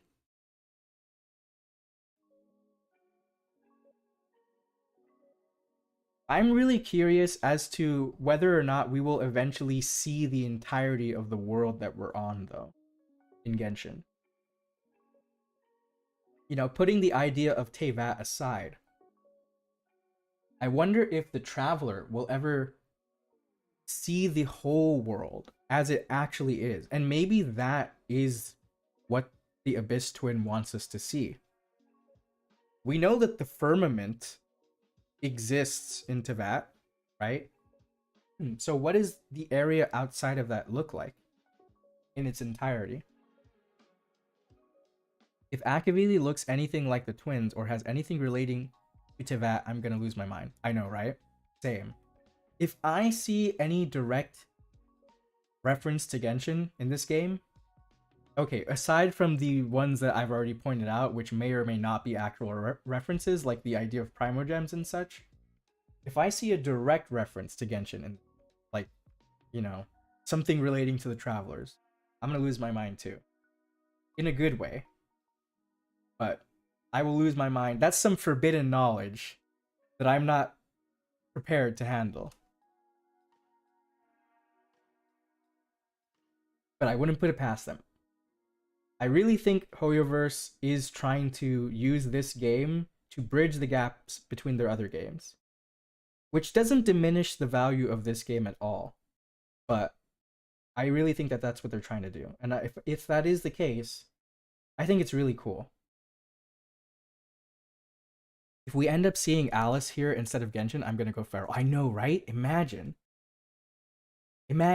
if we see someone here first, and then they show up in Genshin, like Alice. Or maybe, who knows, maybe we'll see the race that Celestia belongs to, right? Because Celestia aren't even native to this world that Teyvat is located on. They're aliens. So what if we meet their race or something akin to their race? We've already, when we went to the Xianzhou, we met elves, right? There's like people on there who are like elves. They have elf ears. And it's a race of people. Maybe Alice is part of that race. Who knows? Traveler cameo in Star Rail, me loses my sanity. Never gonna happen scenario. I know, and the interesting thing is kind of the chronology of these different games in relation to each other, right? So we kind of have an understanding of that when it comes to Honkai Impact 3rd and Star Rail. We know that the events of what's happening currently in Star Rail happen after the events of the main story of Honkai Impact 3rd. But when does Genshin take place? Like, assuming, which is probably the case, that Genshin has direct ties to these other games, are the events that are happening currently in Genshin's story happening at the same time as, for instance, Star Rail's story? Or did it already happen and Star Rail takes place in the future of Genshin, if that makes sense? Or have the events of Genshin not even happened yet? What if we meet the Travelers here and we meet them before they even went to Teyvat, you know? That would be insane, but it would be really cool as well. Also, what if the veins on the leaf of the imaginary represent the different possibilities timelines in that respective world? So, our understanding of the way the imaginary tree works is that, which is a very rudimentary understanding, is that the tree has like this structure to it, right? That it needs to use to organize all its data and yada yada. And the kind of vehicle for that organization is time. So from the kind of analogies we have in Honkai Impact 3rd, the way that they explain it is that the branches of the imaginary tree is time, basically. And then the leaves that stem from those branches are the different worlds, if that makes sense. Sometimes people interchange those things. They call the branches realities and stuff. But when you think about time and its relationship to reality and possibility, then it starts to make a little bit more sense, right? So within each of these leaves flows like the energy of these branches. So essentially flows time. And there are different possible realities within each of these leaves, like you mentioned, but also there are other leaves with their own set of possible possible timelines, if you want to call it that, you know? It's kind of the double-edged sword of having this concept like portrayed in the shape of a tree, because like they try to give us analogies to explain it, but then also at the same time they're like, but don't, it's not a real tree, so some things won't line up with the real tree, you know? So keep that in mind while we're talking about this, but also here's this tree, you know? And I like how they even have splash text to kind of remind you of that. Like one of the splash texts in Genshin says something like, oh, Irminsul isn't a real tree in the biological sense, it's like a construct, you know? So keep that in mind. And then I think there's even a splash text for the imaginary tree in this game that says basically the same thing. Oh, I see. Time is in the branches, not the veins themselves. I got confused. Yeah, so like essentially you can say that time is like the blood or the energy that flows through the structure of this tree. And then these leaves in which this energy flows through. I'm using energy not in a literal sense, but like as in a visual sense, right? That this energy that flows into these leaves, which is time, creates these different possibilities for each leaf, and each leaf itself is a different possible reality on this branch of time. So there's like this instance in Honkai Impact 3rd where they discuss the possibility of time travel. And they explain how time travel isn't really possible in the traditional sense unless you do certain things. So like if you were to try to like reverse time, you can't really do that. I mean, you can, but it would be next to impossible for any regular being to do that, right? You would have to have like admin privileges in the imaginary tree, and even then it might not be possible. But what you can do is take a branch of time and cut off a piece of it so that the point in the future connects to the point in the past. And then that point in the future, which is your present, let's say, connects to the past. So therefore, you would be traveling back to the past, but you're not really reversing time, if that makes sense. You're just cutting the distance between these two time periods. I don't know if any of that made sense. It kind of like, it's kind of complex, but that's kind of how time works on the imaginary tree in a very simplified explanation. And I find that really fascinating because there's a lot of things that, like, even though you might not think that they make sense in the context of, let's say, Genshin, they actually do. Like in Honkai Impact 3rd, another thing like that we see is in Honkai Impact 3rd, there's no such thing as ghosts. Ghosts don't exist in Honkai Impact 3rd. The closest thing to ghosts that exists is like the idea of sentience. So like consciousness, essentially. So there is such a thing as like disembodied consciousness.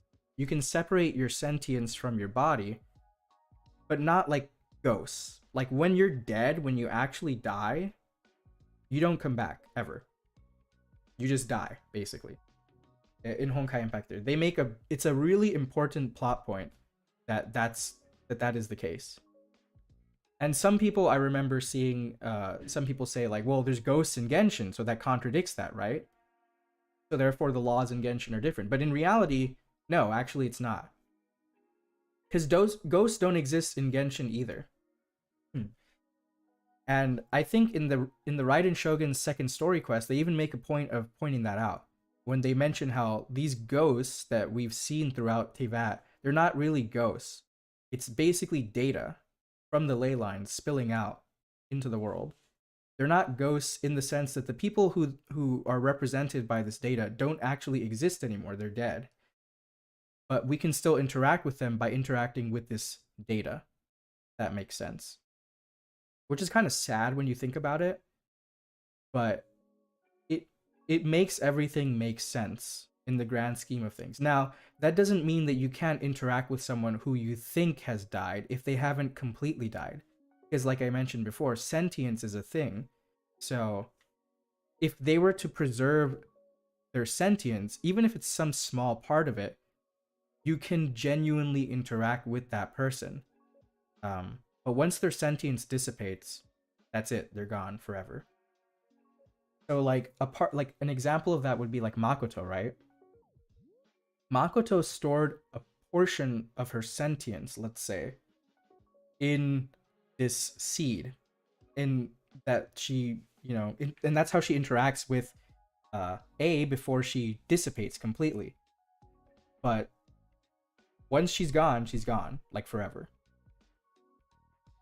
The interesting thing is that there are certain beings in Genshin that seemingly this doesn't apply to, but I feel like there's actually an explanation for that. Like, for example, there's this idea that the gods of Genshin never die, right? That they will always kind of like live on in some form. And I think it's possible that the reason that that is the case is that their sentience is stored on a higher plane of existence, if that makes sense. So their sentience never truly dissipates, and it just goes into another form. So they can, in that way, technically never die, because they never actually died to begin with, if that makes sense. But if their sentience does dissipate, if you delete them, they're gone forever. There might be someone who looks just like them, but that is not them. They are gone, And I feel like that's illustrated really well with Rukkhadevata and like, for all intents and purposes, Nahida is not Rukkhadevata. Rukkhadevata is gone forever, sadly. Even if she is her in the new Samsara, she is not her, because Rukkhadevata is gone. Her consciousness finished dissipating and she's gone forever. But in some form she still lives on, Makes more sense than why Kaya still has no cavalry to command. I know, right? Where are the horses?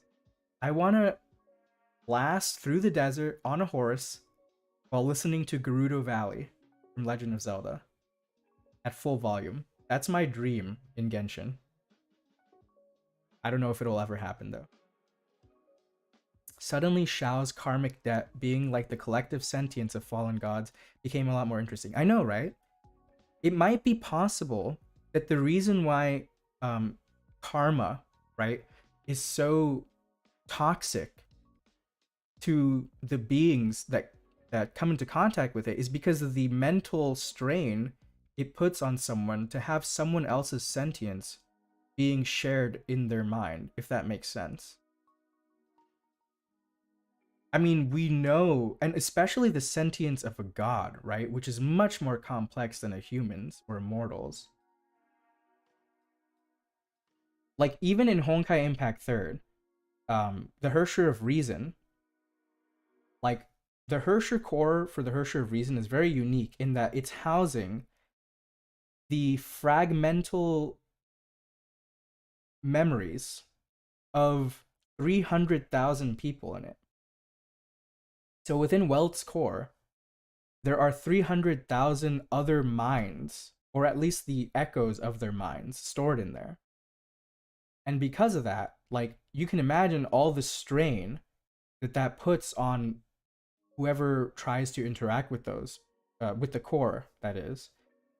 So that's why Welt was never able to, like, perfectly use that power, because it was too much of a strain. He did use it a couple of times, but he was never able to fully master it. So, knowing that that's the case, it makes a lot more sense as to why, this Archon residue and these fallen gods like karma is very detrimental to the health of any entity that comes into contact with it. Because if it is the case that their sentience is preserved, albeit may be corrupted in some way, then it would be too much for any mortal person to handle. I also think that it's possible that like one of the pieces of evidence that could point towards the idea that gods in Genshin have their sentience preserved in some way is visions, right? Like, why is it that when you take away someone's vision, suddenly they lose their ambition? And sometimes they even lose memories. Well, I have this crack theory that visions, like, it's kind of really dark when you think about it, but I have this theory that visions slowly amass data from their users, and specifically, they basically kind of like form a connection to that person's sentience and slowly preserve that sentience within the vision. And that's what they call like their ambition. Like it's tied to their ambition, but that's generally speaking what they do, I think. Because it kind of like there's so many connections between visions and ley lines, right? And the ley lines, that's what they do. They absorb information from their surroundings and store it as data. And when you take that into account, suddenly a lot of things about visions start to make sense. Like, why is it that like visions like seem to be able to resonate with like their owner's ambitions, even if the owner is dead? Like in the case of Kazuha's friend, right?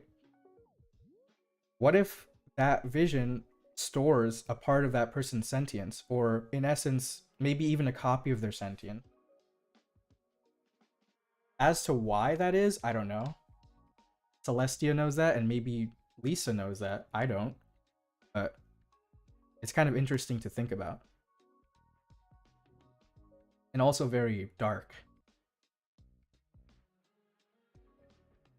And we've seen time and time again this idea of storing people's sentience, collecting people's sentience, merging people's sentience in like Sumeru especially.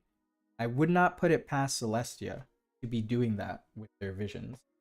Because also, people seem to be under the false impression in Genshin's world that visions are like a ticket to godhood, right?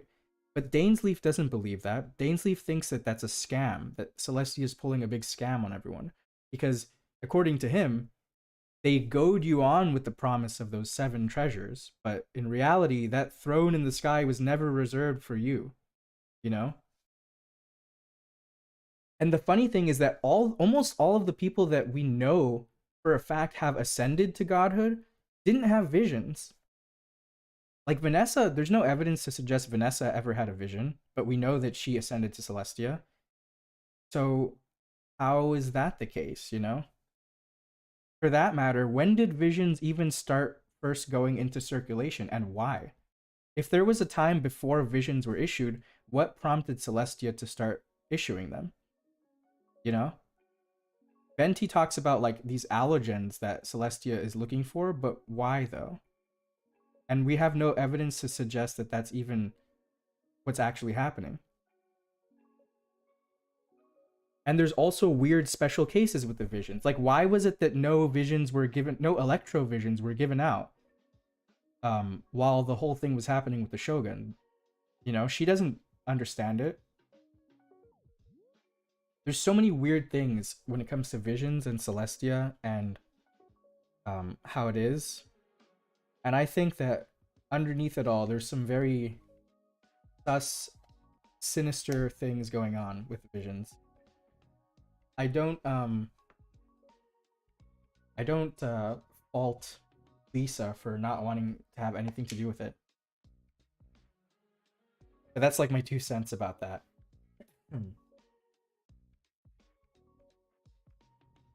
And it kind of works like Hersher cores as well. Hersher cores, at least the Hersher cores of the current era in Honkai Impact 3rd, they also store people's memories and stuff in there. And it helps them channel their power, so I do think there's some correlation there. Let's see, meteoric alloy. Resilient meteoric iron sand. Its tenacity is far superior to solid boulders. Huh. Okay. Let's grab as much as we can. Clypoth will need them. Oh, okay, okay. So this is probably what they made the wall out of, right? The celestial comet wall or something? Let's grab as much as we can. Clypoth will need them. I have no idea whether the Eon need them or not. All I know is that the IPC will pay big bucks for them. That's pretty straightforward, I think. Someone suggested that visions don't actually do anything, but rather they're like surveillance cameras, which actually sounds like an interesting idea. Yeah, I mean, in every other language, they're called the eyes of the gods, right? And even in, I think in the manga, I don't know if it was said in the game as well, but in the manga, they call them, in English, eyes of the gods as well, besides just calling them visions. I do definitely think that Celestia or someone is spying on, because we don't even have a full confirmation that somebody in Celestia is handing visions out, right? We don't know where they come from. Like, we really don't know. Like, we, first of all, don't even know who's in charge in Celestia. And even if we did know, we have no confirmation as to whether those are the people who hand out visions. Like, as far as we know, the Heavenly Principles has been asleep for 500 years, and yet visions are still being handed out, as was evident in the Aranara quest and with Scaramouche receiving his vision right in front of us, right? So somebody has to be giving them out, or it might be an automated system that is giving them out. Either way, there has to be a purpose for that happening. It's also weird to me that so many people get visions. Like, that just screams scam to me. There's not, like, you cannot convince me, or Celestia cannot convince me that they just let all these people have this like reality bending power that gives them a ticket to a raffle that determines that they might become a god of Celestia. I don't buy that, you know? It seems too good to be true. So I feel like visions have another function. Like, they have to.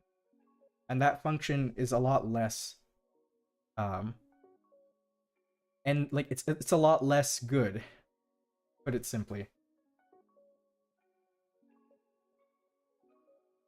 Like, hasn't anyone ever questioned that into that? Like, why does everyone get a vision?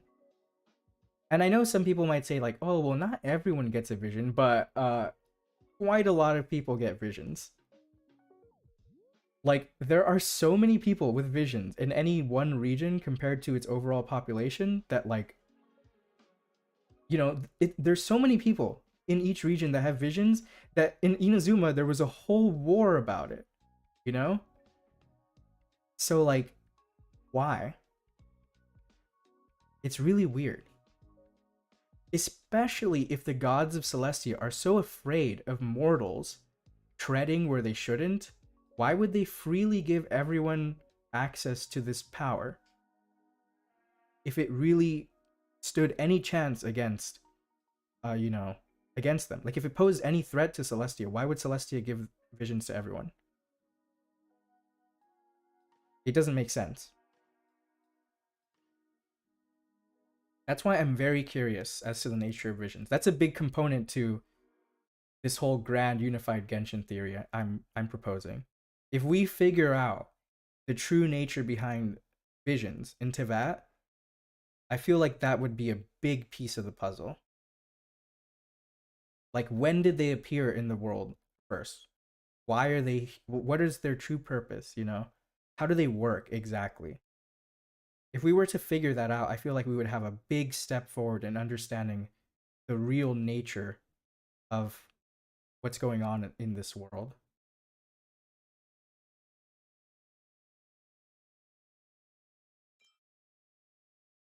Let's see. Eye of Lightning. Ooh. An electric ball made from captured lightning. Ooh. If its balance is tipped by a conductor, it emits a lightning ball. Okay. That's pretty cool. A genius in the past wanted to use Eye of Lightning to search for aliens. What? For this, Noose cast their gaze upon her. Hmm. Not sure which is the bigger win. Found aliens for real or got noticed by Noose. Huh. That's very interesting. That reminds me of like probably completely unrelated to this, but I think in one of my other streams I was talking about how one of the characters I'm hoping to see in this game, or I think would be cool to see, that hasn't appeared in Genshin but has been referenced, would be gosh, I keep forgetting her name. I think it's Vera from Vera's Melancholy, or any of the characters in that story, because they talk about like going to different worlds and all this crazy, very sus things. And if that story is based on reality, I wonder if we'll meet that character here. That would be so funny if that's like the first Genshin character, technically speaking, that Dario. But I wouldn't be like too surprised. This is very interesting though.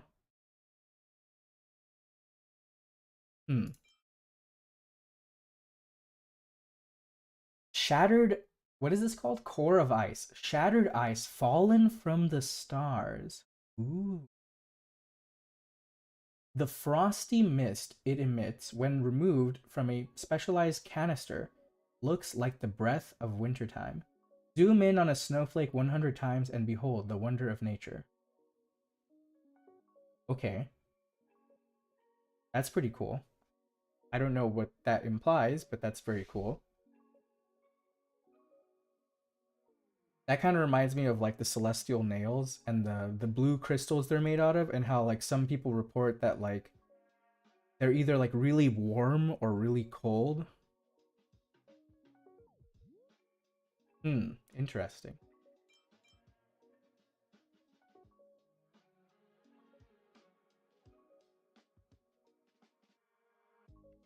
Feather of flame. Warm dark feather in a weak ember at its with a weak ember at its tip. Sparks trail the feather as it's waved around. The legend of the phoenix spreads far throughout the entire universe. Ooh. That is really cool. I wonder what that has to do with. That Phoenix, whenever I hear Phoenix, reminds me of Fuhua, but I don't think that's what this is talking about. But the Phoenix as a symbolic kind of image of like death and rebirth, I think that has a lot of significance to many of these stories in the hoyoverse. So actually, it could be referring to that as well.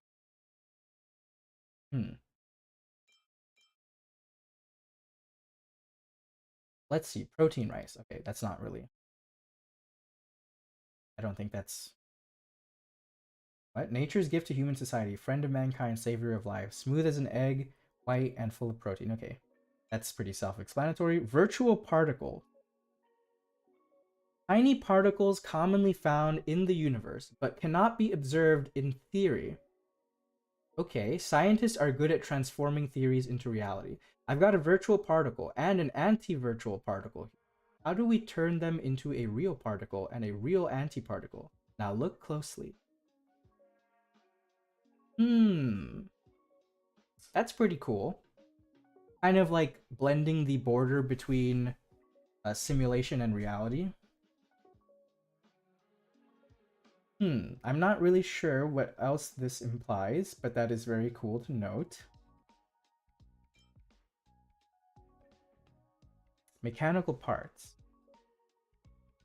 Essential components of all machines with strange shapes and specific functions. Without them, nothing can be made.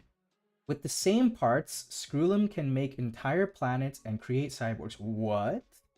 But you can only make me a watch that runs 7 seconds late every day. 7 seconds is good enough. Just a hair later than the clocks they use in the observatories. Okay, so this is some conversation between people on Herda space station. Screwlum can make entire planets with the same parts. What is that supposed to be? Is she talking about the simulation? Because otherwise, that's really Interesting. A seed. Reproductive unit unique to plants. Most of them symbolize life. Some of them taste pretty good. Snow in the spring, harvest in the self-explanatory. Gaseous liquid. Is it fog, rain, or wind? You can't tell if it's still in the container without lifting the lid. The answer, my friend, is blowing in the gaseous liquid. The answer is blowing in the gaseous liquid. Okay, that's pretty funny. Did I already look at this? Vortex of wind. The eye of the storm remains stagnant. Even when put in vacuum, the grains involved in the vortex continue to revolve around the eye of the storm. I see. Look, they won't stop no matter what happens.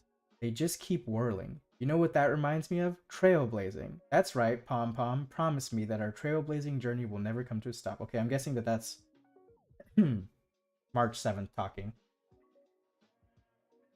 By how enthusiastic they sound, but the eye of the storm, huh? Vortex of wind, huh?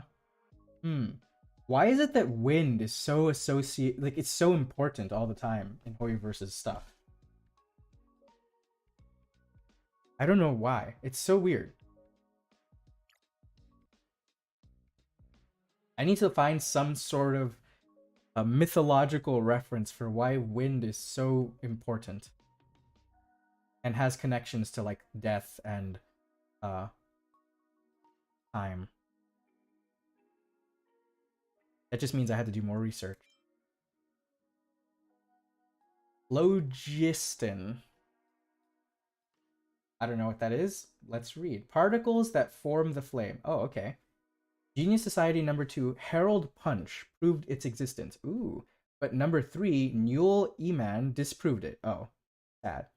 Number 7, Baudin overthrew Eman's conclusion and proved it again before getting killed by number 4, Polka Kakamond, days after announcing phlogiston's existence.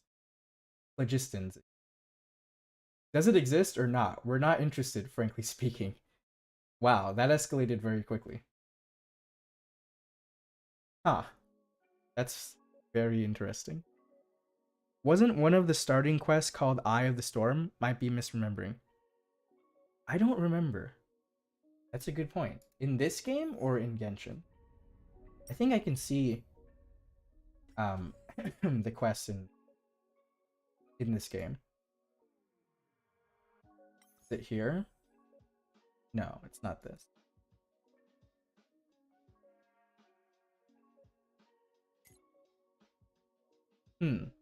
This is really cool too. Ripples on the Dirac Sea.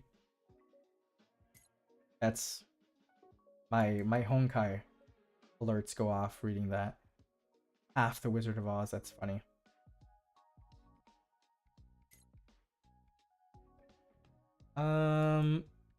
Ooh, what? I need to read some of these achievements. The Birth of Tragedy, huh? Find all of the Fool's Box treasures. I don't know what that is, but I need to do that eventually. I don't even know if I can do that. The Birth of Tragedy, huh? The Fool's Box treasures? Huh. I'm gonna have to look into that. Because if you're familiar with Honkai Impact 3rd, The Birth of Tragedy is a chapter in the Colossan arc about Auto Apocalypse, which is a reference to a book. And the Fool's Box of Treasures, considering that that's kind of Otto's moniker, right? He's known as the Fool. That's intentional. Like, Hoyoverse, you cannot convince me otherwise. I need to find those treasures eventually. A metaphor of caves, huh? Every time I see like things like this, it reminds me of Honkai. Oral health graduate? Yeah, I don't know about that. Phase ATM. Until the light takes us. That sounds kind of sad.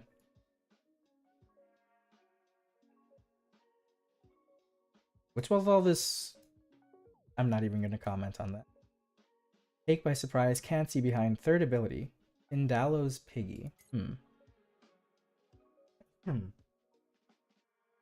Guess who I am? Gift of the Magi. Oh yeah, that was that story. Shadows die infinite times. Is that a reference to Sekiro? That's pretty funny. Huh. A melody of frost and flame. Like a song of ice and fire. These I love these like these references in these achievements. They're really funny. I don't see Eye of the Storm. Key impact. That's funny. Serious punch. Consecutive normal punches. Fahrenheit 451.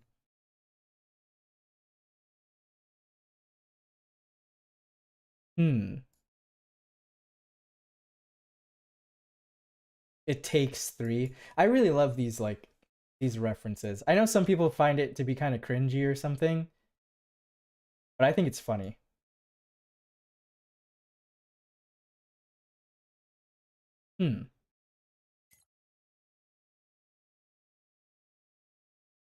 Karmic consequence.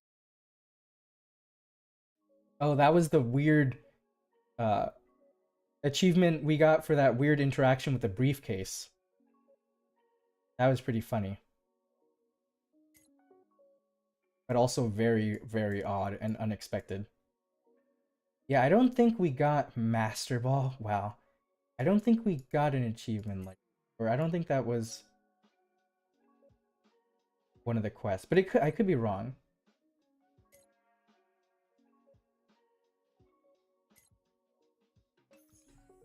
But Eye of the Storm, in general, makes me think of a lot of very sus things. Like, for example, the Eye of the Storm in Genshin, and the fact that it's, like, associated with the God of Time and such. Well, I mean, that's the theory, at least. Let's see, are there any other items of note? This is basic ingredients, solid water. Isn't it ice? No. Ice is ice. This is water, just in the solid state. Isn't that the definition of ice? No. That's pretty funny. What is this? Slime of Harmony. I don't think I read this. A Taurus that seems to possess the power of the harmony. It only has one surface. No matter where you depart, you're destined to not reach your destination. Huh. A tiny complaint would be that it is a bit sticky, as if it does not want to let you go. All are connected, and the wind of blessing breathes across the land. That's really creepy. Bro, this isn't funny anymore, Hoyo. I know, right? Tree bark of erudition. Dried tree bark that seems to possess the power of erudition. Its creases tell the story of the years past and the wisdom of nature. It says a lot more when beaten into pulp, used for papermaking. Okay. The wisdom of mankind is contained in this one word. I feel like that's a reference to something that I don't remember. But it also kind of reminds me of that device that Guizhong left. Preservation construction material. Construction materials that seem to possess the power of the preservation. When mixed with water, it forms a paste. When exposed to air, it turns rock hard. So it's cement. Please do not use together with solid water. Okay. I regret to say that Intelligentsia Guild's research on the material used to build the subspace crystalline barrier by Amber Lord still needs time to reveal its nature. I am sure it's not cement. Am I right, Teravan? Oh. Well, maybe it's not cement then. And hard chip of nihility. A chip made of iron that seems to possess the power of nihility. It may have been a coin that people used to buy things, but apparently, as the engravings on it fade away, its value went with them. I don't know what I'm writing between these quotation marks. What's the point of this item's description? My life is meaningless, so is this piece of flavor text. Wow. Yep. That's pretty much in line with Annihility.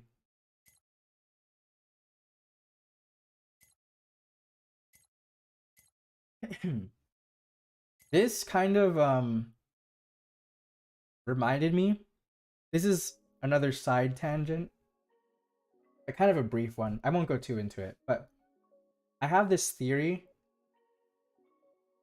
about Conria's, like, the origin of Conria and the changing power structure of Celestia, or the Throne of the Heavens. Because one of the questions that a lot of people seem to have in Genshin is like, who is currently in charge of Celestia? Or who was in charge during the Cataclysm? Right? Because there are certain events in Genshin's history which are major events that shifted everything in the world. And one of them is the Cataclysm in Conria, and the other one, or one of the other ones that's a major one, is this conflict that happened between, you know, the primordial one and this second Throne of the Heavens. There's many names for them, but those invaders, right? And one of the questions people have is to, like, after that event, who was left in charge? Like, who won? Was it the first Throne of the Heavens, or was it the second? Was, like, the primordial one usurped as the ruler, or did they emerge victorious, right? And many people have differing opinions on that. I'm of the opinion that it's more complicated than that. I think something else happened in the middle of that conflict that is the reason for the way things are in Teyvat today. But I'm not convinced that either of those things happened. I'm not convinced that the primordial one won, but I'm not also completely convinced that they lost. I feel like something else happened during that time. And interestingly, there's this kind of idea of the establishment of the heavenly principles in Teyvat, and we don't know when they were established or what they really even are, but especially when they were established. And one of the texts that directly references this event, right, is the Book of Sun and Moon. And interestingly, the way they word it is that this conflict led to the sinking of Enkanomiya into the Dark Sea, and then they weren't able to come back to the surface because, like, essentially it was the heavenly principles that they never, like, directly say that, like, the primordial one didn't let them come back. In fact, I don't even think they really knew what was stopping them, but it seems to suggest that it was the heavenly principles. So that kind of begs the question, are the heavenly principles the same entity or group of entities as the primordial one and its shades? Or were they replaced? Like, why is it that Istaroth, you know, was the only person or only being from this collection of gods and shades that was seen in Enkanomiya, or at least had some interaction? Like, what happened to the other ones? Of course, we talked about this before. Like, if the shades were the three moon sisters, then seemingly they all died, right? Except for Istaroth. But it's very suspicious. And one of the things that kind of, like, I think is really interesting about that is that we have these items in Genshin that are called, like, let me see if I can find, like, iron coins, right? And it's said that these coins, like, are really ancient. And the interesting thing about these iron coins is that they don't have the triquetra on them. but Mora does. But like the design for these iron coins is almost identical to Mora, except that it's not gold and it doesn't have the triquetra. But they both have this sort of triangle. So if that's the case, does that mean that like the heavenly principles, because the heavenly principles are often associated with the triquetra, right? Like that seems to be their symbol. If that's the case, does that mean, like, can this item imply that the heavenly principles wasn't always there, that it came into existence after like an event, like what happened in that whole cataclysmic event? You know, like what I'm trying to say is, are the heavenly principles synonymous with the primordial one, or is it a different thing? Was it established later on, or did it replace the first throne of the heavens? This has nothing to do with this coin in Star Oil. It just reminded me of that because it's a iron coin. The description of the iron coin is really interesting because it says, what, long ago there was once an organization that attempted to found their own nation. These coins were that nation's minted currency at that time, which obviously to me screams Conria, right? So if that's the case, like an organization that wanted to found a nation, found their own nation. And I believe that there's some text in Dragonspine. I don't remember exactly what the item is called or whatever, or I think it's chest or something, that talks about the establishment of a new nation without gods. So, and considering that that is one of those civilizations that got, you know, eated, that kind of tells us about the timeline of Conria, right? If that is indeed Conria that they're talking about, which it would make sense that Conria, that would be Conria, because that means that whoever founded Conria was part of the old unified civilization, right? Which would explain why their architecture is similar, according to Dainsleif. So why did they dissent from this civilization? Could it be, and if their coins of Conria, or that organization, are these iron coins without the triquetra and they're made of iron? Could it be that either one of, in my mind, it's like one of two things, right? They either purposefully excluded their triquetra because they didn't want to associate themselves with the heavenly principles and Celestia out of like defiance, or maybe the reason for their dissent was because of the establishment of the heavenly. It's kind of, I'm not sure. That's kind of a crack theory. It's probably not true, but I think it's interesting to think about. Like, I really would like to know more about the heavenly principles and what they are and where do they come from and who like established them. We know who enforces them, the sustainer, right? But we don't know where they came from. I have like many theories I'm planning on making that kind of go more into that topic. One of the theories that I'm still working on that I haven't quite been able to finish because new information about it keeps coming out and I'm like, oh, now I need to add this, is my theory on Columbina. And part of that theory involves me looking at the past of the Sealy and Celestia and such. And one of the things that I briefly touch on in that is the heavenly principles and where they came from. Ooh, but I think there's a lot of other items that we didn't get to look at. Maybe I'll do another stream this week. But I think this is where I'm going to call it for today's stream. It's been a pretty long one, but it's also been really fun.